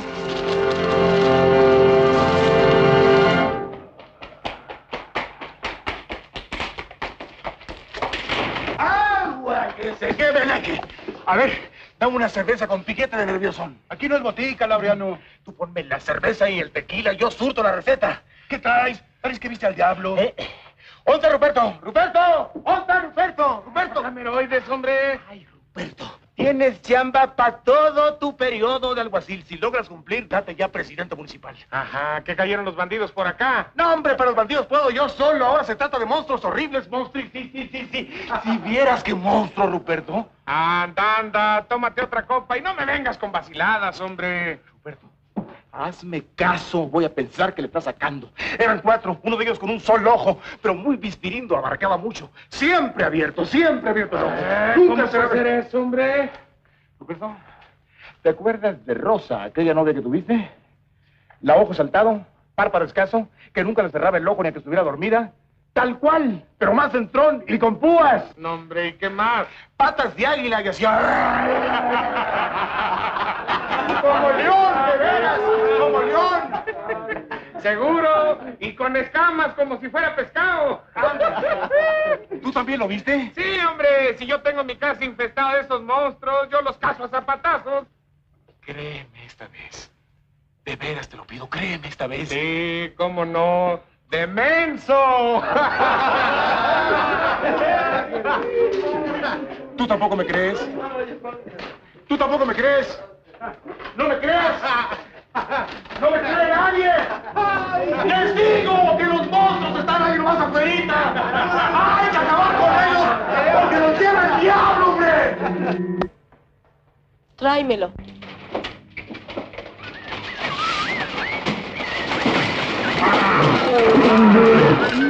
¡Quieto, hombre de Saturno! ¡Vete!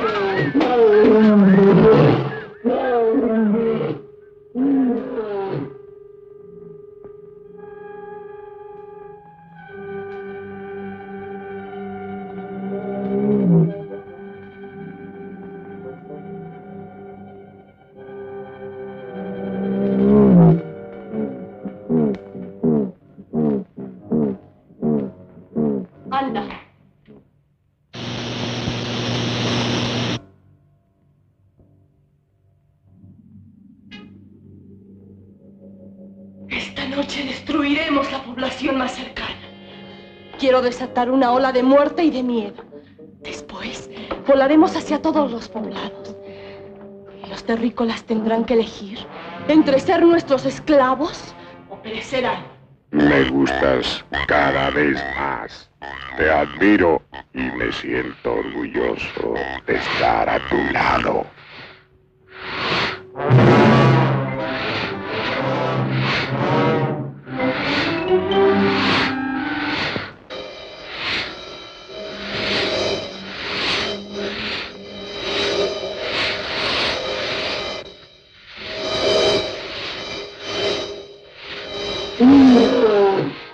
¡No!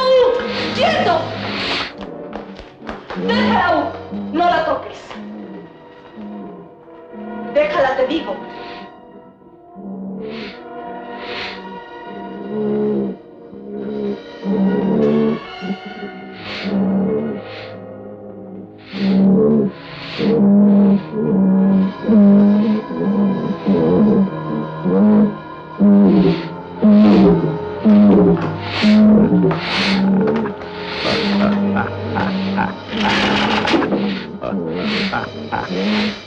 Cálmense. No debemos pelear entre nosotros. Ahora tenemos cosas más importantes que hacer. Levantando polvaderas sin agarrar borracheras, llego al pueblo a contar mis experiencias. Con el ojo bien abierto hasta arriba de las cejas, vi animales que no hay ni aquí ni en Texas. Tú sabes que en Texas le gusta presumir de que lo más grande... ¡Cállate! Si tú llegas a ver un animal de eso, nomás de verlo te caes de puro susto. Unos animalones que es de cuenta Gary Cooper injertados de Burlancastres provitaminados. Ya le dije yo a Ruperto. ¿Y qué te dijo Ruperto?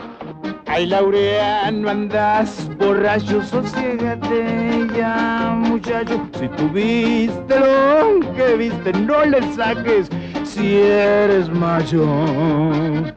Y últimamente, ¿qué no le saques? Sí le saco, si no son de mentiras, son animales de carne y hueso, hueso macizo, pluma arriba de la carne, pluma venenosa y con un espolón tosquísimo. Oye, ¿quién les entra? ¡Yo te ayudo! No me ayudes, así no me estorbas. Les advierto la trujería al dentro con conocimiento de pelear hasta ser muerto.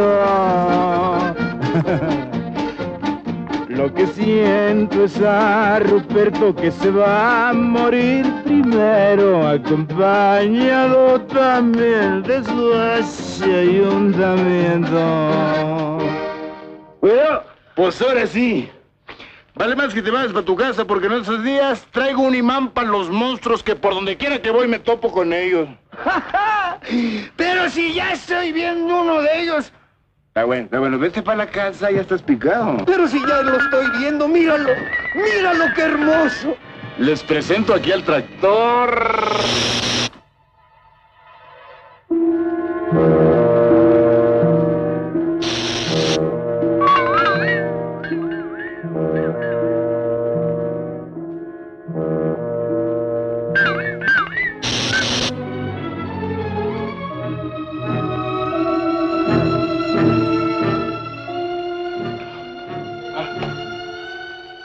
Hoy me quedé como de estatua, pero no hubo discursos, por lo tanto no estoy muerto. ¿Quién me engarrotó? Eres mi prisionero. ¿Prisionero suyo? Óigame, pues qué mala cara ha visto. Yo siempre he tenido atenciones para usted. ¿A qué se debe ese cambio? Las cosas no han cambiado. Este era mi propósito. Yo haré contigo lo que yo quiera. Pues no está por demás decirle que estas cosas no son de que quiera uno solo. Tienen que querer los dos. Y yo, pues, no es que no la quiera a usted. Sí la quiero, pero pa' cuñada. Si quiere, vamos a decirle a...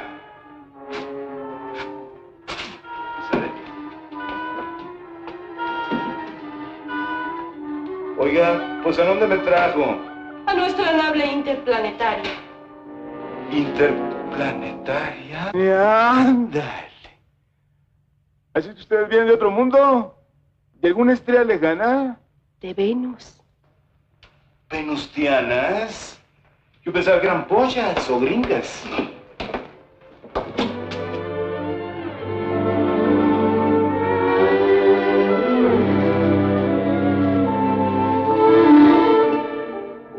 Ay, oiga, qué mirada tan pesada tiene. Me está dejando caer los ojos en la frente y siento el golpanazo en el cogote. Me atraviesa, es un berbiquín. Sésgale, o me voy para la casa. No seas tonto. Pronto el planeta entero estará en mi poder. Tal vez tú tengas la suerte de compartirlo conmigo. Seré la reina. Me la quiere dar de rey. Cuando más sea de espadas, de copas o de oros, porque de bastos no me gustan. Ven. Un momentito, no me estruje, no me sanjuanille. Recuerde que soy comprometido y dado. Ya vamos a empezar con problemas antes de tiempo. Te daré tiempo que lo pienses a solas. ¡Thor! Ándale, llegó el tractor. Pero ya sé cómo le hace. ¡Engarrótese, me ¡me adelantaste! ¡Laureano! Camita, ¿dónde estoy? Ándale, en la cárcel. Oye, ¿y tú por qué caíste? Laureano, vas a oír cosas increíbles, pero que son ciertas. Dime. Laureano, yo no soy de este mundo. Si ya decía yo tenía que ser si caíste del cielo. Sí. Por lo tanto eres un ángel. No, te digo que yo no soy de aquí, soy de otro mundo.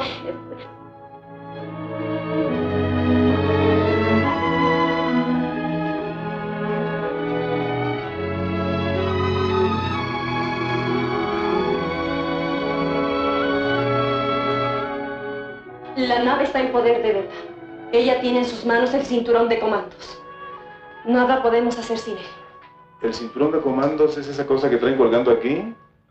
Ah, pues yo me encargo de quitársela. No seré el primer cartero que desvalijo. Aguas. Quiero que me ayudes. Pues no sé si podré. No seas tonto. Te aseguro que vale la pena. Hazme caso, destruiré tu pueblo. No, hombre, no vais a poder. ¿No? ¿Pero qué es en serio? Tiene un poder inmenso. No le apriete ningún botón, Espérese tantito. Hay veces que el amor es tardío y hay veces que es de golpe. Yo soy tardadón. Consecuéntenme, ¿eh? Bueno, pues vámonos. Aquí hay muchos estorbos. Andando.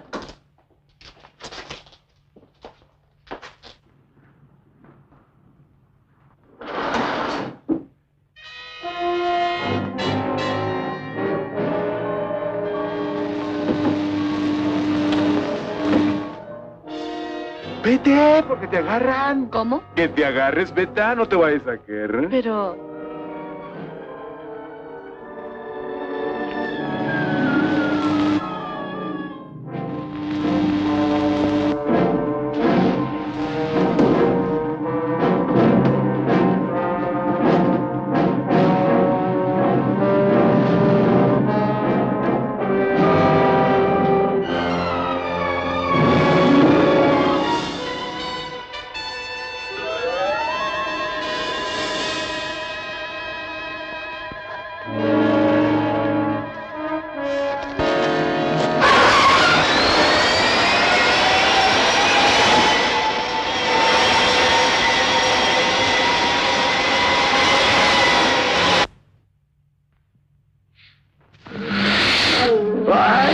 hombres de la galaxia. Este hombre es nuestro rehén. Vigilen aquí mientras lo interrogo. ¿Vamos? ¡Ay!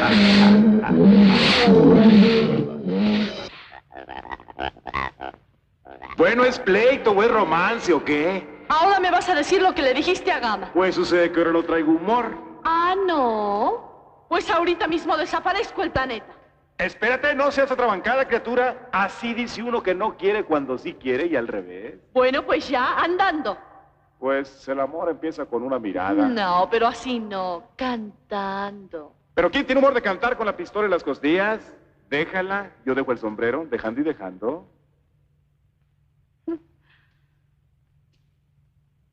Al fin yo tengo el cinturón de controles. Eso es lo que andaba buscándole. Ese es el cinturón de controles. Sí, pero ya a cantar. ¿A poco es ese? Pues ponga la oreja.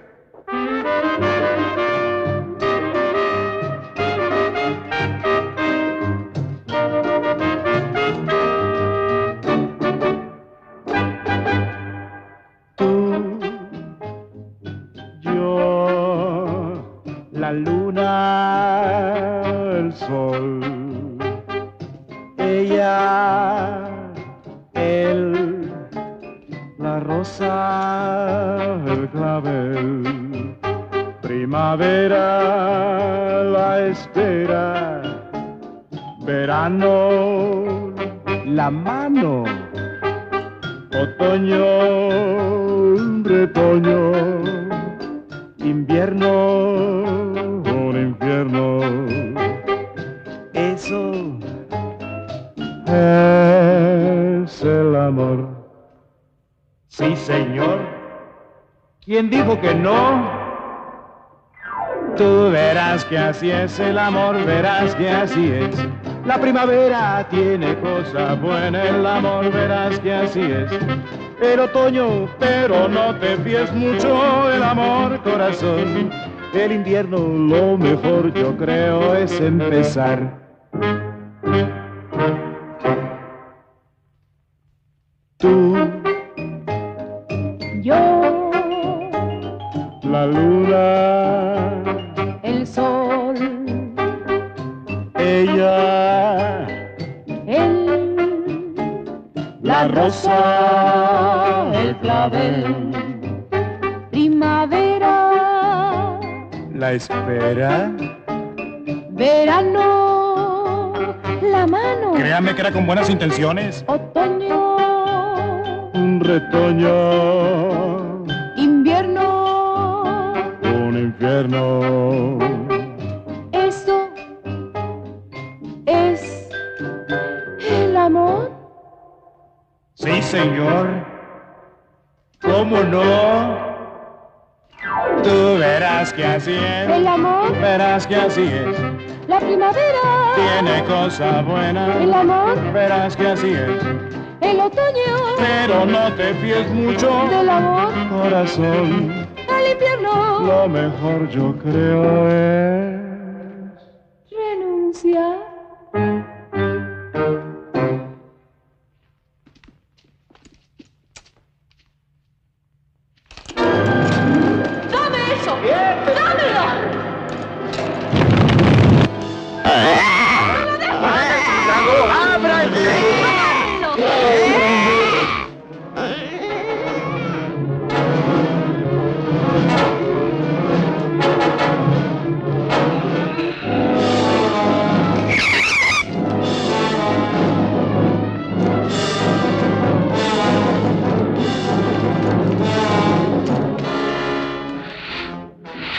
¿Con cuál botón se abre? ¡Ave María!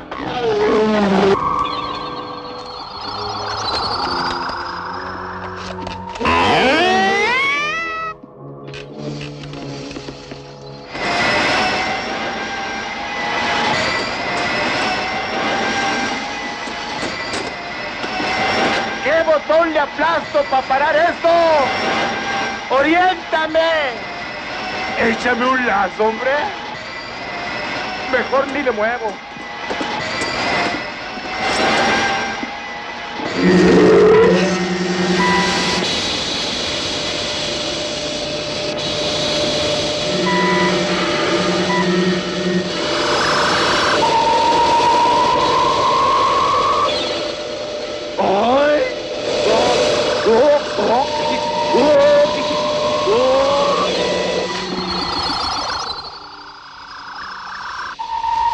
Como que quiero levantar el vuelo. Bueno, probando. Bueno.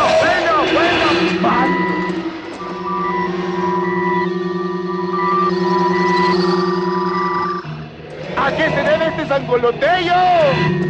El guajolotón este ya agarró el freno. ¡Se abocanó! Al fin llegaste, hermano. Laureano. Gamita, sosiega esta brincadera. Toma la caja de controles a ver si logras parar esto.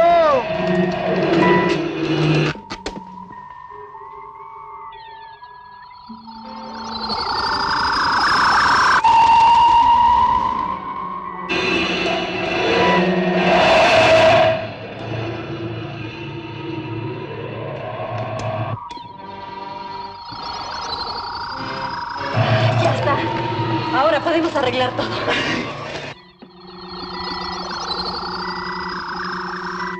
¿Otra vez en Chihuahua? ¡Ajá! ¿O todavía no? Todavía no, pero ya mero.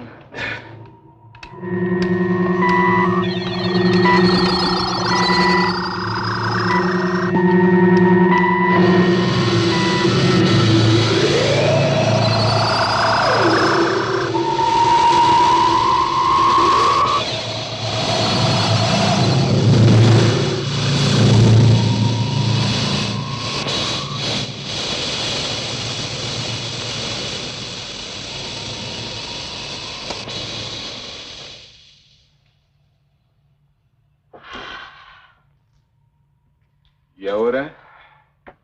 Tengo que cumplir mi misión y regresar con los míos. ¿A Venus? Pero no te puedes ir, gamita, dejándome solo. ¿Por qué no? Pues por... Chuy, salte para afuera a ver si llueve. No está lloviendo. Pero te va a llover si te quedas aquí. A llover. Lo que quieres es que me vaya a ver si ella quiere ser mi cuñada.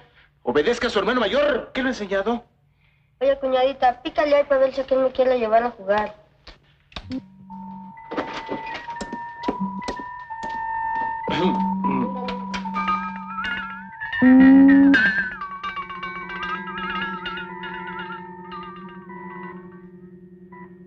No te puedes ir, gamita, y dejarme a mí. Pero... No hay pero que valga. Es que te quiero de verdad y para siempre, para siempre. ¿Querer? ¿Qué es eso? Pues me cuesta mucho trabajo explicártelo, pero... es esto.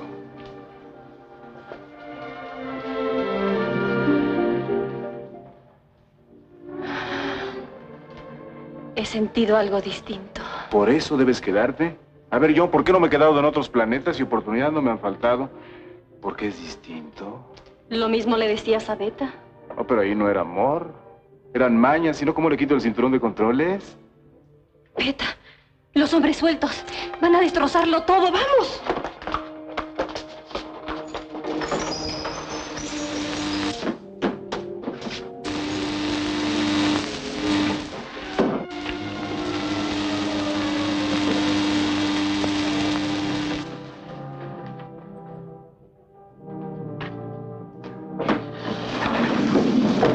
Tengo miedo.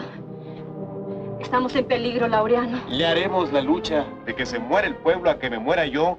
Mejor que no se muera nadie, si la muerte es bella, fea, fea. Además, si me muero, ¿qué importa? Ya tengo quien me llore.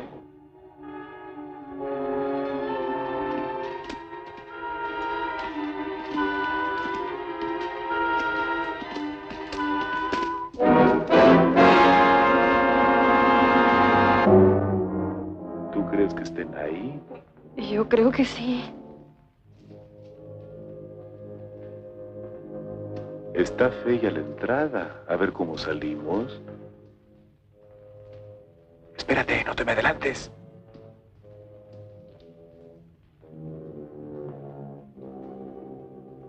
Yo les entro. Voy contigo. Ahorita vengo.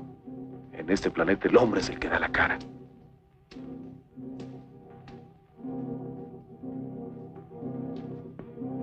Dispárales. Y así acabarás con todos ahí mismo. Pues ni remedio. Me los voy a fundir.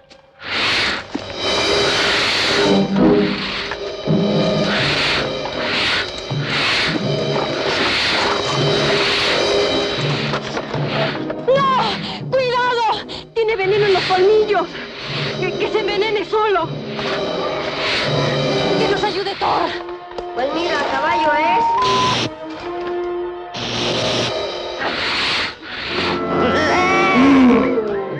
¡Éntrale para acá!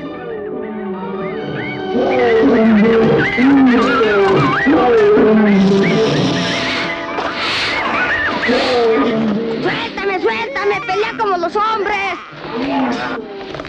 ¡Cuidado! ¡Clávale su propio colmillo!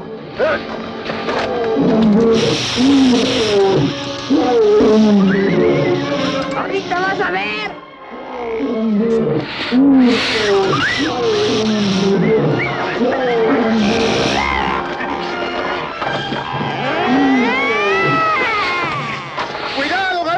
¡Ese Hamilton pilotón!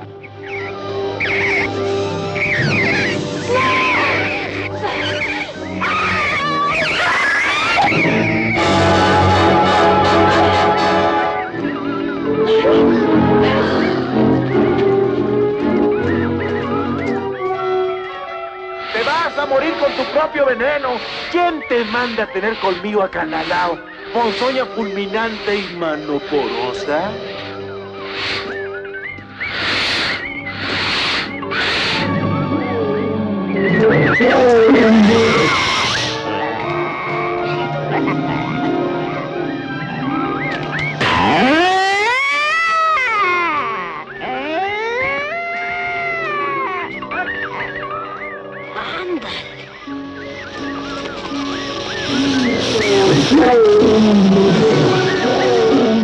¿Dónde está Laureano?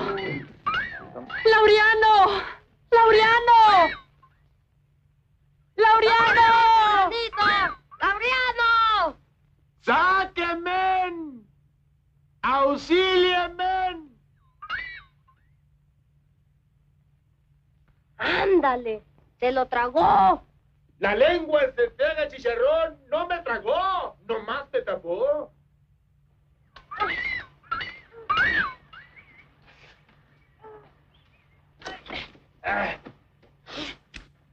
¡Ontan!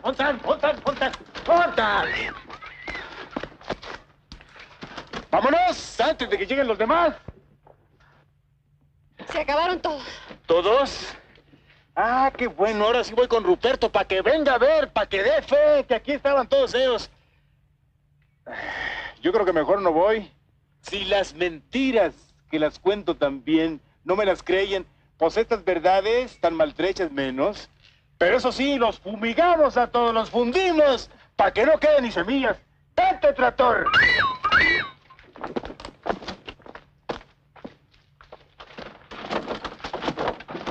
Pues ahora sí, ahí les va la lumbre.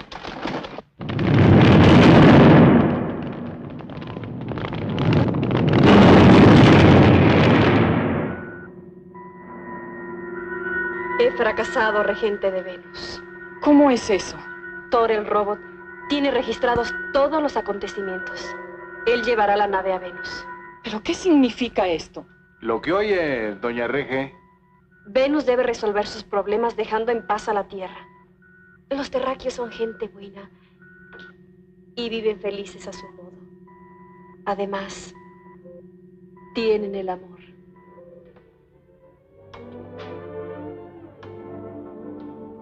El robo les informará sobre eso, que es lo más hermoso de la galaxia y del universo.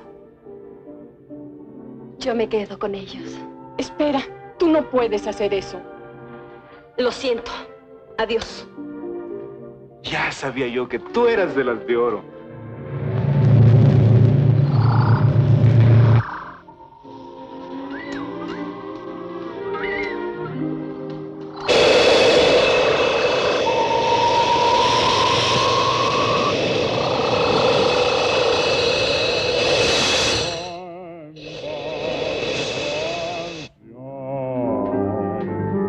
Ya se va por vía ligera, se llevó a mi compañera, ¡ay!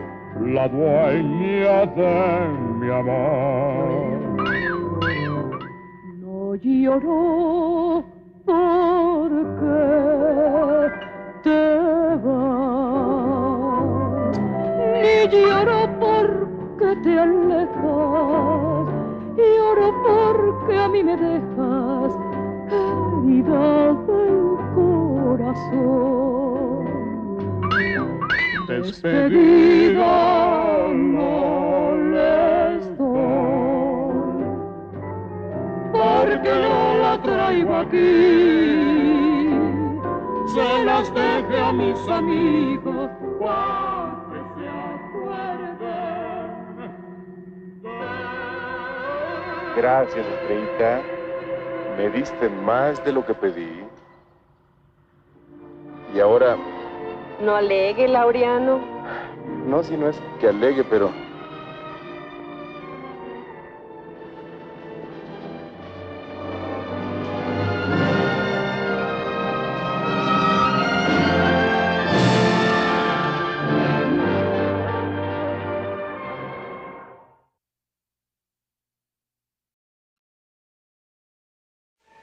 can't make out just what sort of a place it was.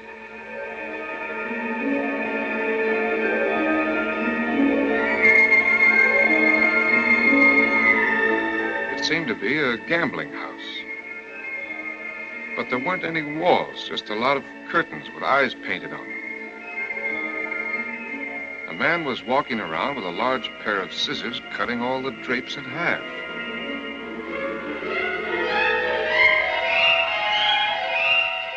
And then a girl came in with hardly anything on and started walking around the gambling room, kissing everybody. She came to my table first. Did you recognize this kissing bug? Well, I'm afraid she looked a little like Constance. Uh-huh. This is plain, ordinary, wishful dreaming. Go on. Well, I was sitting there playing cards with a man who had a beard. I was dealing to him, and I turned up a 7 of clubs. He said, "That makes 21. I win." When he turned up his cards, they were blank. Just then, the proprietor came in and accused him of cheating. The proprietor yelled, "This is my place, and if I catch you cheating again, I'll fix you." I'm sorry about that kissing bug. I'm glad you didn't dream of me as an egg beater, as one of my patients did. Why, what would that mean? Never mind. Well, does it make any sense to you what I dreamed? Not yet. You were trying to tell yourself something. What it is, we'll figure out later. There's a lot more to it. Go on and try to recall the details. The more cockeyed, the better for the scientific side of it. He was leaning over the sloping roof of a high building. It was the man with the beard. I yelled at him to watch out. Then he went over, slowly, with his feet in the air. And then I saw the proprietor again, the man in the mask. He was hiding behind a tall chimney, and he had a small wheel in his hand. I saw him drop the wheel on the roof.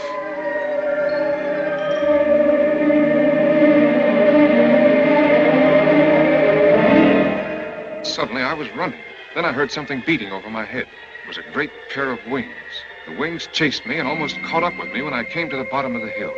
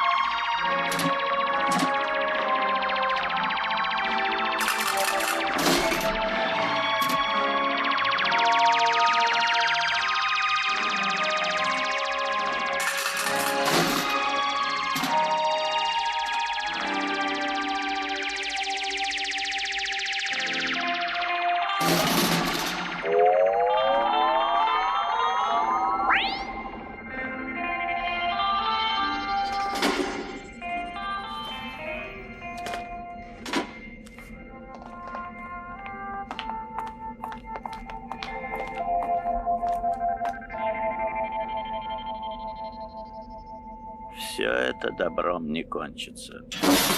Пегасу никогда не подняться.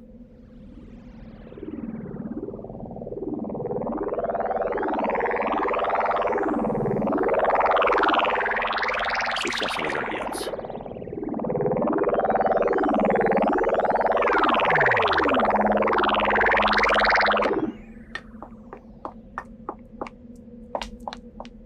Скажите, пожалуйста, вы летите за зверями для зоопарка? Да. Вы капитан Селезнев?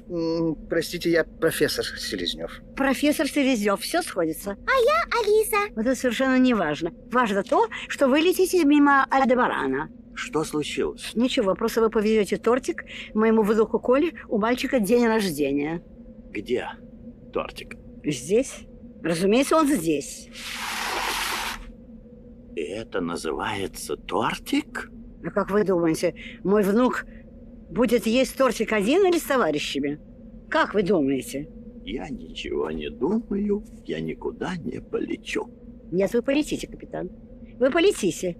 Московскому зоопарку нужны редкие звери.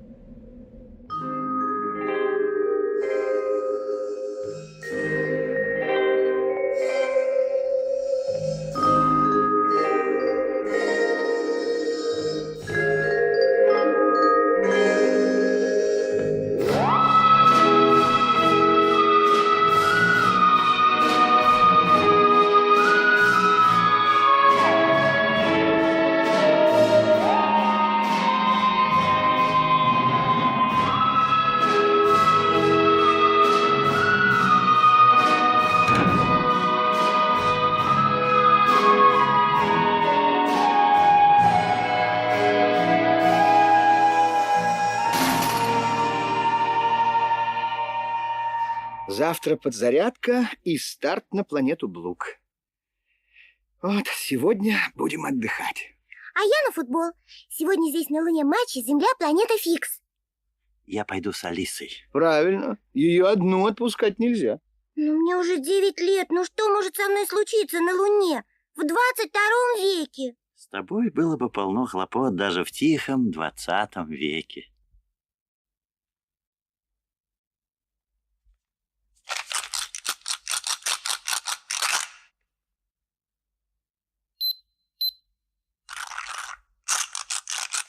Селезнев! Селезнев, старина! Ну это же надо! Сколько световых зим! Сколько световых лет! Ты что здесь делаешь? Мы летим за зверями, Громозека. За зверями? Это замечательно! Ну, как дочка? Уже говорит? Слишком много говорит. Она уже 2 класс кончила. Что? Стареем, стареем. Так 2 класс, говоришь, а? Да. Это надо отметить. Официант, 400 капель валерьянки и салат.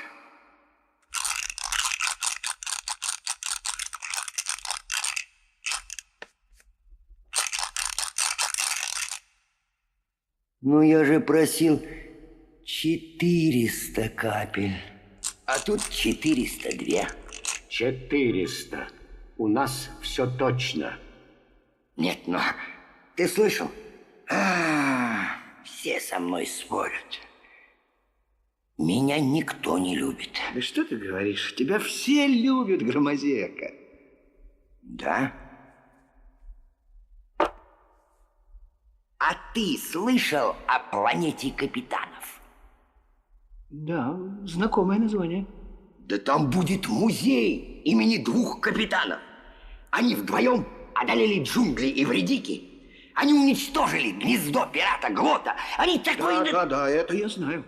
А ты знаешь, что капитаны встречали массу редких зверей? Ну, улавливаешь?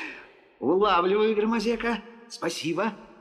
А это далеко? Да, совсем рядом, парсеков 100. Кстати, директором там доктор Верховцев.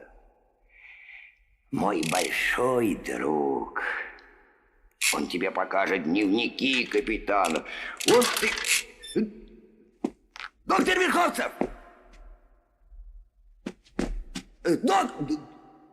Ну почему он убежал, а? Ну почему? Это же надо. А еще друг. Может быть, ты обознался?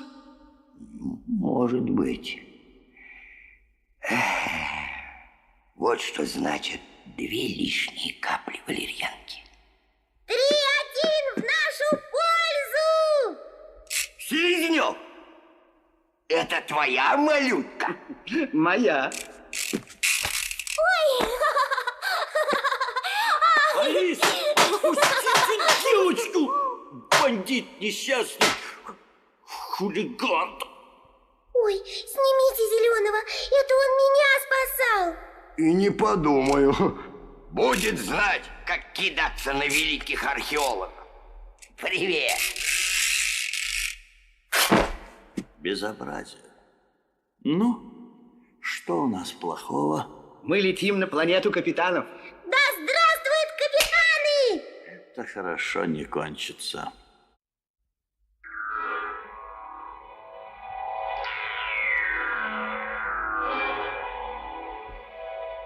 Осторожней. Астероиды очень опасны. Следуйте точно за мной. О, на этот раз обошлось.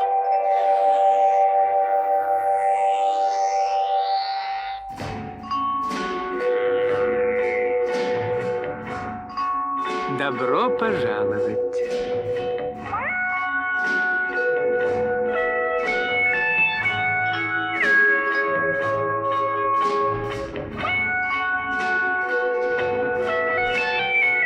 Это же надо! Я про них в школе учила. Ты права, детка. Это капитаны Ким и Буран. На своем корабле «Синяя чайка» они облетели всю Вселенную.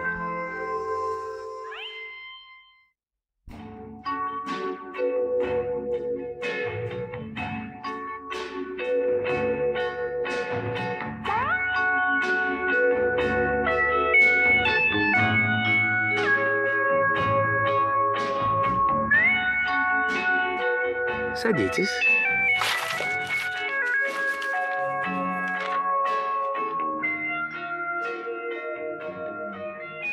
Чем обязан? Мы ищем редких зверей, а капитаны были на многих планетах и... Хотите чаю? Нет, спасибо. Сначала мы хотим посмотреть дневники капитанов. Вам нужны дневники?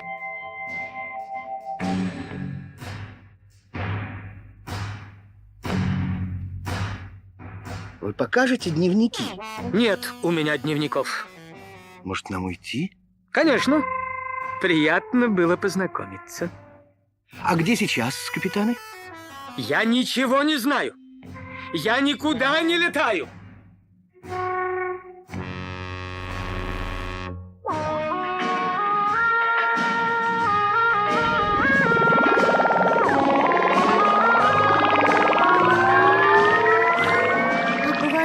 Никуда не летает. Все это очень странно. Не люблю я этих тайн и загадок. А я очень люблю.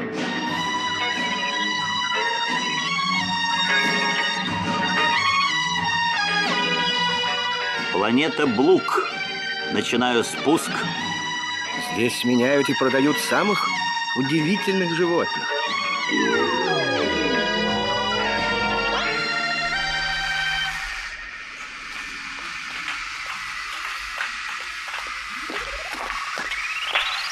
Прекратите сквозняк, а то ребенка простудите. У нас несчастье. Перебили всех говорунов. Это сделал он. Доктор Верховцев. Зачем директору музея убивать говорунов? Откуда мы знаем?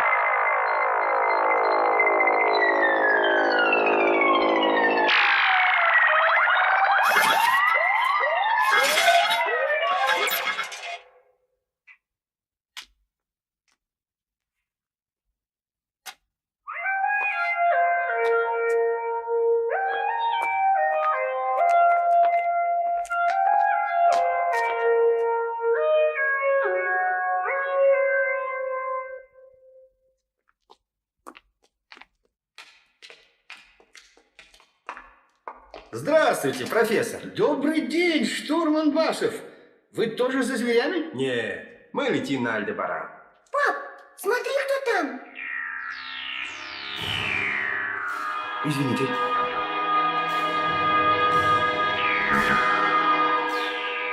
Простите, в каком номере остановился доктор Верховцев? В 8. Спасибо.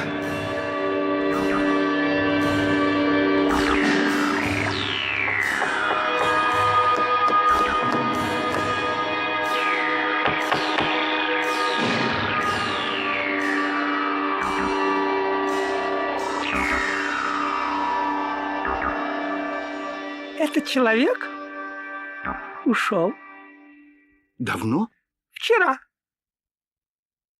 Странно все это.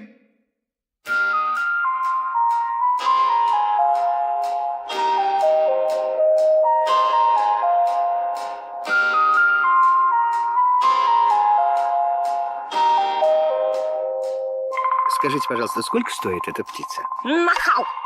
Это я его продаю. Это тигрокрыс с планеты Пенелопа. Он питается дикими быками. Осторожней, пап, а вдруг он и профессорами питается?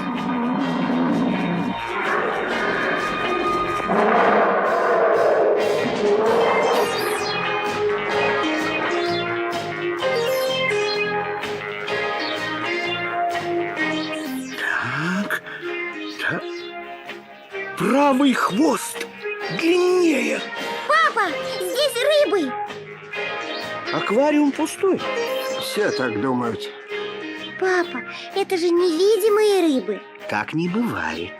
Бывает. Только не все верят. Возьми. Это шапка-невидимка. Спасибо.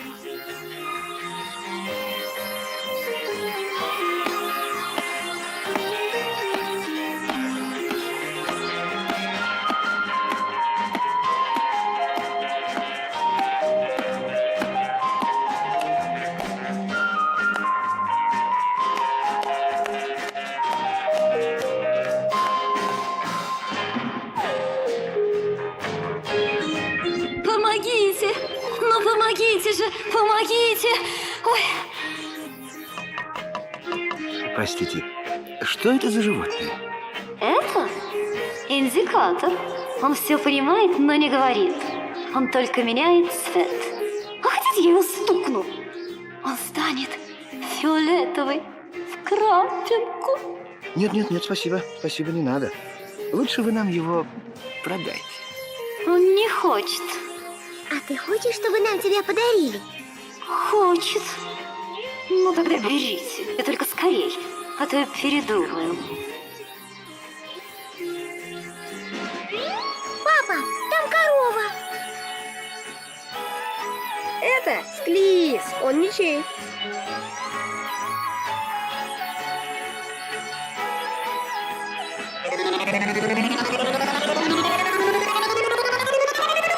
Он летает. Это замечательно. Пап, давай возьмем Склиса.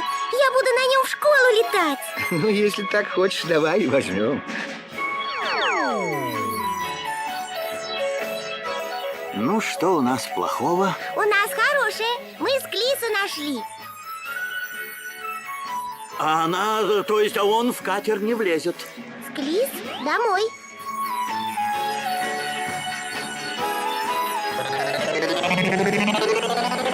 Ой, это возмутительно.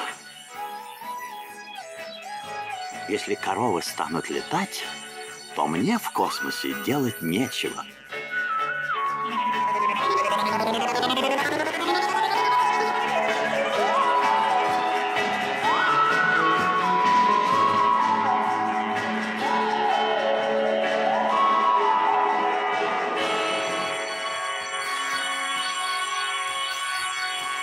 Могу предложить фургуру.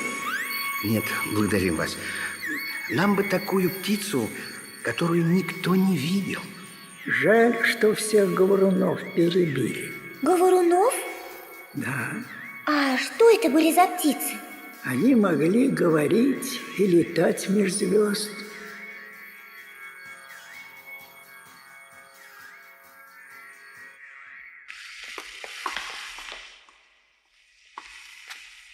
Могу предложить говоруна. Это прекрасно, но почему шепотом? Потому что я боюсь. А что случилось? Однажды ко мне в дом залетел израненный, еле живой говорун. Я его выходил. А вчера пришел один человек с земли и просил продать говоруна. Я отказал ему. Человек рассердился и сказал, что нам с говоруном не жить. Ой, такая птица сидела на плече у капитана Кима. Если не боитесь, берите. Мы не боимся. Прощай, друг. Прощай, друг.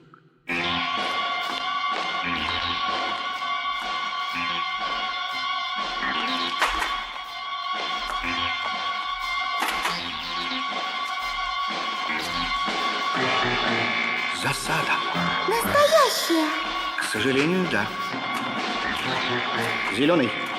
Зеленый, слышишь меня? Зеленый. На помощь. На помощь. Слышу, но я разобрал катер. Штурман Басов! Вот тебе! Вот тебе!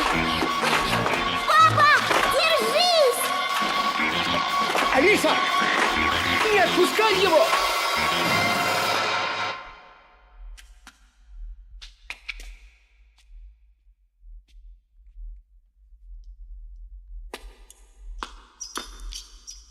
Это роботы, управляемые по радио.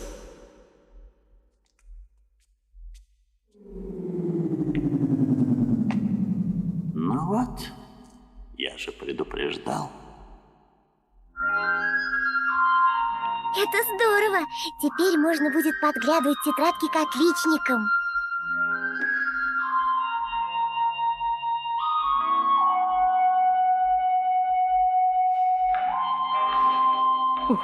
Откуда ты взялась? А я... Откуда ты взялась?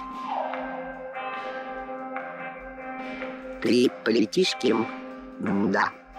Будет трудно, Ким. Пришлешь говоруна. Я приду на помощь. Спасибо, Буран. Это голоса отважных капитанов. Значит, это тот самый говорун. Держи курс на систему Медузы. Папа, мы должны полететь туда. Это капитан Ким послал говоруна за помощью. Опасно. Давайте лучше вызовем с земли патрульный корабль. Там кто-то есть. Простите, примите от меня подарок. Это алмазная черепашка. Какая красавица. Но нам нечего подарить вам взамен. Подарите мне этого попугая. Это исключено. Ладно. Тогда берите так. До свидания. Мы еще увидимся. Запомните, меня зовут Весельчак У. Ах, не нравится мне этот весельчак. Держи курс на систему Медузы. Так, решено. Мы идем к системе Медузы. Ура! Ой, а как же быть с тортом для Коли? Я предупреждал. Ничего, торт отвезет штурман Басов. Он летит на Альдебаран.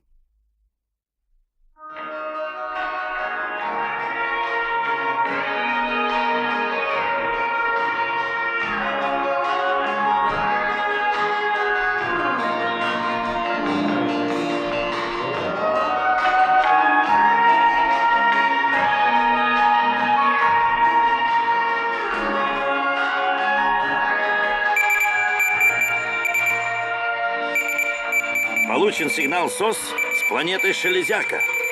Внимание, внимание. У нас эпидемия. Помогите, кто может. Кто может, помогите.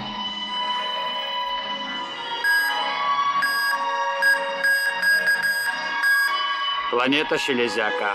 Полезных ископаемых нет. Воды нет. Растительности нет, населена роботами. Планета Железяка, полезных ископаемых нет. Воды нет, растительности нет, населена роботами. Придется помочь.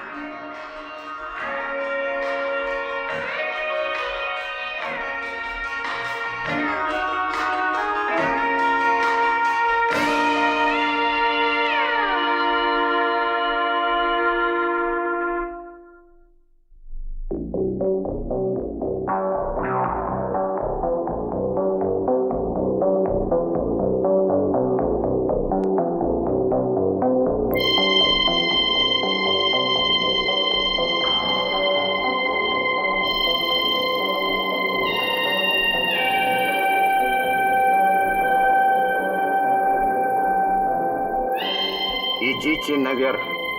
Идите наверх.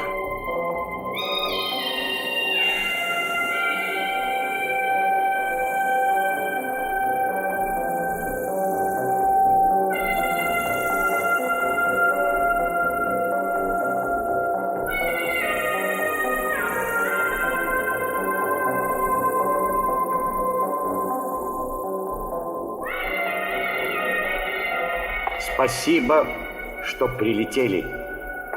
Не дум. О. Спасибо.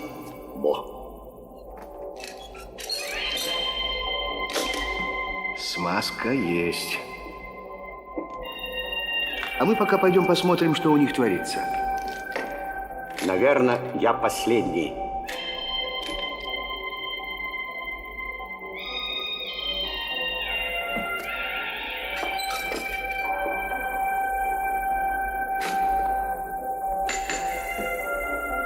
Они живы, но парализованы.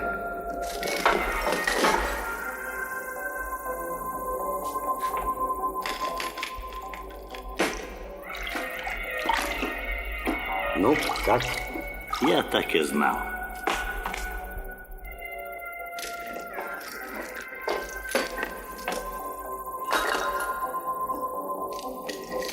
Как у тебя дела?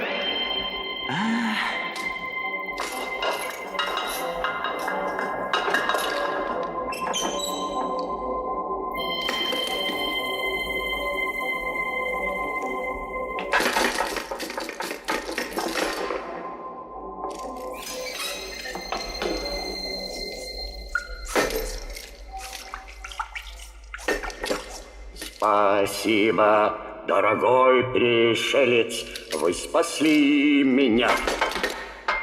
Здравствуй, смелая птица.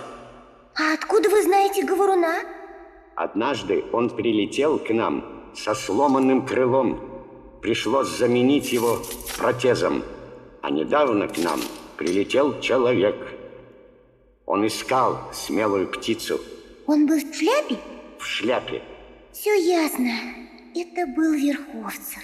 Когда он узнал, что мы вылечили птицу, он страшно разозлился. А когда он улетел, у нас началась эпидемия. Он подсыпал вам в смазку алмазную пыль. Придется смазку менять. Гениально. Оставайтесь. Будете гениальным механиком планеты. Спасибо. У меня и так забот хватает. Ну, тогда я пошел смазку менять.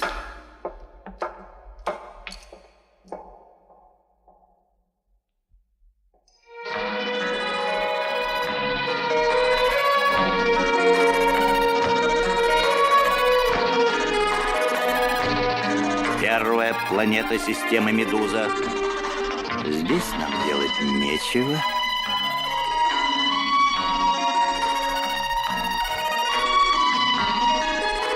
Вторая планета системы Медуза. Идем на посадку.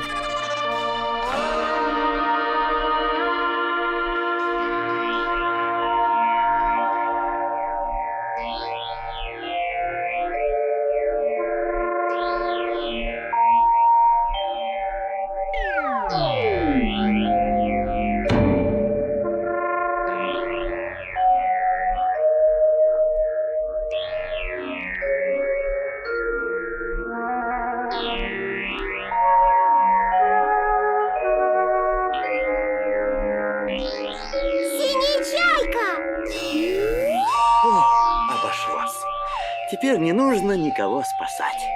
Капитан Ким! Подождите!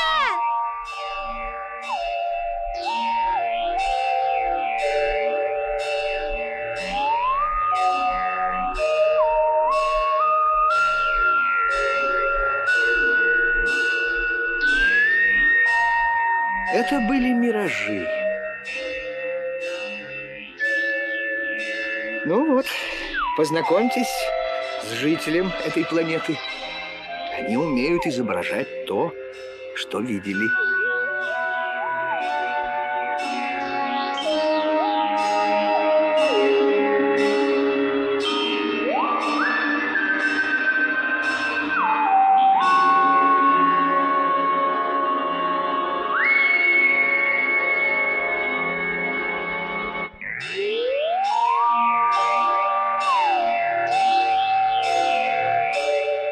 Говоруша, это планета или нет?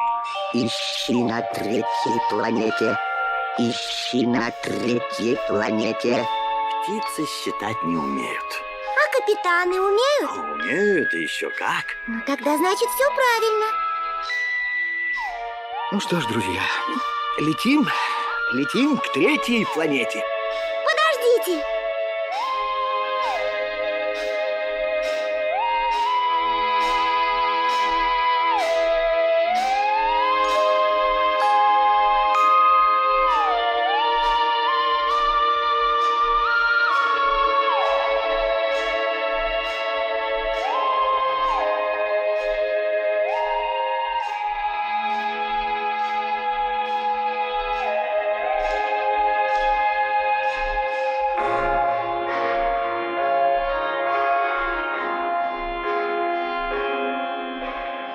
Уж больно здесь красиво. Жди беды. Да ничего с нами не случится.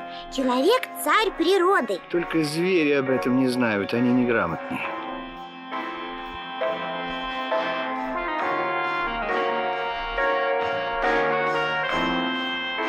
Берегись!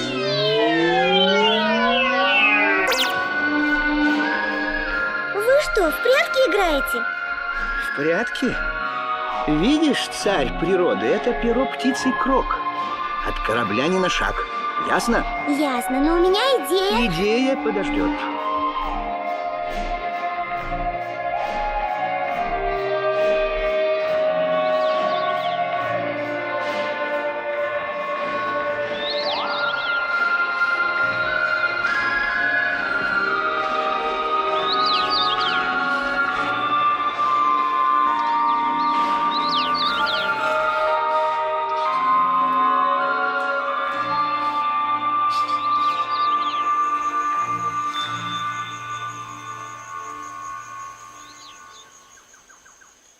Алиса! Назад!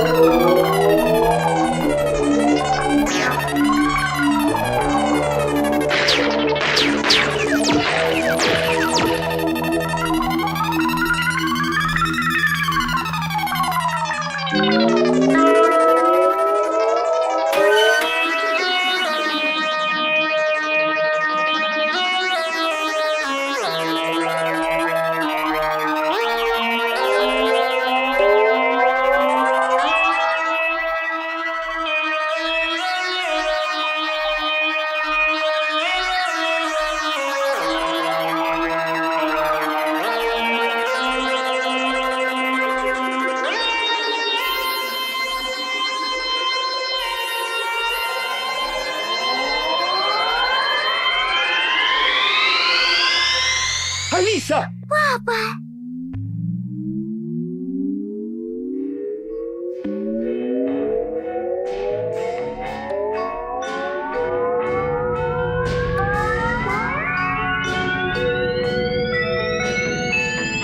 А птенцы меня не обижали. Мы играли, и было весело.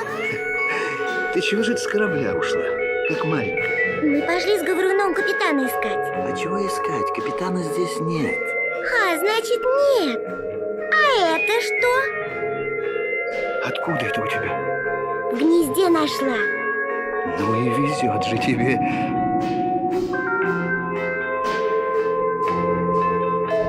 Смотрите, говорун нас ждет. Бежим за ним.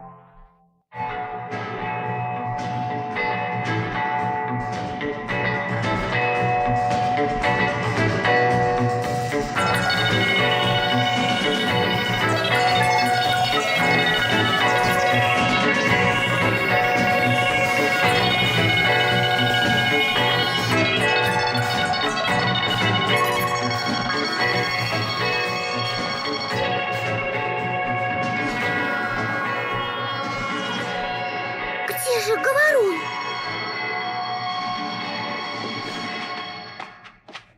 Зеркала и вдруг растут. Отойди, разобьешь.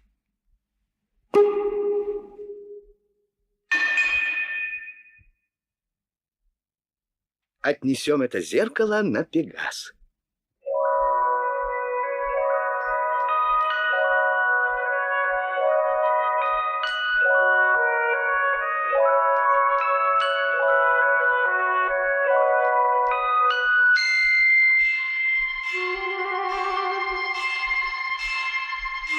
Зеленый! Там в зеркале ты! Кино наоборот. Все ясно. Это зеркало из тоненьких пленочек. Они нарастают, пока цветок живой, и фотографируют все, что видят. А сейчас эти пленочки испаряются. Одна за другой.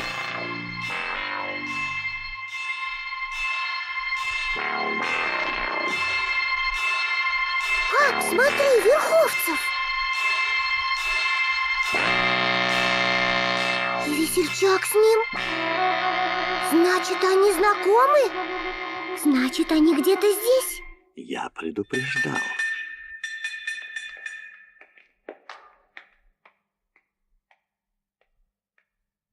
Держаться нету больше сил. Держаться нету больше сил. Он видел капитана Кима. Капитан где-то здесь.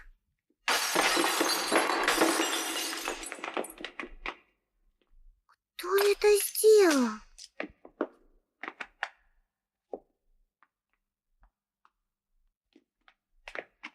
Глупая. Зачем убегаешь? Ты же редкое животное. А ну-ка, дай мне ее.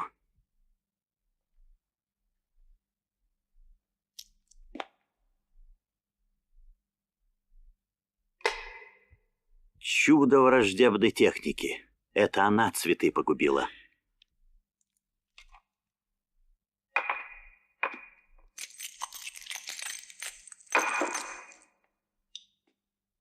Здесь, оказывается, микрофон есть. Значит, они все слышали. Давайте перелетим на зеркальную поляну. Там безопасней.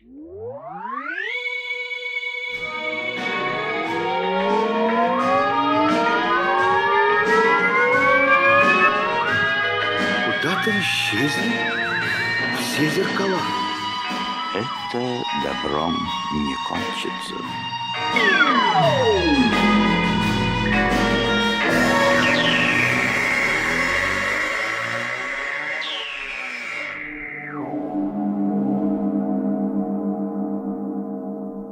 Алиса!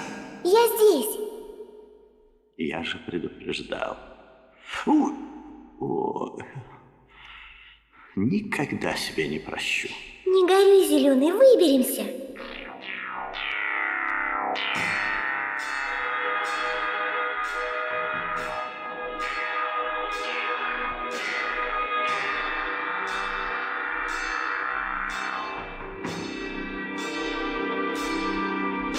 Как же мы сюда попали? Как в чайник. Крышку, значит, открыли, нас пустили, а потом закрыли. Похоже.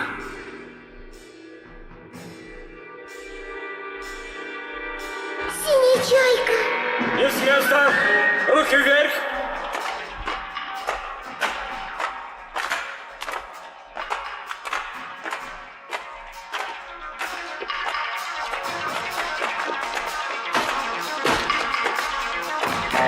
Где птица? Посмотри на Пегасе. Есть, шеф!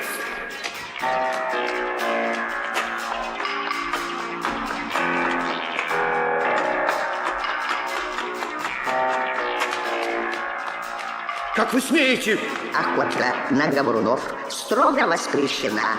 Говорунов строго воспрещена. Заткни ему глотку. Ну, если ты так просишь.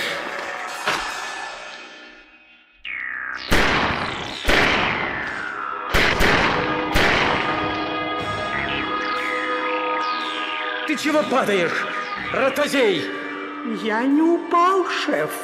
Меня уронили. Вот я тебя уронил, не встанешь. Я поищу говоруна. А ты изложи ему нашу точку зрения. Будет сделано. Слушай, капитан, мы схватили 2 ротозеев. Так вот, не отдашь формулу, мы их стенки и чик-чик. Начинай. Остановись. Сначала я скажу несколько слов этим людям. Даю минуту. Я добрый. Говорун! Говоруша! Ты знаешь выход? Птица-говорун отличается умом и сообразительностью. Умом и сообразительностью. Бандиты пронюхали, что мне известна формула абсолютного топлива. Мы не бандиты. Мы благородные пираты.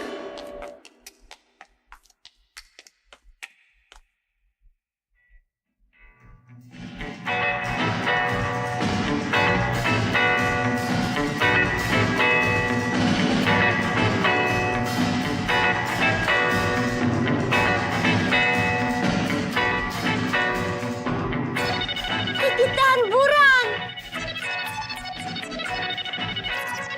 Капитан, берегитесь! Верховцев предатель! Бандиты передали отсюда сигнал СОС.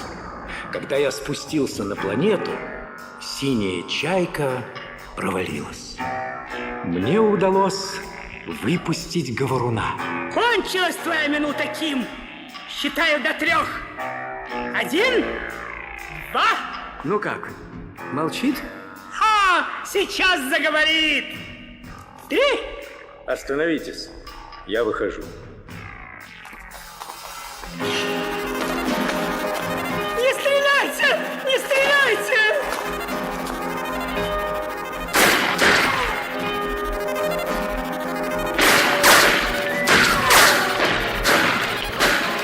Сдавайтесь.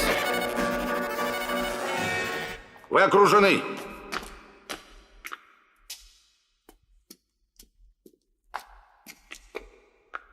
Брось пистолет.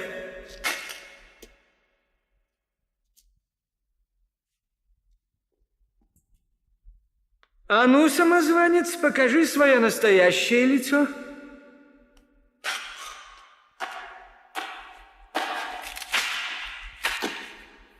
Я буду жаловаться. Я директор музея. Он себя убил. Не верьте ему! Это глаз планеты Катрук. Он притворяется. Убейте его! Зачем убивать? Пусть люди посмотрят на последнего пирата. Так ему и надо, предателю. Молчи, весельчак. Ты виноват не меньше. Даю слово. Клянусь здоровьем моей мамочки, что больше не буду. Будет, я его знаю.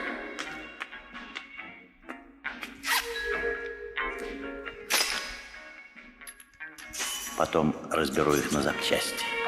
Ким, Буран, как ты нас нашел? Я был на Марсе, и вдруг прилетает мой друг Верховцев. Да, я страшно беспокоился. Кто-то забрался в музей и пытался украсть дневники капитанов и планы синей чайки. Представляете? И тут вы прилетаете. Вы нас заподозрили. Ну, конечно. Я тут же помчался к Бурану. Когда мы отправились с доктором на поиски, то встретили громозеку. Хулиган и невоспитанный тип. Почему? Он добрый и веселый. А как вы нас нашли? Очень просто. От Ушана, друга говоруна, мы узнали, что птица говорила ему про систему Медузы.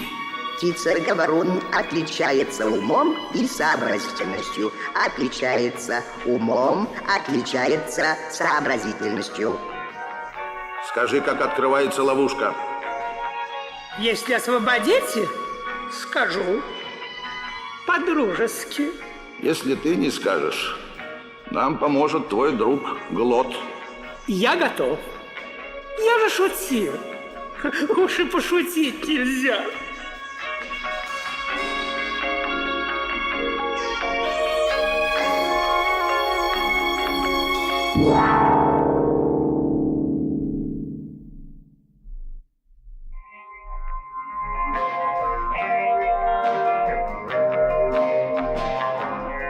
Ну вот, капитаны снова вместе, как в добрые старые времена.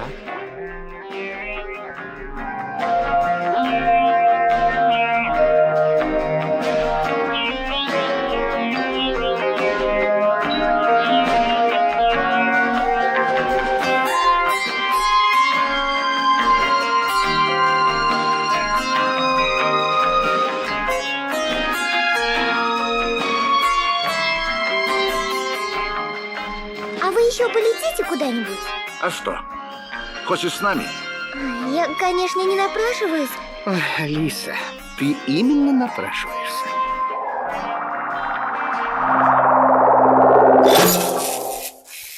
Не с места! И немедленно освободите моих друзей! Громозека, нас уже освободили! Опоздал. Нет, ну это же надо. Ах, как мне не везет в жизни. Ну тогда хоть покажите мне живого пирата. Пожалуйста. А где толстяк?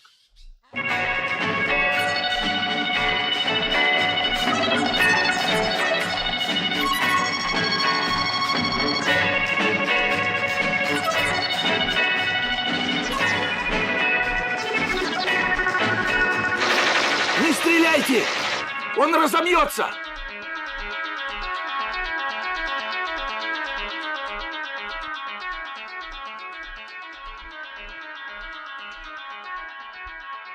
Понесла своим птенцам новую игрушку.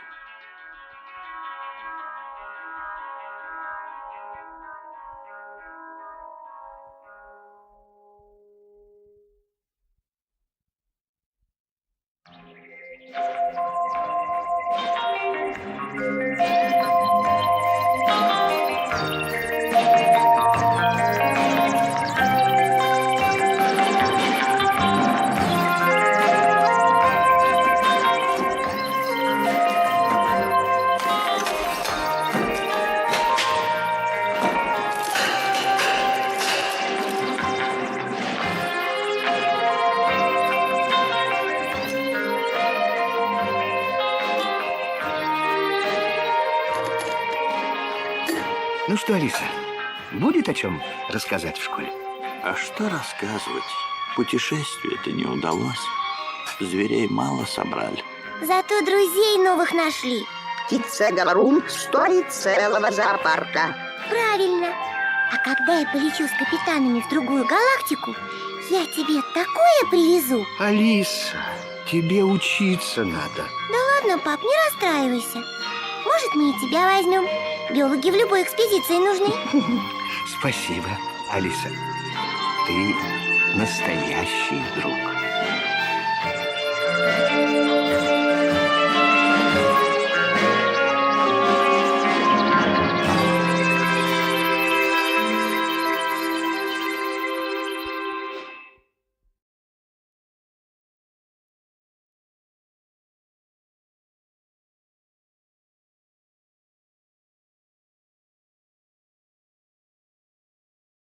And check out HBO on the World Wide Web at HBO.com. From deep beneath the Earth's surface, a new unimaginable evil has been unleashed, and only 6 teenagers with extraordinary powers can save the planet. Let's do it, guys! Right. It's morphin' time! Gotta love it.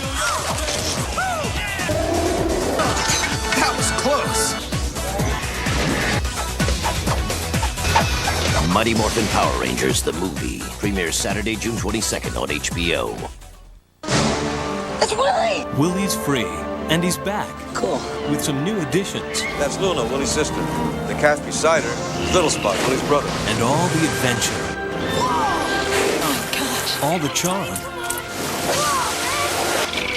All the excitement. I can't believe he let you do that. Plus, a special friendship the whole family will love. All right, Willie. Free Willy 2, The Adventure Home. Premieres Saturday, June 29th on HBO. Late at night, when dreams mix with magic. You are so real. Yes. Are you? And children are left to their imaginations. Great Spirit can be a child? Possibilities are endless. You should not do magic. You do not understand. Everybody's so big. This is real. They're people. You can't use people. The Indian in the Cupboard. Coming in July on HBO.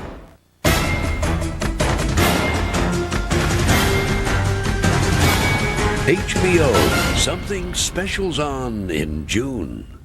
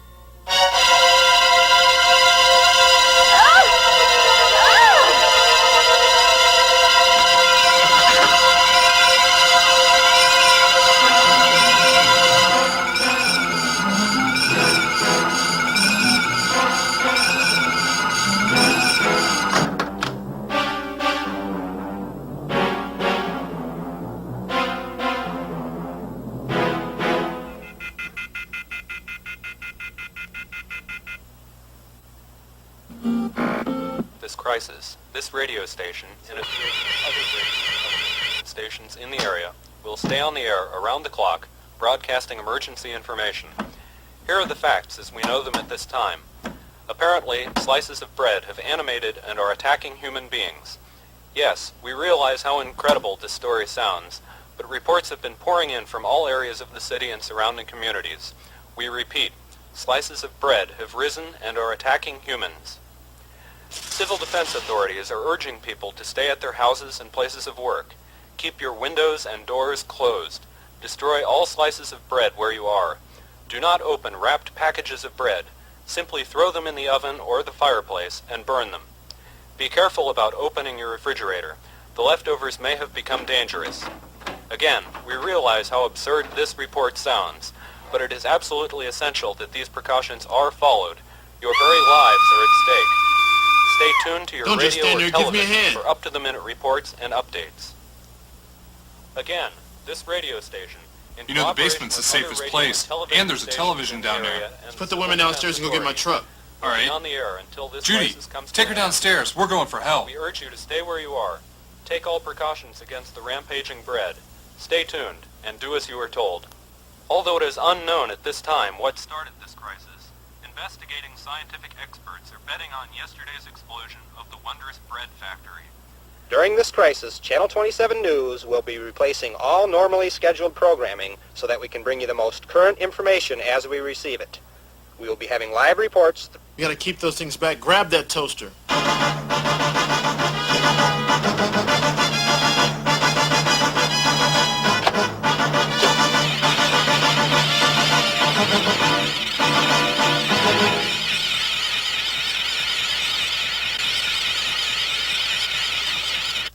We now take you to a live report from the field.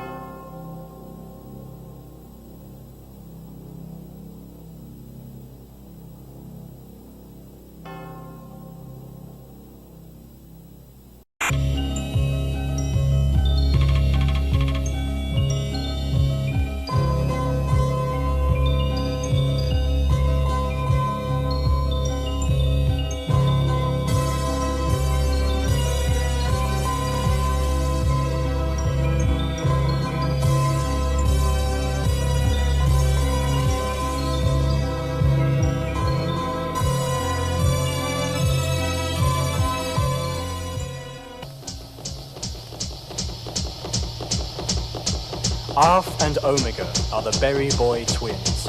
And when the Berry Boy twins are not pursuing their occupation as tag team wrestlers, they often indulge in a bit of Indian occultism. This is one of those times. Civil disorder has erupted in the small colony of Vileness Flats. Oh, I just love it when those little hits pop right off there. Head pops off. Head pops off.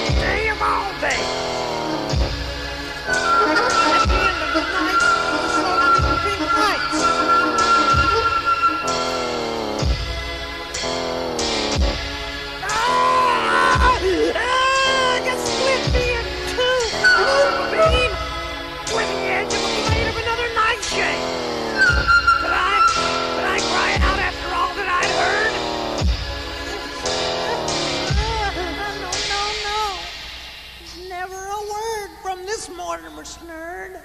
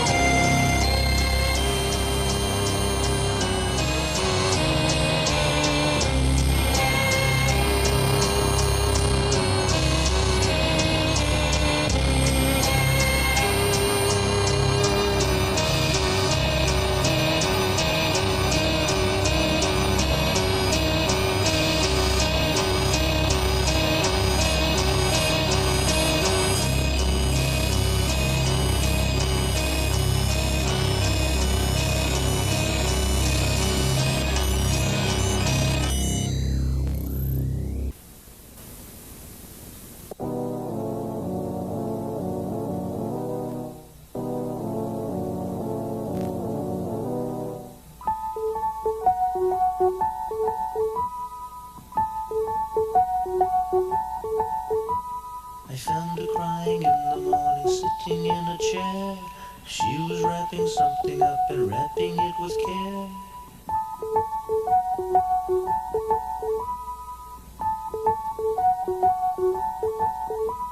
I did not mean to hurt her when I fell asleep last night. I was just exhausted from the act of being polite. Yes, I was just exhausted from the act of being polite.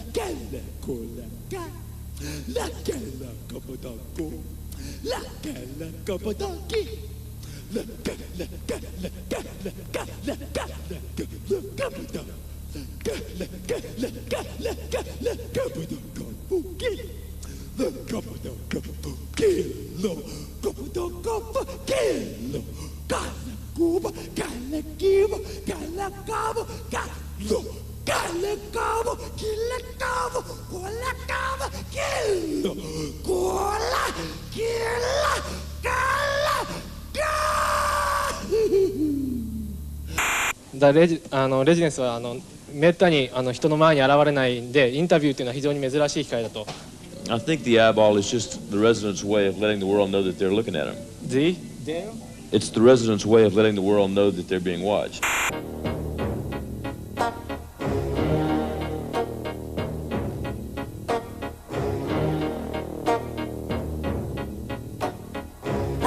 This is a man's world. is a man's world.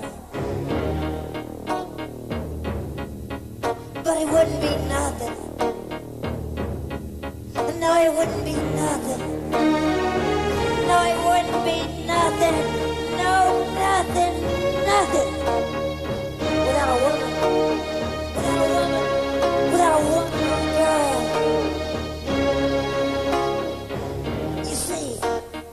You see, man made the call to take him over the road, and man made the train to carry the heavy load, and man made the electric light to take him out of the dark, and man made the boat for the water like Noah made the ark. This is a man's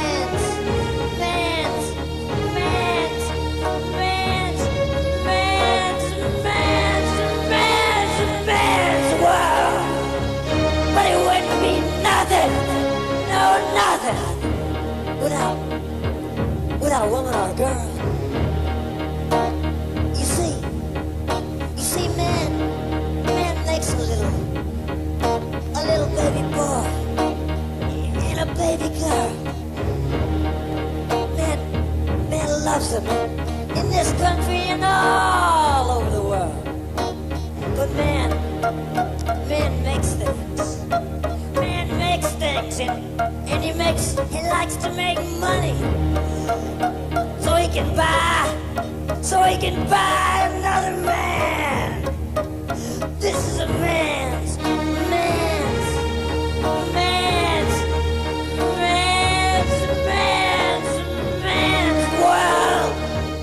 But it wouldn't be nothing. No, nothing. Without a woman or a girl. 株価そういうの言いましたね。忘れてたけども、じゃなくてですね、とてもマイナーなレーベル、サンフランシスコにあります、ラルフレコードっていうのがあるんですけれども、その中の4人組のグループレジデンツっていうの。知らねえや。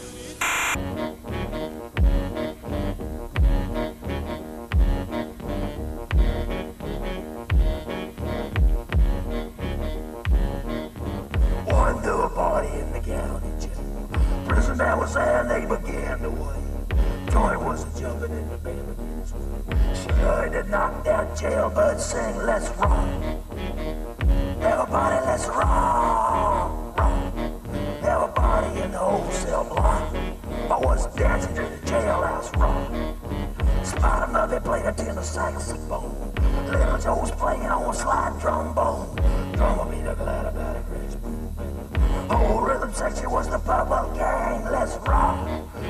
Hey, everybody, let's rock, rock, rock. Everybody in the whole cell block. I was dancing to the jailhouse rock. Number 47 said to number 3. You're the cutest jailbird I ever did see. Sure would be delighted when you come. Come on to the jailhouse rock with me, so rock. Hey, everybody, let's rock, rock, rock. Everybody in the whole cell block. I was dancing in the jailhouse rock.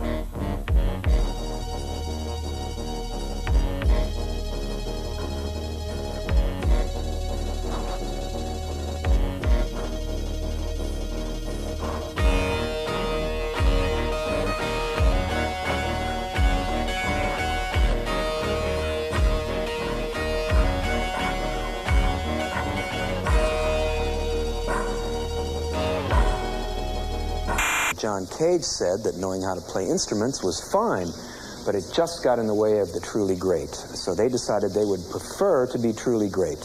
Ladies and gentlemen, the Residents.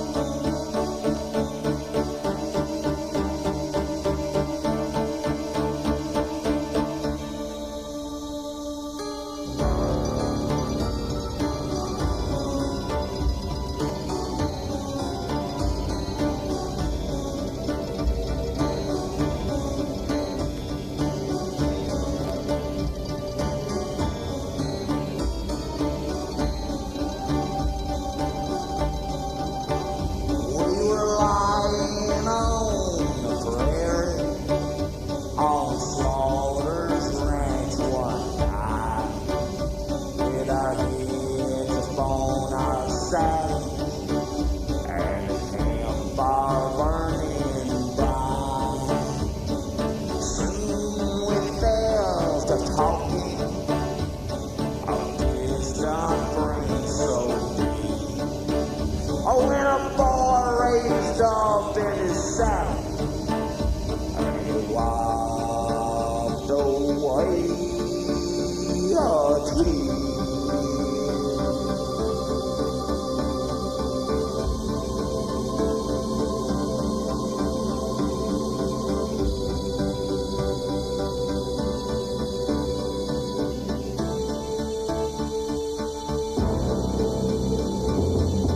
Oh, I fell in love with a neighbor girl. Her cheeks were soft and white. Another fella loved her too, and he ended in a fight. Oh, it makes me shake and shudder to think of that awful night when Tom and I began to fight, and I stabbed him with a knife. I fell down on my knees and tried to stop the blood. It came out from his side all spurting like some bright red crimson blood.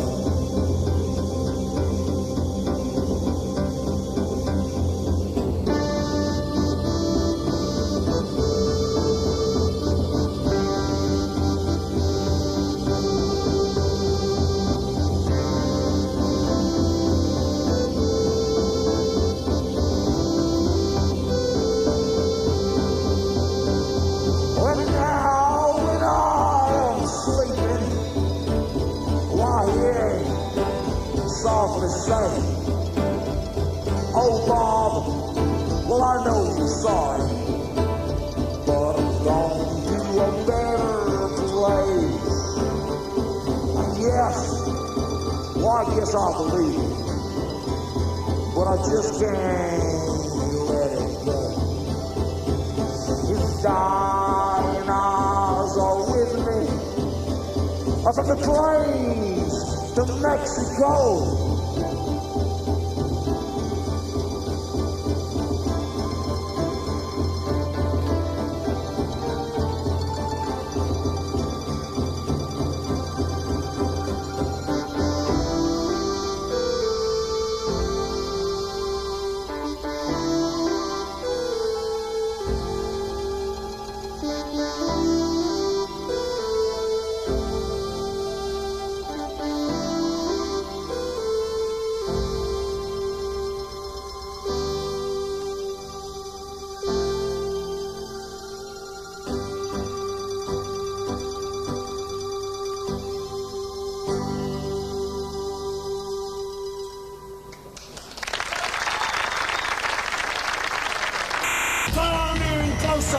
Flames are licking my body. Help me, feel like I'm out of control. I can't breathe, my chest is heaving. Lord have mercy, burn it all away. This is left me higher, sweet song of a fire. The light was gone, burn it all.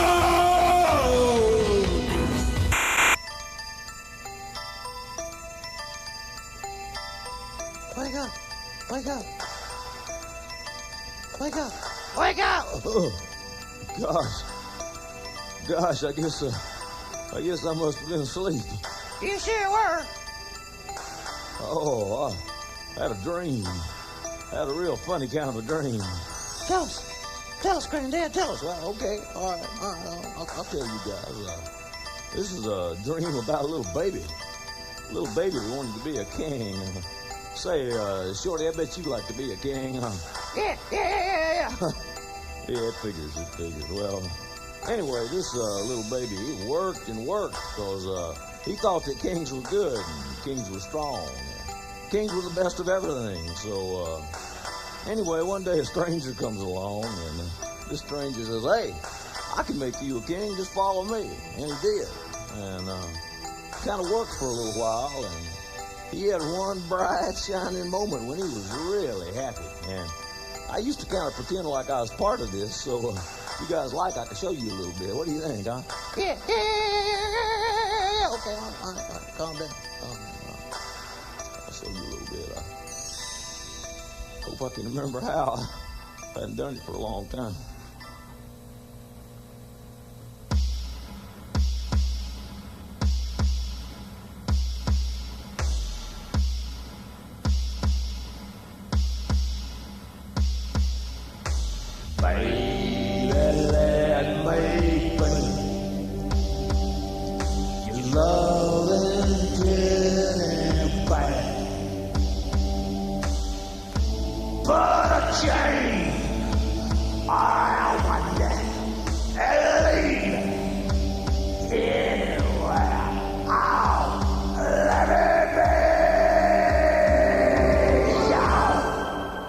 Teddy bear.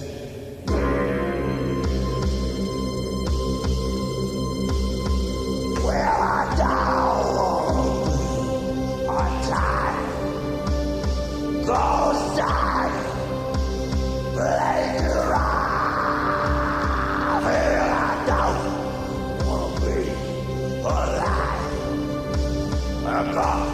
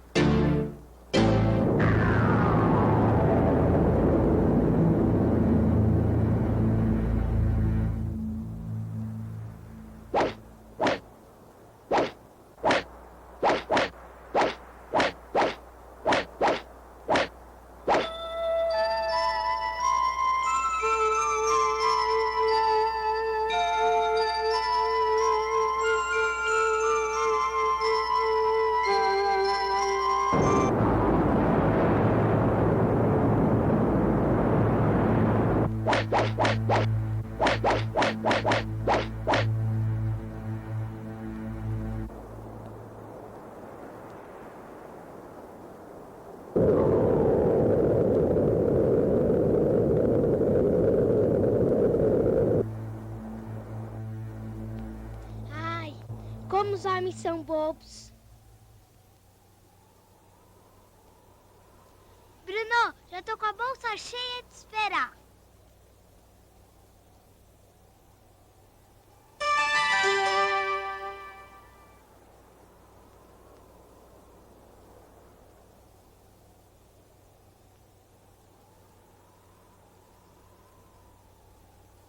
Minha pipa! Bruno! Perdi minha pipa!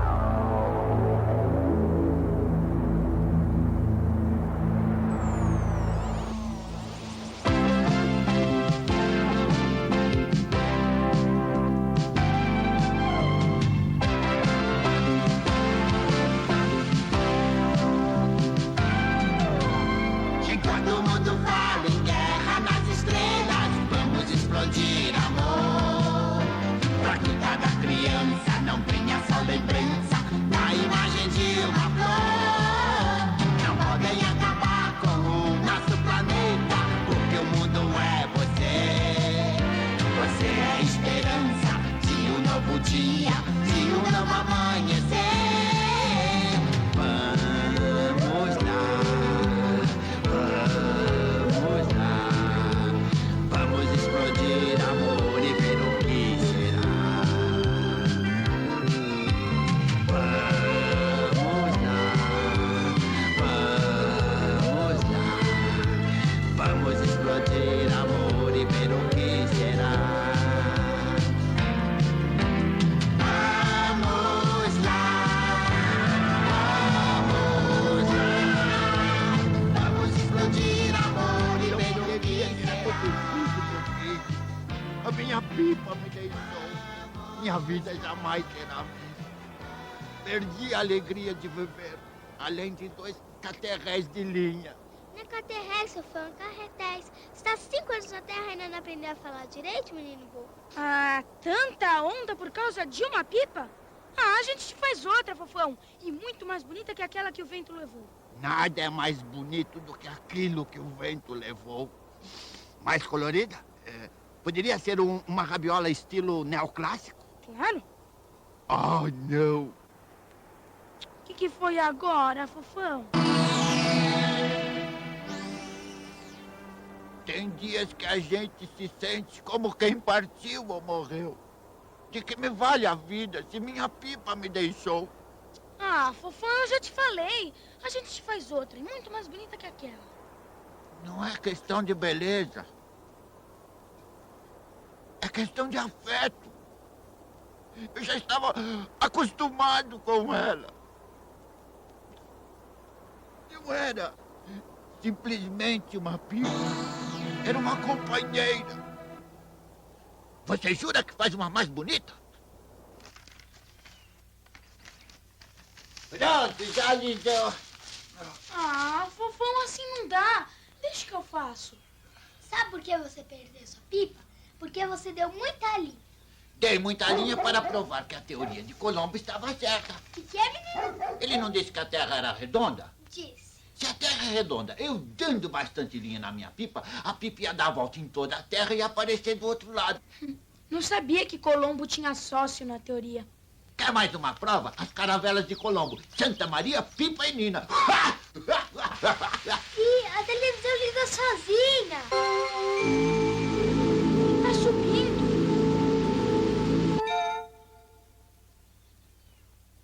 Minha pipa! Minha pipinha, que saudades! Olha, tem umas minhoquinhas escritas nela. Aquilo lá não é minhoquinha não, viu, menino? Aquilo lá são signos da Fofolândia, similar às palavras aqui na Terra.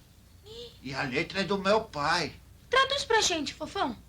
A mensagem diz: filho, filho sou eu. A gente já percebeu. Meu filho, a nave que orbita o nosso sistema e serve de defesa está desgovernada e em rota de colisão com um asteroide. E estranhamente sem tripulação. Vá até lá e veja o que aconteceu.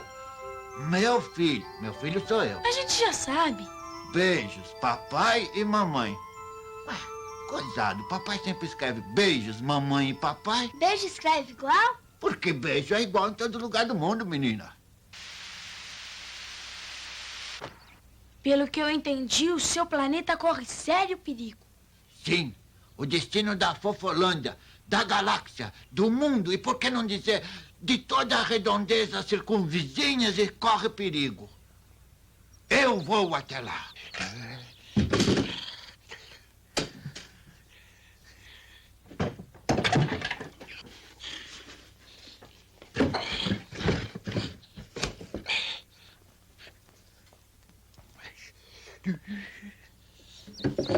Fofão, a gente pode ir com você? Não.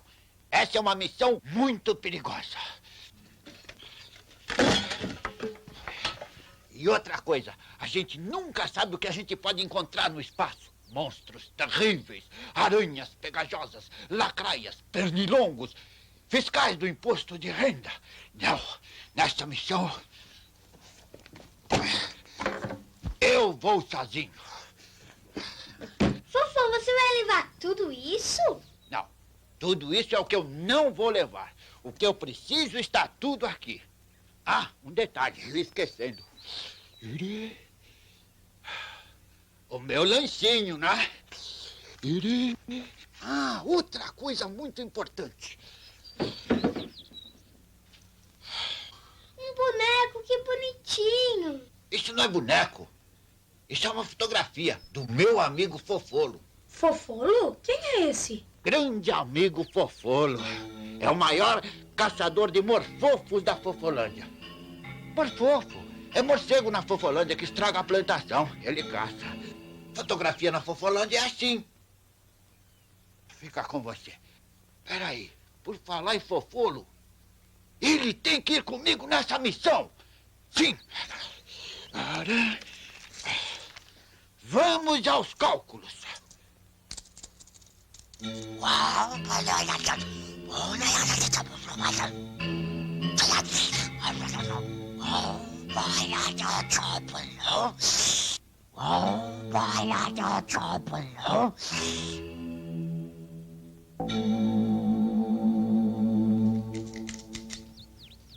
Terminei os meus cálculos. Já estou pronto. O que você está fazendo, Fofão? Eu vou trazer o Fofolo até aqui através das minhas fortes ondas telepáticas e telecinéticas. Vai demorar muito?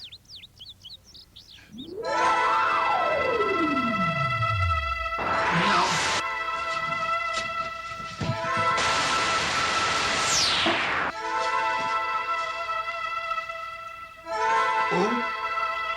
Dois, três, quatro, cinco.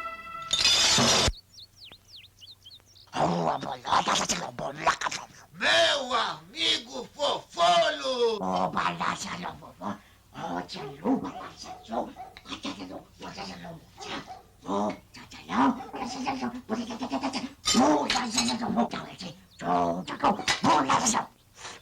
Bom, quando ele estiver mais calmo, eu apresento a vocês, tá bom? Ah, Fofão, deixa a gente ir com você, vai. Não, não e não. E não adianta vir com chantagem emocional. Não adianta lágrimas, bater pezinho, esquerisquirão. Quando eu digo não, é não. Lembrem-se, eu sou um fofolês. E um fofolês é de uma palavra só. Quando ele diz não, é não.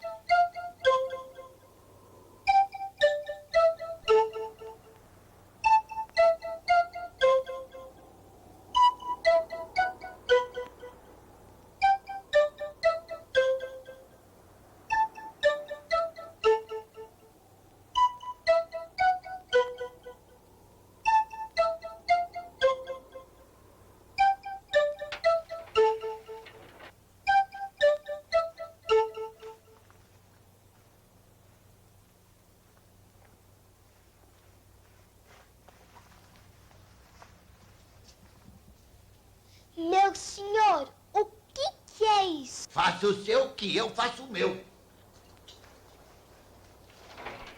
Fofão, como é que a gente vai pro espaço? Ué, o espaço não é lá em cima? A gente vai de elevador. Eu não tô entendendo nada. Agora vocês fiquem quietinhos que eu vou fazer os meus cálculos siderais. O meu nome é Patrícia. O que ele falou? Ele falou que não é surdo-mudo. Pronto, já finalizei os cálculos.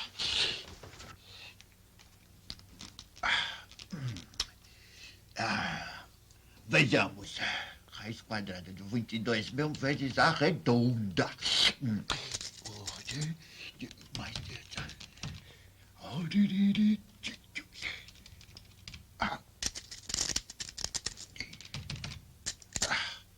Exatamente. Agora senta todo mundo. Preparem-se, vamos descolar. Decolar, Descolar o teto.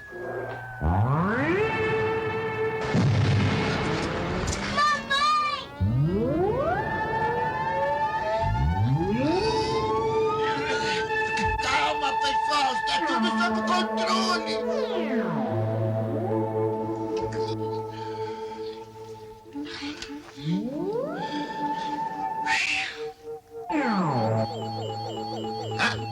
Pelos meus cálculos, faltam poucos segundos para a Acoplagem.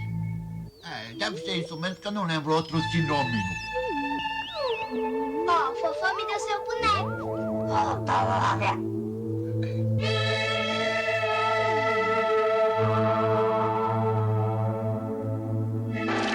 Bem, chegamos.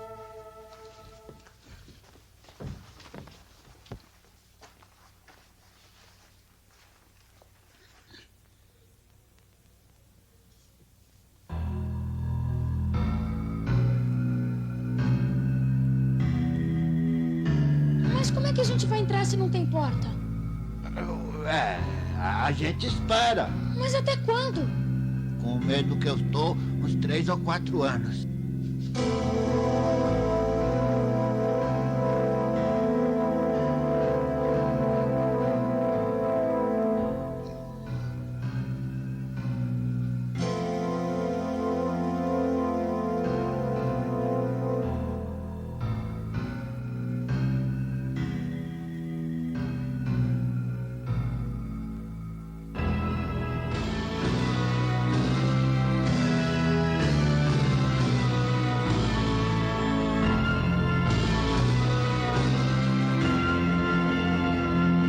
Coisa de cinema.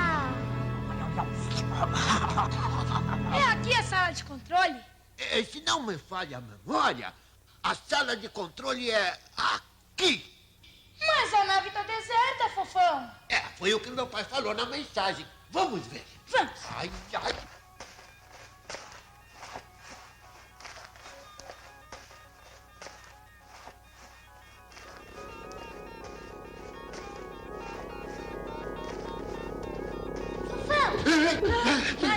Ah, é você?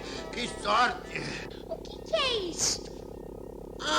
Isso é simplesmente o trator. Perdão, é um reator que estabiliza a nave. Perdão de novo, é o reator que movimenta a nave. Da próxima vez, responda você. Vamos.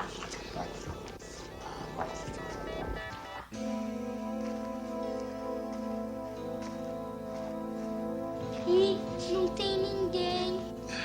Eu tenho a impressão que tem alguém olhando a gente. Bobagem. Esse silêncio me dá arrepio. Garotos, vocês não têm nada a temer. Lembrem-se, eu estou aqui. O de casa! Esse silêncio está me dando arrepios. Eu já disse isto. Mas agora quem arrepiou fui eu. Não me assusta! Não me assusta! Bom, vamos continuar a procura.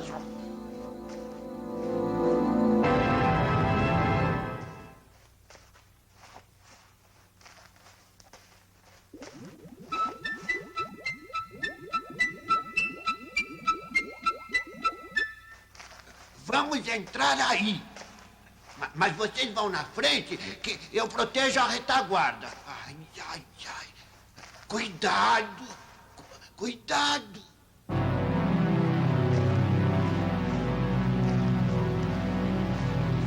À direita, aí à direita.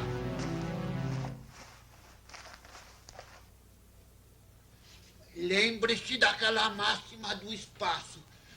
Prudência e caldo de galinha não faz mal a ninguém. Ai, ai, ai.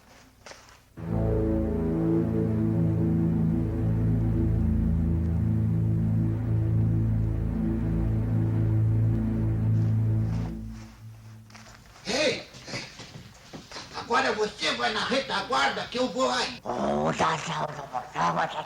Retaguarda é atrás, menino.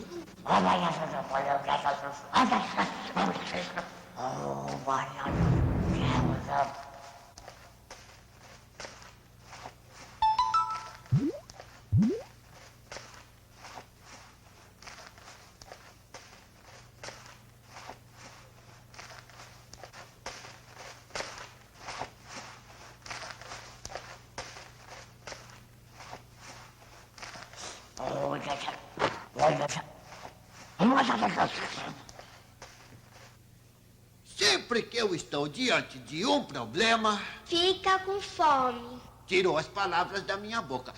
Fofolo, pega o lanchinho que está na minha mochila. De qualquer maneira, crianças, vocês não devem se preocupar. Porque eu... Ei! O que está vendo aí? Verdade? Deixa, eu vou verificar.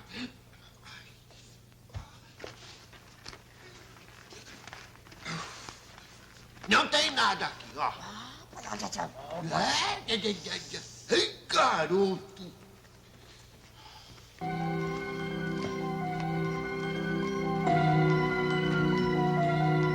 Agora, com licença, que eu vou comer o meu lanchinho.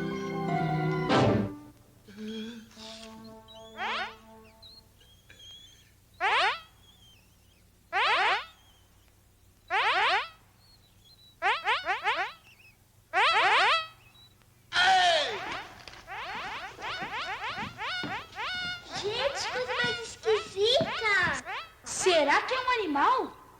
Será que é um vegetal? Será que é de comer? Ah, ele não gostou de você, Fofão. O que ele falou, Fofão? Ele falou que esse bicho vive aqui na nave para comer as impurezas. E porque eu sentei em cima dele sem querer, ele me deu uma cuspida no olho. Puxa, agora ele falou bastante. O que ele falou agora? O nome dele é Juneca. Juneca, que bonitinho. Que bonitinho.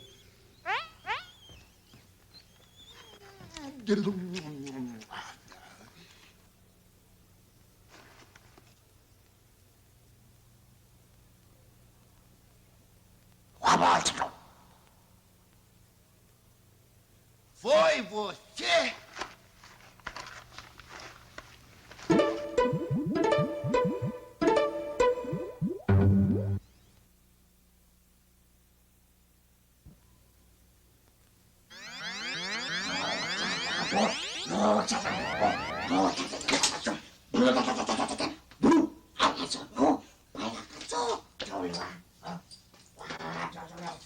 Eu acho que agora a gente tem que tentar corrigir o rumo da nave. Eu ainda acho que tem alguém olhando a gente. E eu acho que vocês, como copilotos, já estão achando muito. Só que antes... Com ele sempre tem um só que antes. Só que antes, eu vou me preparar espacialmente para a ocasião.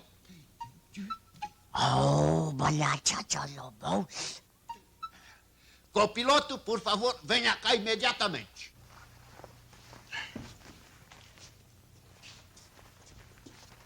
Quando eu falar já, você aperta aquele terceiro botão vermelho, ok?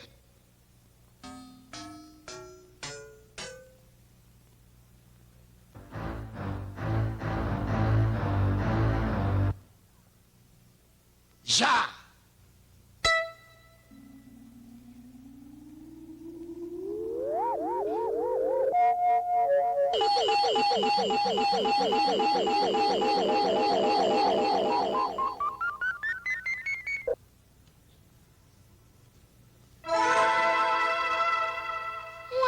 Tá igual.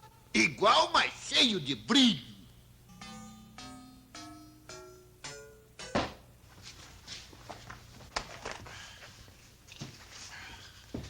Fofão, a gente quer uma roupa igual a essa. Igual não, espacial. Dirijam-se à alfaiataria.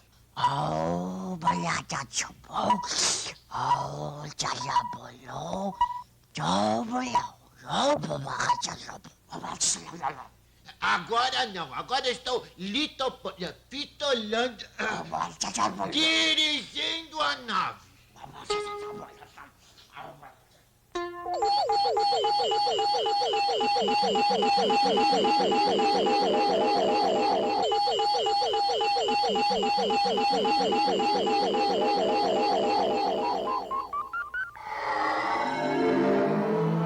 E então, gostaram? Nossa, que pancada!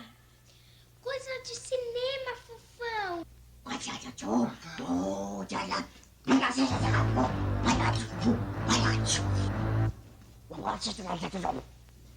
Que é? Não, agora eu não posso ver nada lá embaixo, não. Agora eu estou pensando. Meu boné! Fofolo, vai buscar a minha mochila para pegar o boné. Eu já te falei que na mochila não tem bicho nenhum. Vai, vai. Fofão, me ensina a mexer nessa mesa. Quando eu souber, digo, qualquer hora, qualquer hora.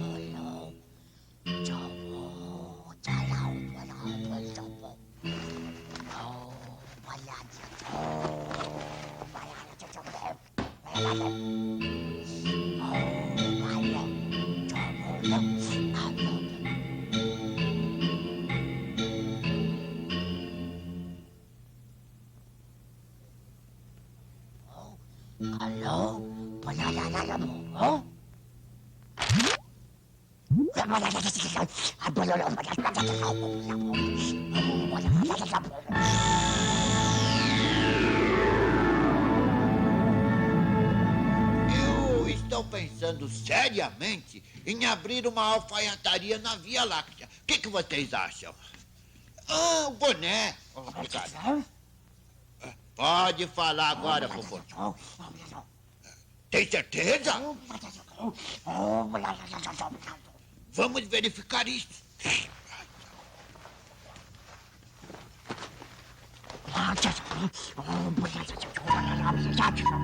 Mesmo? E não dá pra tirar? Ai, ai, ai, ai, ai. Fofão, o que é aquilo? E o que ele falou? Ele falou que a nave foi sabotada e um alienígena acoplou esse aparelho na unidade de direção da nave. Alienígenas? Falei que tinha gente me olhando. Segundo o Fofolo, tem mesmo. Ai, eu tô com medo. Calma, crianças, calma. Não há motivo para pânico. Primeiro, vamos corrigir a rota da nave. Em seguida, a gente vai vasculhar. Dar uma busca geral na nave. E se tiver algum alienígena aqui, a gente tira ele no tapa. É isso aí. É assim que se fala, Fofão. Eu pra falar eu sou bom mesmo. O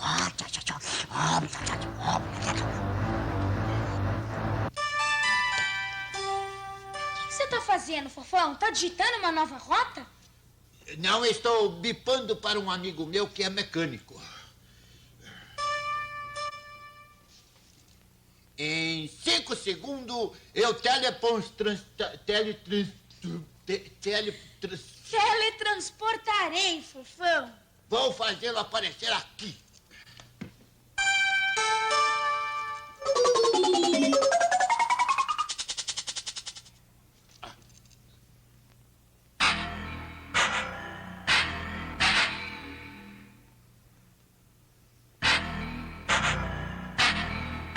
Alien Mac, que prazer em vê-lo!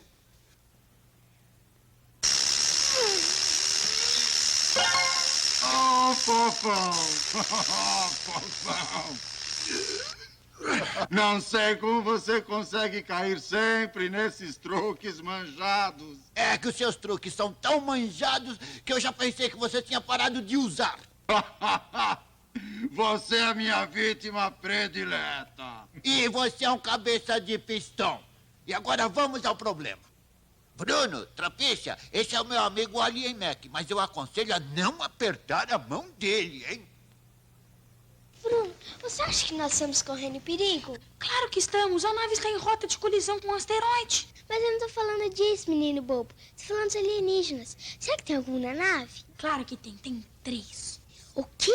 O Fofão, o Fofolo e o Alimec. Vocês homens são todos iguais. Como assim? Sem graça.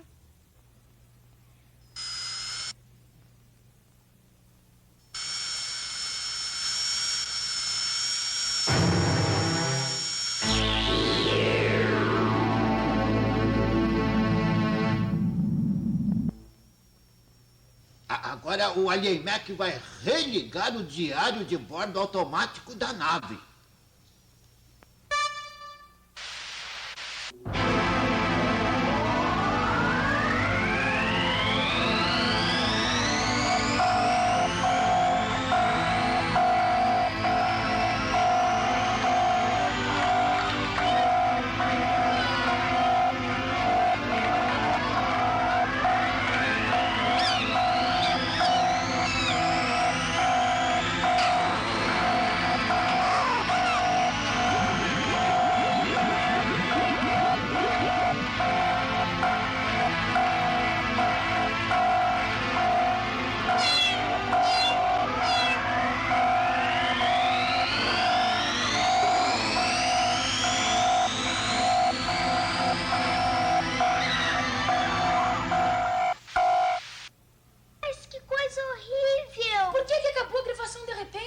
Foi quando alguém ligou esse aparelho aos controles. Esse aparelho serve justamente para interromper e anular o diário automático de bordo. Foi que ele falou.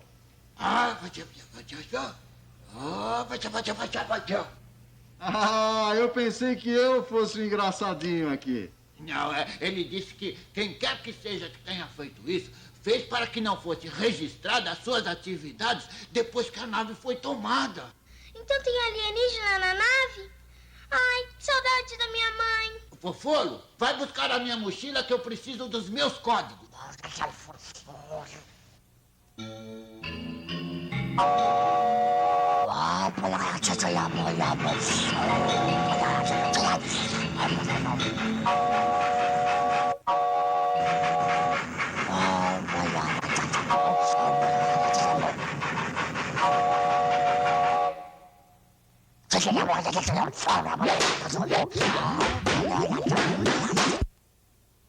Agora a gente precisa acenar e dar uma busca na nave.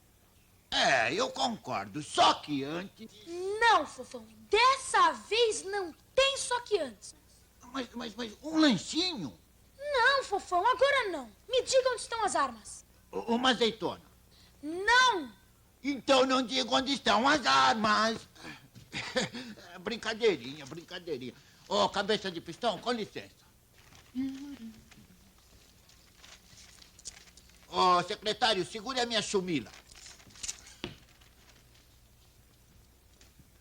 Agora eu vou calcular os meus códigos de combate.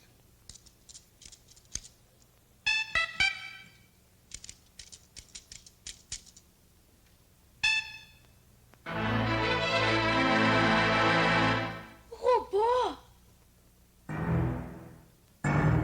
E mole que só ele.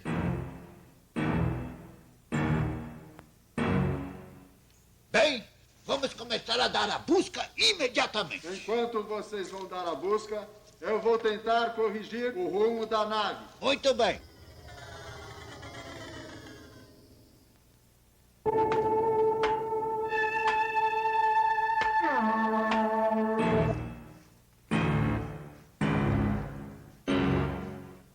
Fofão, você tá com medo? Medo? O que é isso? É de comer? O que significa essa palavra? Por acaso você está com medo? Claro que não. Ah, bom. Eu tô com pavor. Já vi que temos algo em comum. Quer dizer, não há o que temer.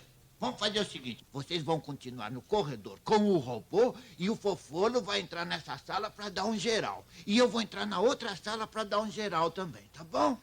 Então vão. Vai, roda presa.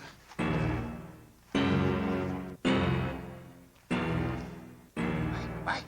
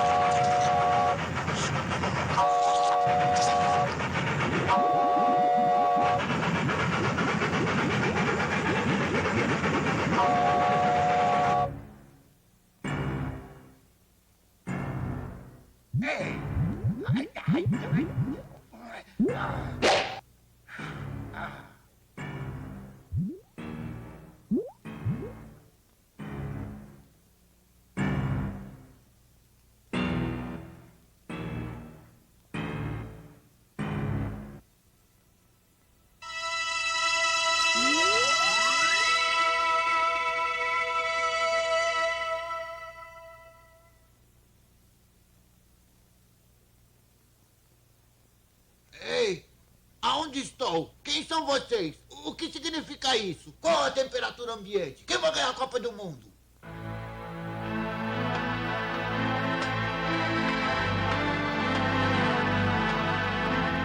O meu nome é Hans. Oh, Hans. Meu nome é Fofão. Fofão.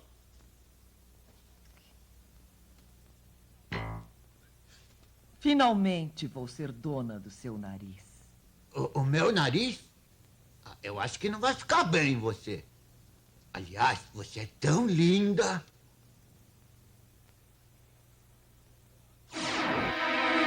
Podem levar.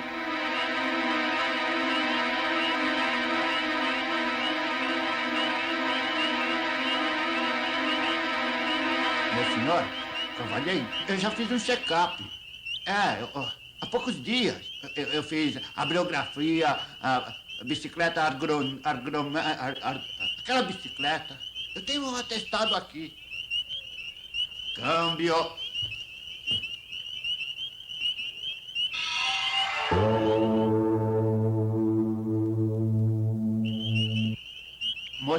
Mocinho, não gostaria de assinar um contrato para adquirir a nave própria? Eles estão fazendo em mutirão. Mocinho, vocês já ouviram falar do Pitangui? Olha, vamos fazer uma coisa. Vamos esquecer isso tudo e vamos para uma praia. Peço deferimento. Quem cochicha o rabo espicha.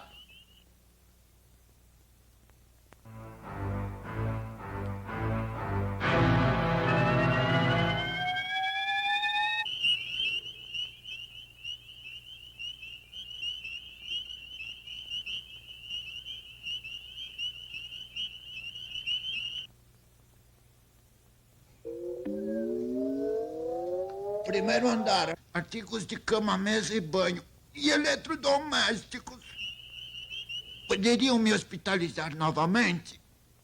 Descendo. O senhor também é hidráulico?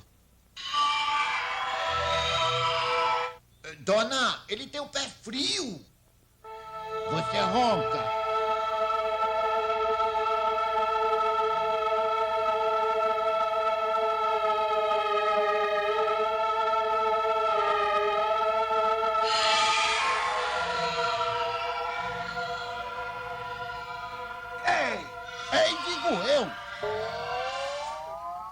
Ei, com essa cara você não vai enganar ninguém.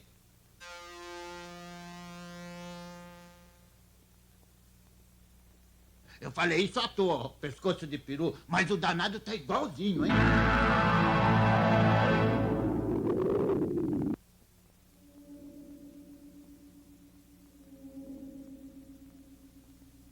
Ih, Fofão ainda não voltou.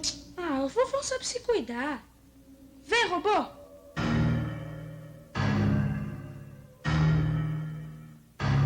Oi, amigão.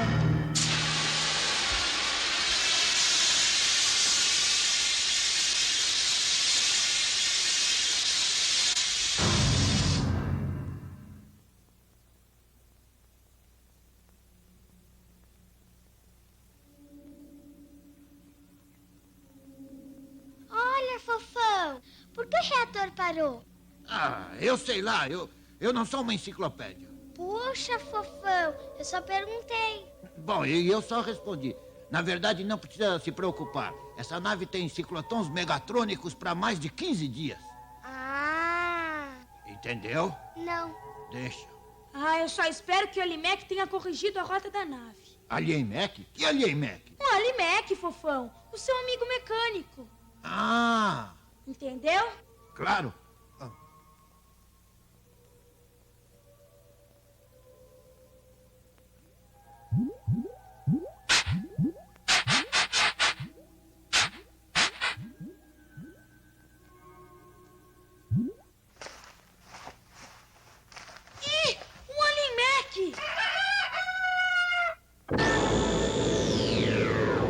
Fofão, ajuda aqui. Não foi nada.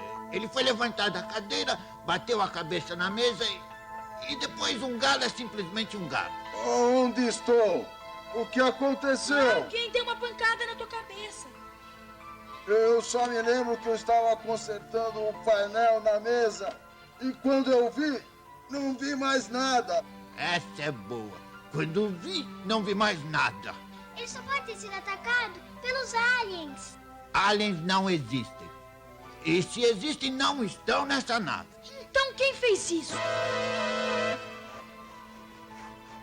Nossa, agora está praticamente impossível impedir a colisão com o tal asteroide. Eu não acho que a situação esteja tão difícil assim. Como não? Nós estamos em rota de colisão com um asteroide. E se isso não é uma situação difícil, então não sei o que é. Os rebocadores espaciais, para que existem? Para isso. Genial, Fofão! Agora estamos salvos. Aposto que você se lembrou daquele nosso amigo que tem uma empresa de rebocadores. Foi. Nele mesmo. Como é o nome dele mesmo? Cook Puff. Isso. E o número dele? JJ99 Ômega. É o que eu tenho. O nome é Puff Puff. Não, Fofão. Cook Puff. Isso. Desculpa, é que a minha memória ultimamente anda um pouco fraca.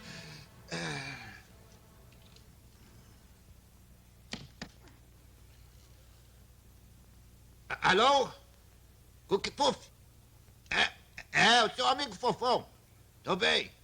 É o problema com a nave. Estamos no quadrante XWT 762R7. Daqui uma hora? Tá bom. Outro pra você. Sem problemas. Daqui uma hora, o rebocador chegará. Oba! Estamos salvos! A gente vai voltar pra casa! Eu também. Eu também. Tururu.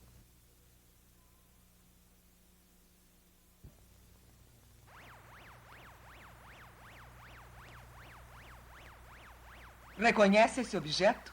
Minha pipa! Agora eu entendi. Você fez tudo isso só para devolver a minha pipa. Você é muito boazinha. Você é uma verdadeira cavalheira. Foi uma isca para trazer você até aqui. Mas essa pipa estava com meu pai. Nunca esteve com seu pai. Isso queima mesmo? Queima mesmo. Você imitou a letra do meu pai só para me trazer até aqui. Para fotografar o seu nariz. Biruta, você é biruta. Me trazer até aqui só para fotografar o meu nariz? Vou te mostrar por quê.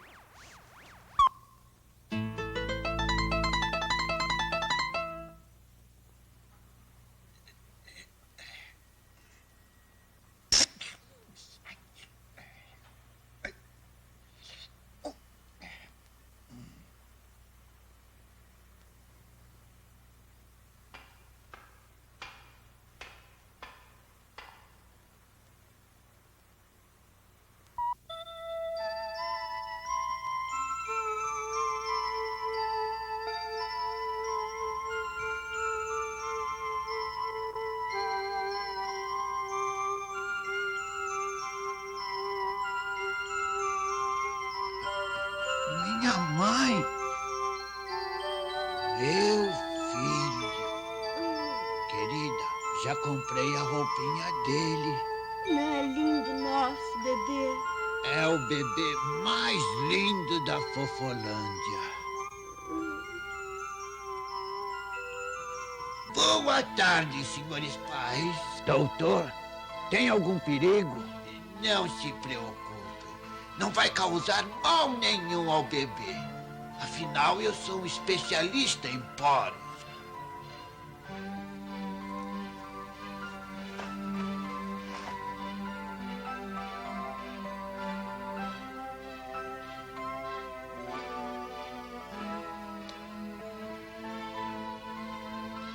Calma, nenê. Calma, nenê. Esse menino vai dar um trabalho.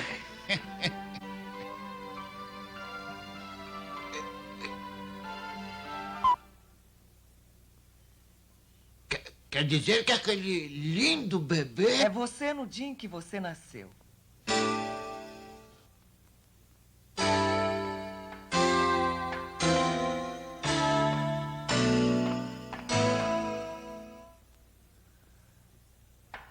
No dia em que foram microtatuadas num poro do seu nariz as coordenadas que indicam a passagem para uma dimensão mais rica e pacífica do universo.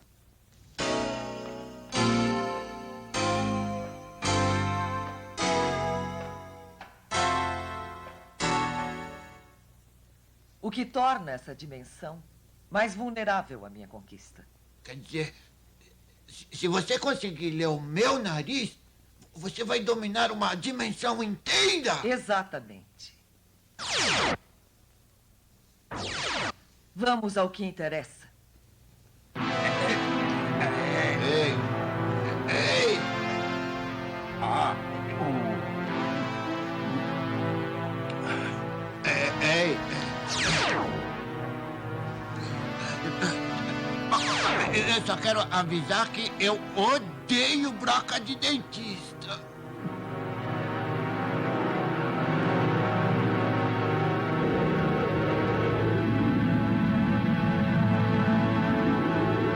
Estação Beta. Estação Beta. Estação Beta. Não entendo. A nave rebocador já deveria ter chegado. Estação Beta. Estação Beta. Estação Beta. Estação Beta. Estação Beta. Estação Beta.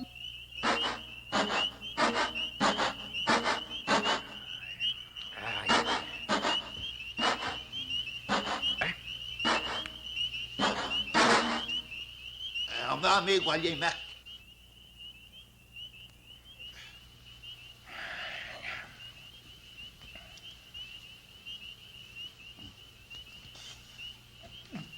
Você já vai, Fofão?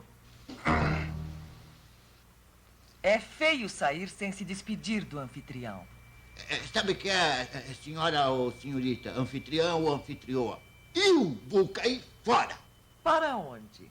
Eu vou denunciar a senhora ou senhorita ao CPI do Comitê Intergaláctico por invasão de domicílio e, por que não dizer, por esse motivo também. Pode ir.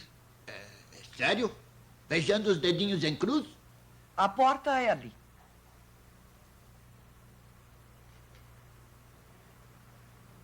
Tem algum truque nessa porta? Não. Então tem.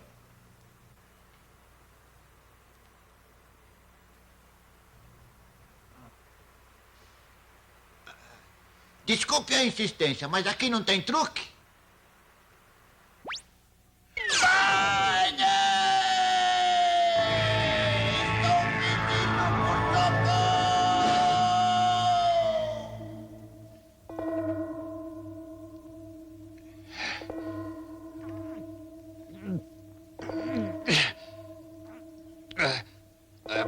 Boa tarde.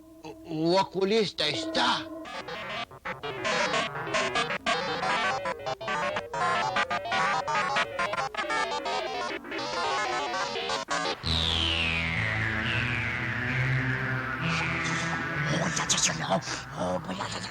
O que é, ô chato? Não, eu quis dizer, o que é chatinho? Ah, luz vermelha piscando? Deve ser o nível do óleo. Depois a gente completa. Fofão, cadê o robô? Está na manutenção.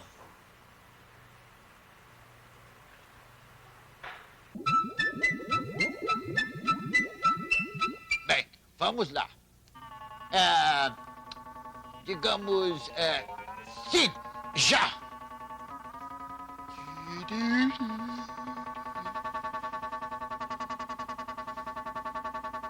Ei, espere aí. Você já tirou um, como é que você pode ter 3 na mão? Estão roubando, é? Mas vocês são muito mãos de... Digo, caras de pau. Não jogo mais. Os cavalheiros poderiam indicar aonde é a saída desse buraco? Não precisavam responder todos ao mesmo tempo.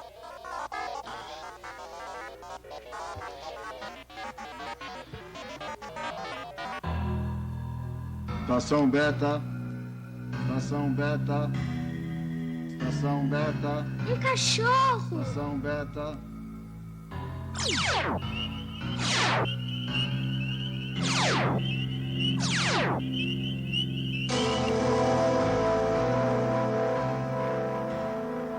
O que você disse? Eu não falei nada. Falou sim. Você falou em dialeto galáctico. Vocês estão imaginando coisas. Eu só sei falar fofolês. Falou sim, porque eu escutei. Eu tô achando você muito estranho, viu, seu Fofão? Crianças.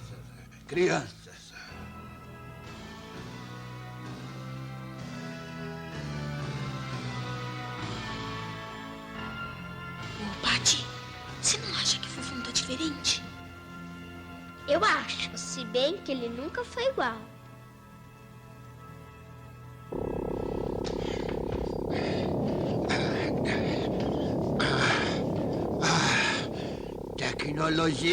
Tecnologia, bela nave essa.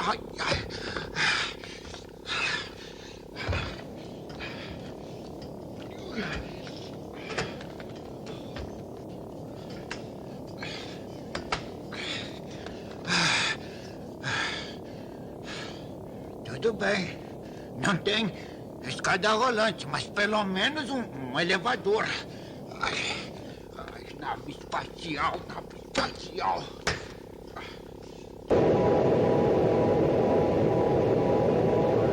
Pessoal, vocês não imaginam o que aconteceu. Apanhei-te, cavaquinho. É um truque. Claro que é. Só pode ser de espelho. Devolva o meu boné já. Mas quem é quem? Eu não falei, pomba. Prendam o impostor.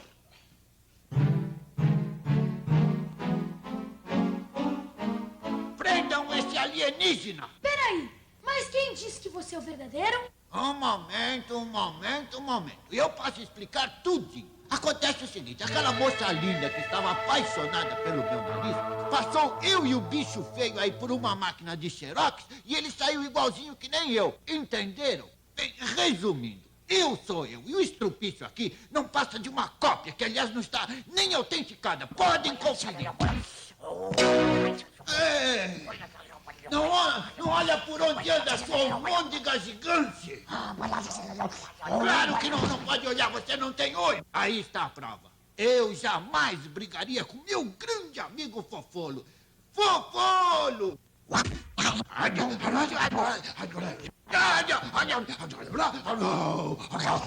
Peraí, eu já sei quem vai descobrir quem é o verdadeiro Fofão. Então, Juneca, quem é o verdadeiro Fofão?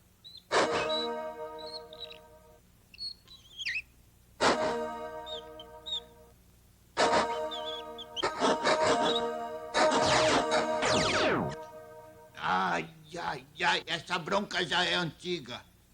Prendam o impostor. Farsante. Meu boné! Dá meu boné! Meu bonézinho!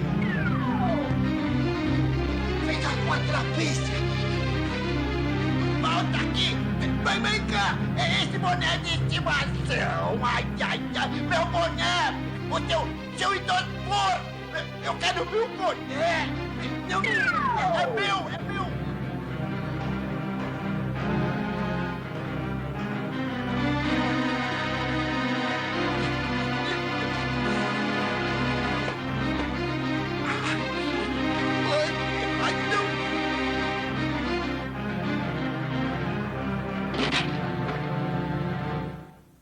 E aí, Fofão, pegou ele?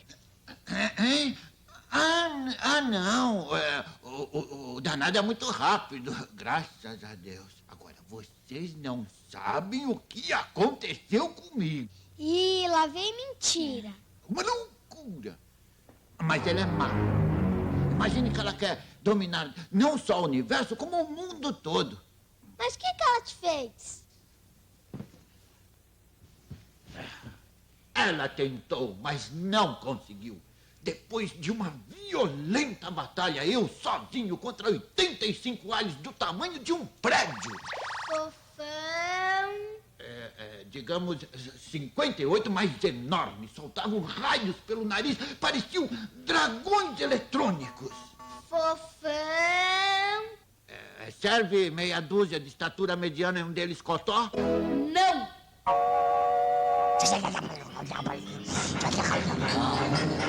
Volte aqui, moleque! Volte aqui, menino! Ô, Fofão, o Fofão tá querendo dizer alguma coisa sobre aquela luzinha vermelha piscando, só que a gente não entende. Ah, agora eu tenho coisa mais urgente pra fazer. Eu tenho que Recuperar. pegar de volta o meu cravo. A flor? Não, o cravo do meu nariz. Mas quem pegou um cravo do teu nariz? A linda senhora ou senhorita que me atraiu até aqui.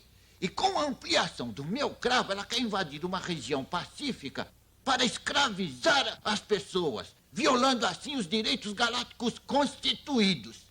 Será que você podia explicar isso de um jeito que criança entenda? Agora não tenho tempo. Eu vou procurar a zoiuda. Eu vou com você. Não. Prometo a vocês que darei a minha vida para a humanidade, se necessário for. E vocês, fiquem aqui fazendo exatamente o que eu estou fazendo. O quê? Torcendo para não ser necessário. Boa sorte, Fofão. Obrigado. Nada. Grande Fofão.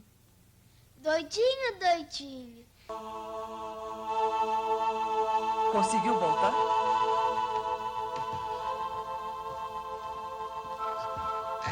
Tava um pouco escuro, mas, olha, modéstia à parte, não é por estar na minha presença, não. O meu senso fofolês de direção é o melhor da galáxia. Aliás, já que tocamos no assunto... O que você quer? Sabe o que é, senhorita? Ou senhora? Senhora ou senhorita? Bom, não importa. O importante é a felicidade das pessoas. É que eu gostaria de ter de volta aquele cravo que a senhora ou senhorita extraiu do meu nariz. Isso? Que cravão! Poderia me entregar? Por quê? Primeiro, porque ele é meu. E segundo, porque a senhora ou senhorita, de posse dessas coordenadas, poderá invadir uma dimensão pacífica. E terceiro, porque se a senhora ou a senhorita não me entregar... O que acontece? Contra os meus princípios, serei obrigado a tomá-lo à força. E lembre-se, eu sou um fofolês, homem. E a senhora ou a senhorita não passa de uma frágil mulher. Você é um. Eu sou 1000.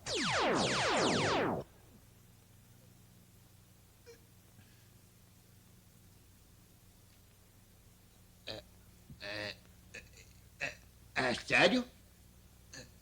Palavra de escoteiro? Bom.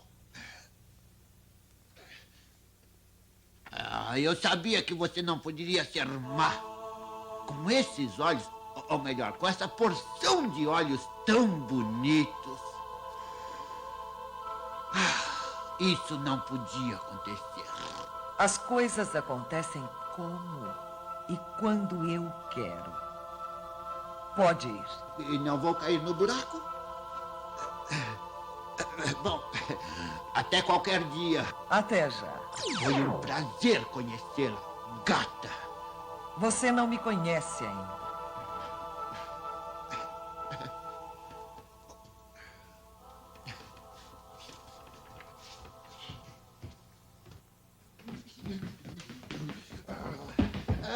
Que foi, bichinho peludinho?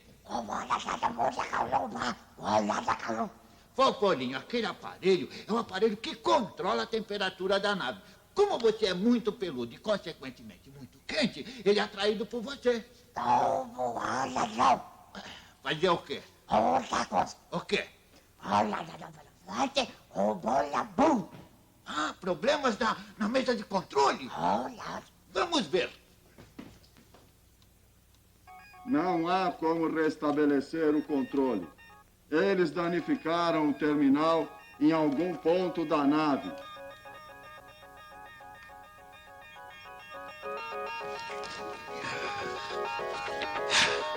Eu não digo sempre que no fundo, as pessoas são boas? Ó, a Zoiuda me devolveu a ampliação das coordenadas daquela região rica e pacífica. Agora ela não vai poder mais invadir aquela dimensão. Mas por que ela te devolveu? Eu sei. Talvez por causa do meu perfil grego. Ou talvez por causa da minha maravilhosa voz, que lembra o cantar da cotovia ou do rouxinol. Talvez porque ela ainda esteja aqui dentro e a gente também. Você quer dizer com isso, menino? Será? Será que é por isso que ela falou assim até já quando eu me despedi? Eu duvido que ela venha tomar de volta. Ela não. Eles.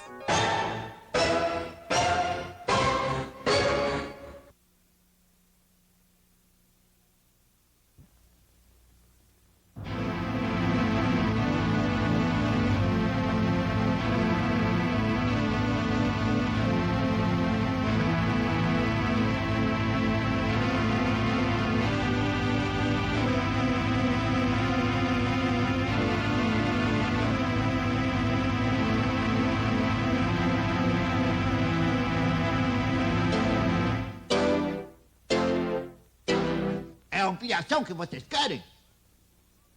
Não dou. Dá sim, Fofão. Eles são uma porção. Eu também. Fofolo, vá lá e acabe com eles. Nas crianças ninguém mexe.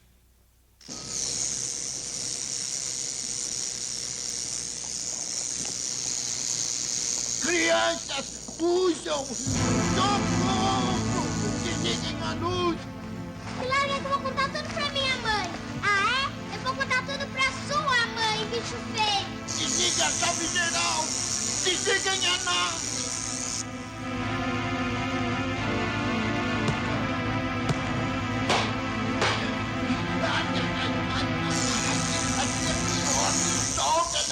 Pra você, Alineco, bem feito. Ai. Alguém aí me arruma um rolo de fita isolante. Ai, me dói o corpo todo. Me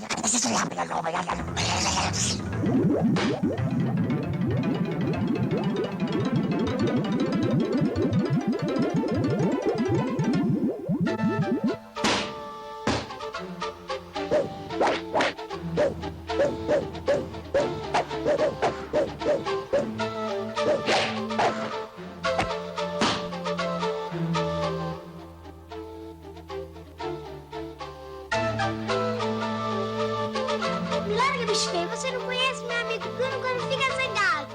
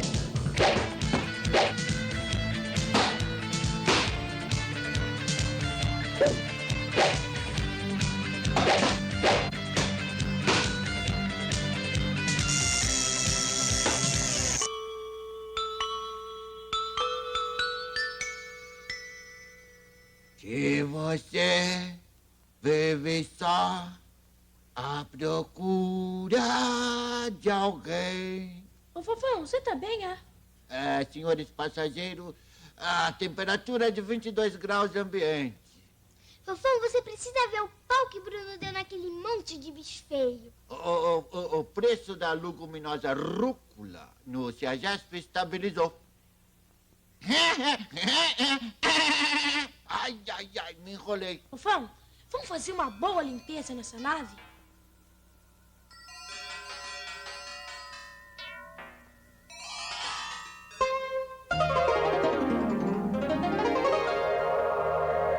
Pronto, nossos problemas terminaram. Aí lá acima. Ai. Ele disse que tem um explosivo de tempo em algum lugar da nave. Deixe-me pensar. Sempre quando eu penso...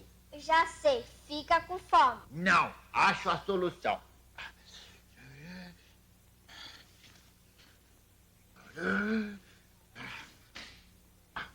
Não falei?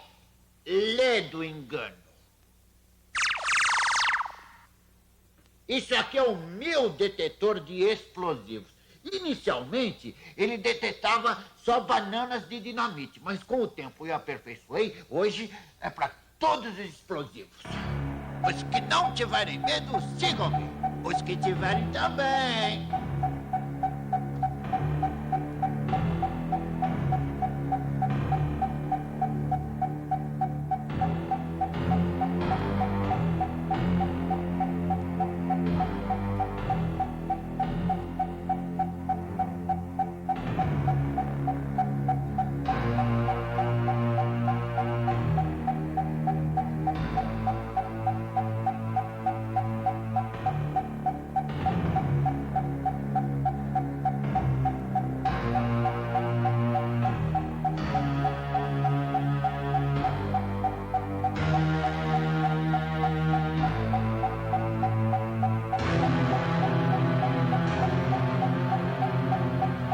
Cuidado! O meu faro apurado diz que aqui tem coisa. Agora vocês fiquem aqui que eu vou verificar.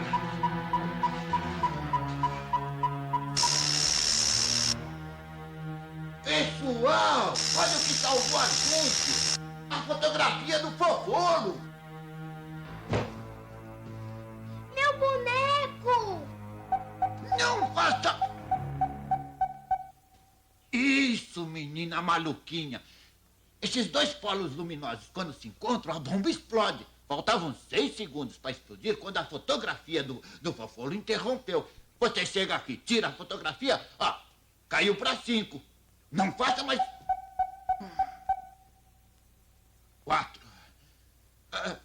Alemac, leve as crianças daqui. Vai.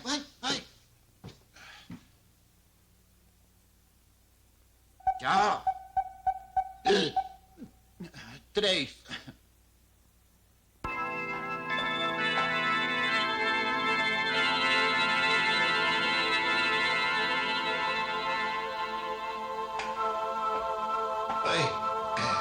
Estamos aqui tentando desarmar uma bombinha. Já sei. A ampliação. Eu não entendo. Se você me deu, por que você quer de volta? O computador recusou as coordenadas, porque a ampliação não tinha sua impressão digital. Agora tem. Devolva. Se me deu, agora quer de volta? Você é uma pessoa de muitas caras. Você tem razão. Mas você ainda não conhece todas.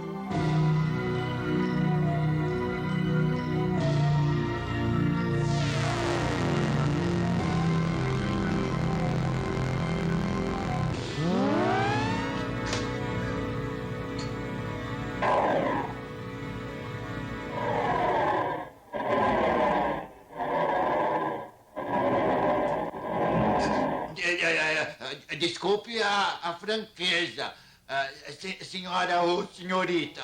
Eu preferia a forma anterior.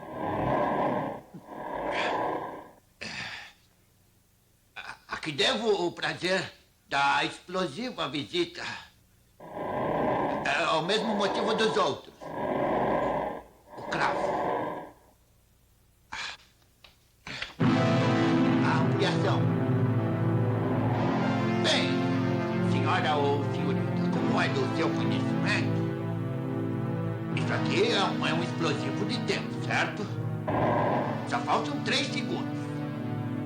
E a minha mão está interrompendo o contato final, certo? Pois bem.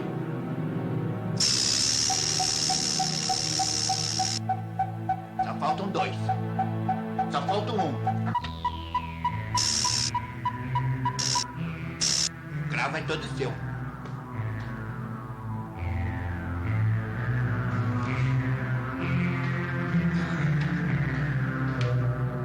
Sabe o que é, ô garoto?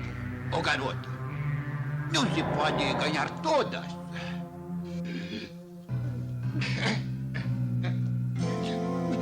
Olha, o barão de Coubertin já dizia, o importante não é vencer, o importante é competir. É competir.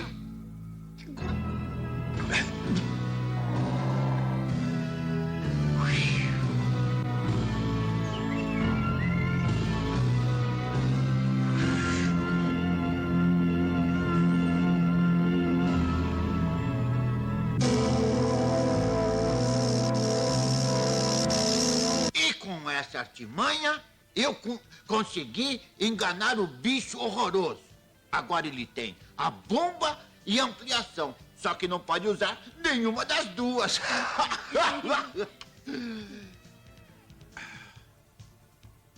Mas ela era linda. Mas você não falou que ela era um bicho horroroso? Mas o amor é gago. Cego. Também? Dentro de 5 minutos, vamos colidir com o asteroide. E não há como desviar a nave. Bem, já que a gente não pode desviar a nave, vamos desviar o asteroide.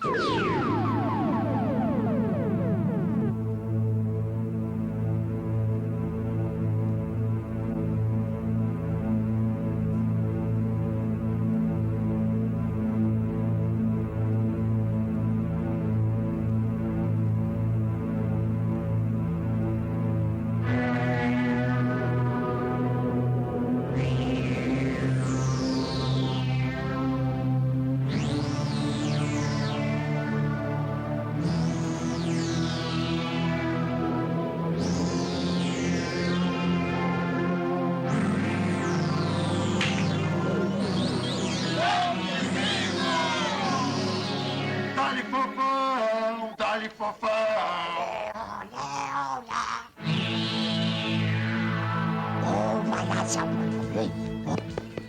Atenção, atenção, meus amigos. Depois que eu resgatei essa nave e o meu boné e salvei a vida de todos, e por favor, não me agradeçam, o bolo...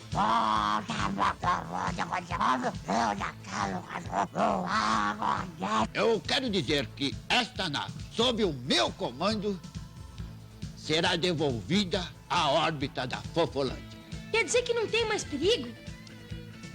Garoto, o meu nome é Fão. Fofão.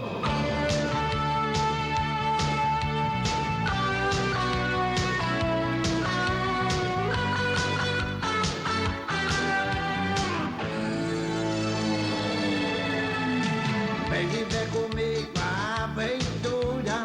Vamos pelo tempo viajar, pelo espaço rumo ao futuro, numa curtição galáctica. Tudo é diferente, é meu planeta. Se você quiser, vou te levar para andar de skate num cometa. Tem milhões de coisas pra brincar. Uou, uou, uou, a nave do futuro. Uou, uou, uou, vai te levar. Uou, uou, uou, a nave do futuro, numa viagem fantástica. Uou, uou, uou, a nave do futuro. Uou, uou, uou, vai te levar. Uou, uou, uou, a nave do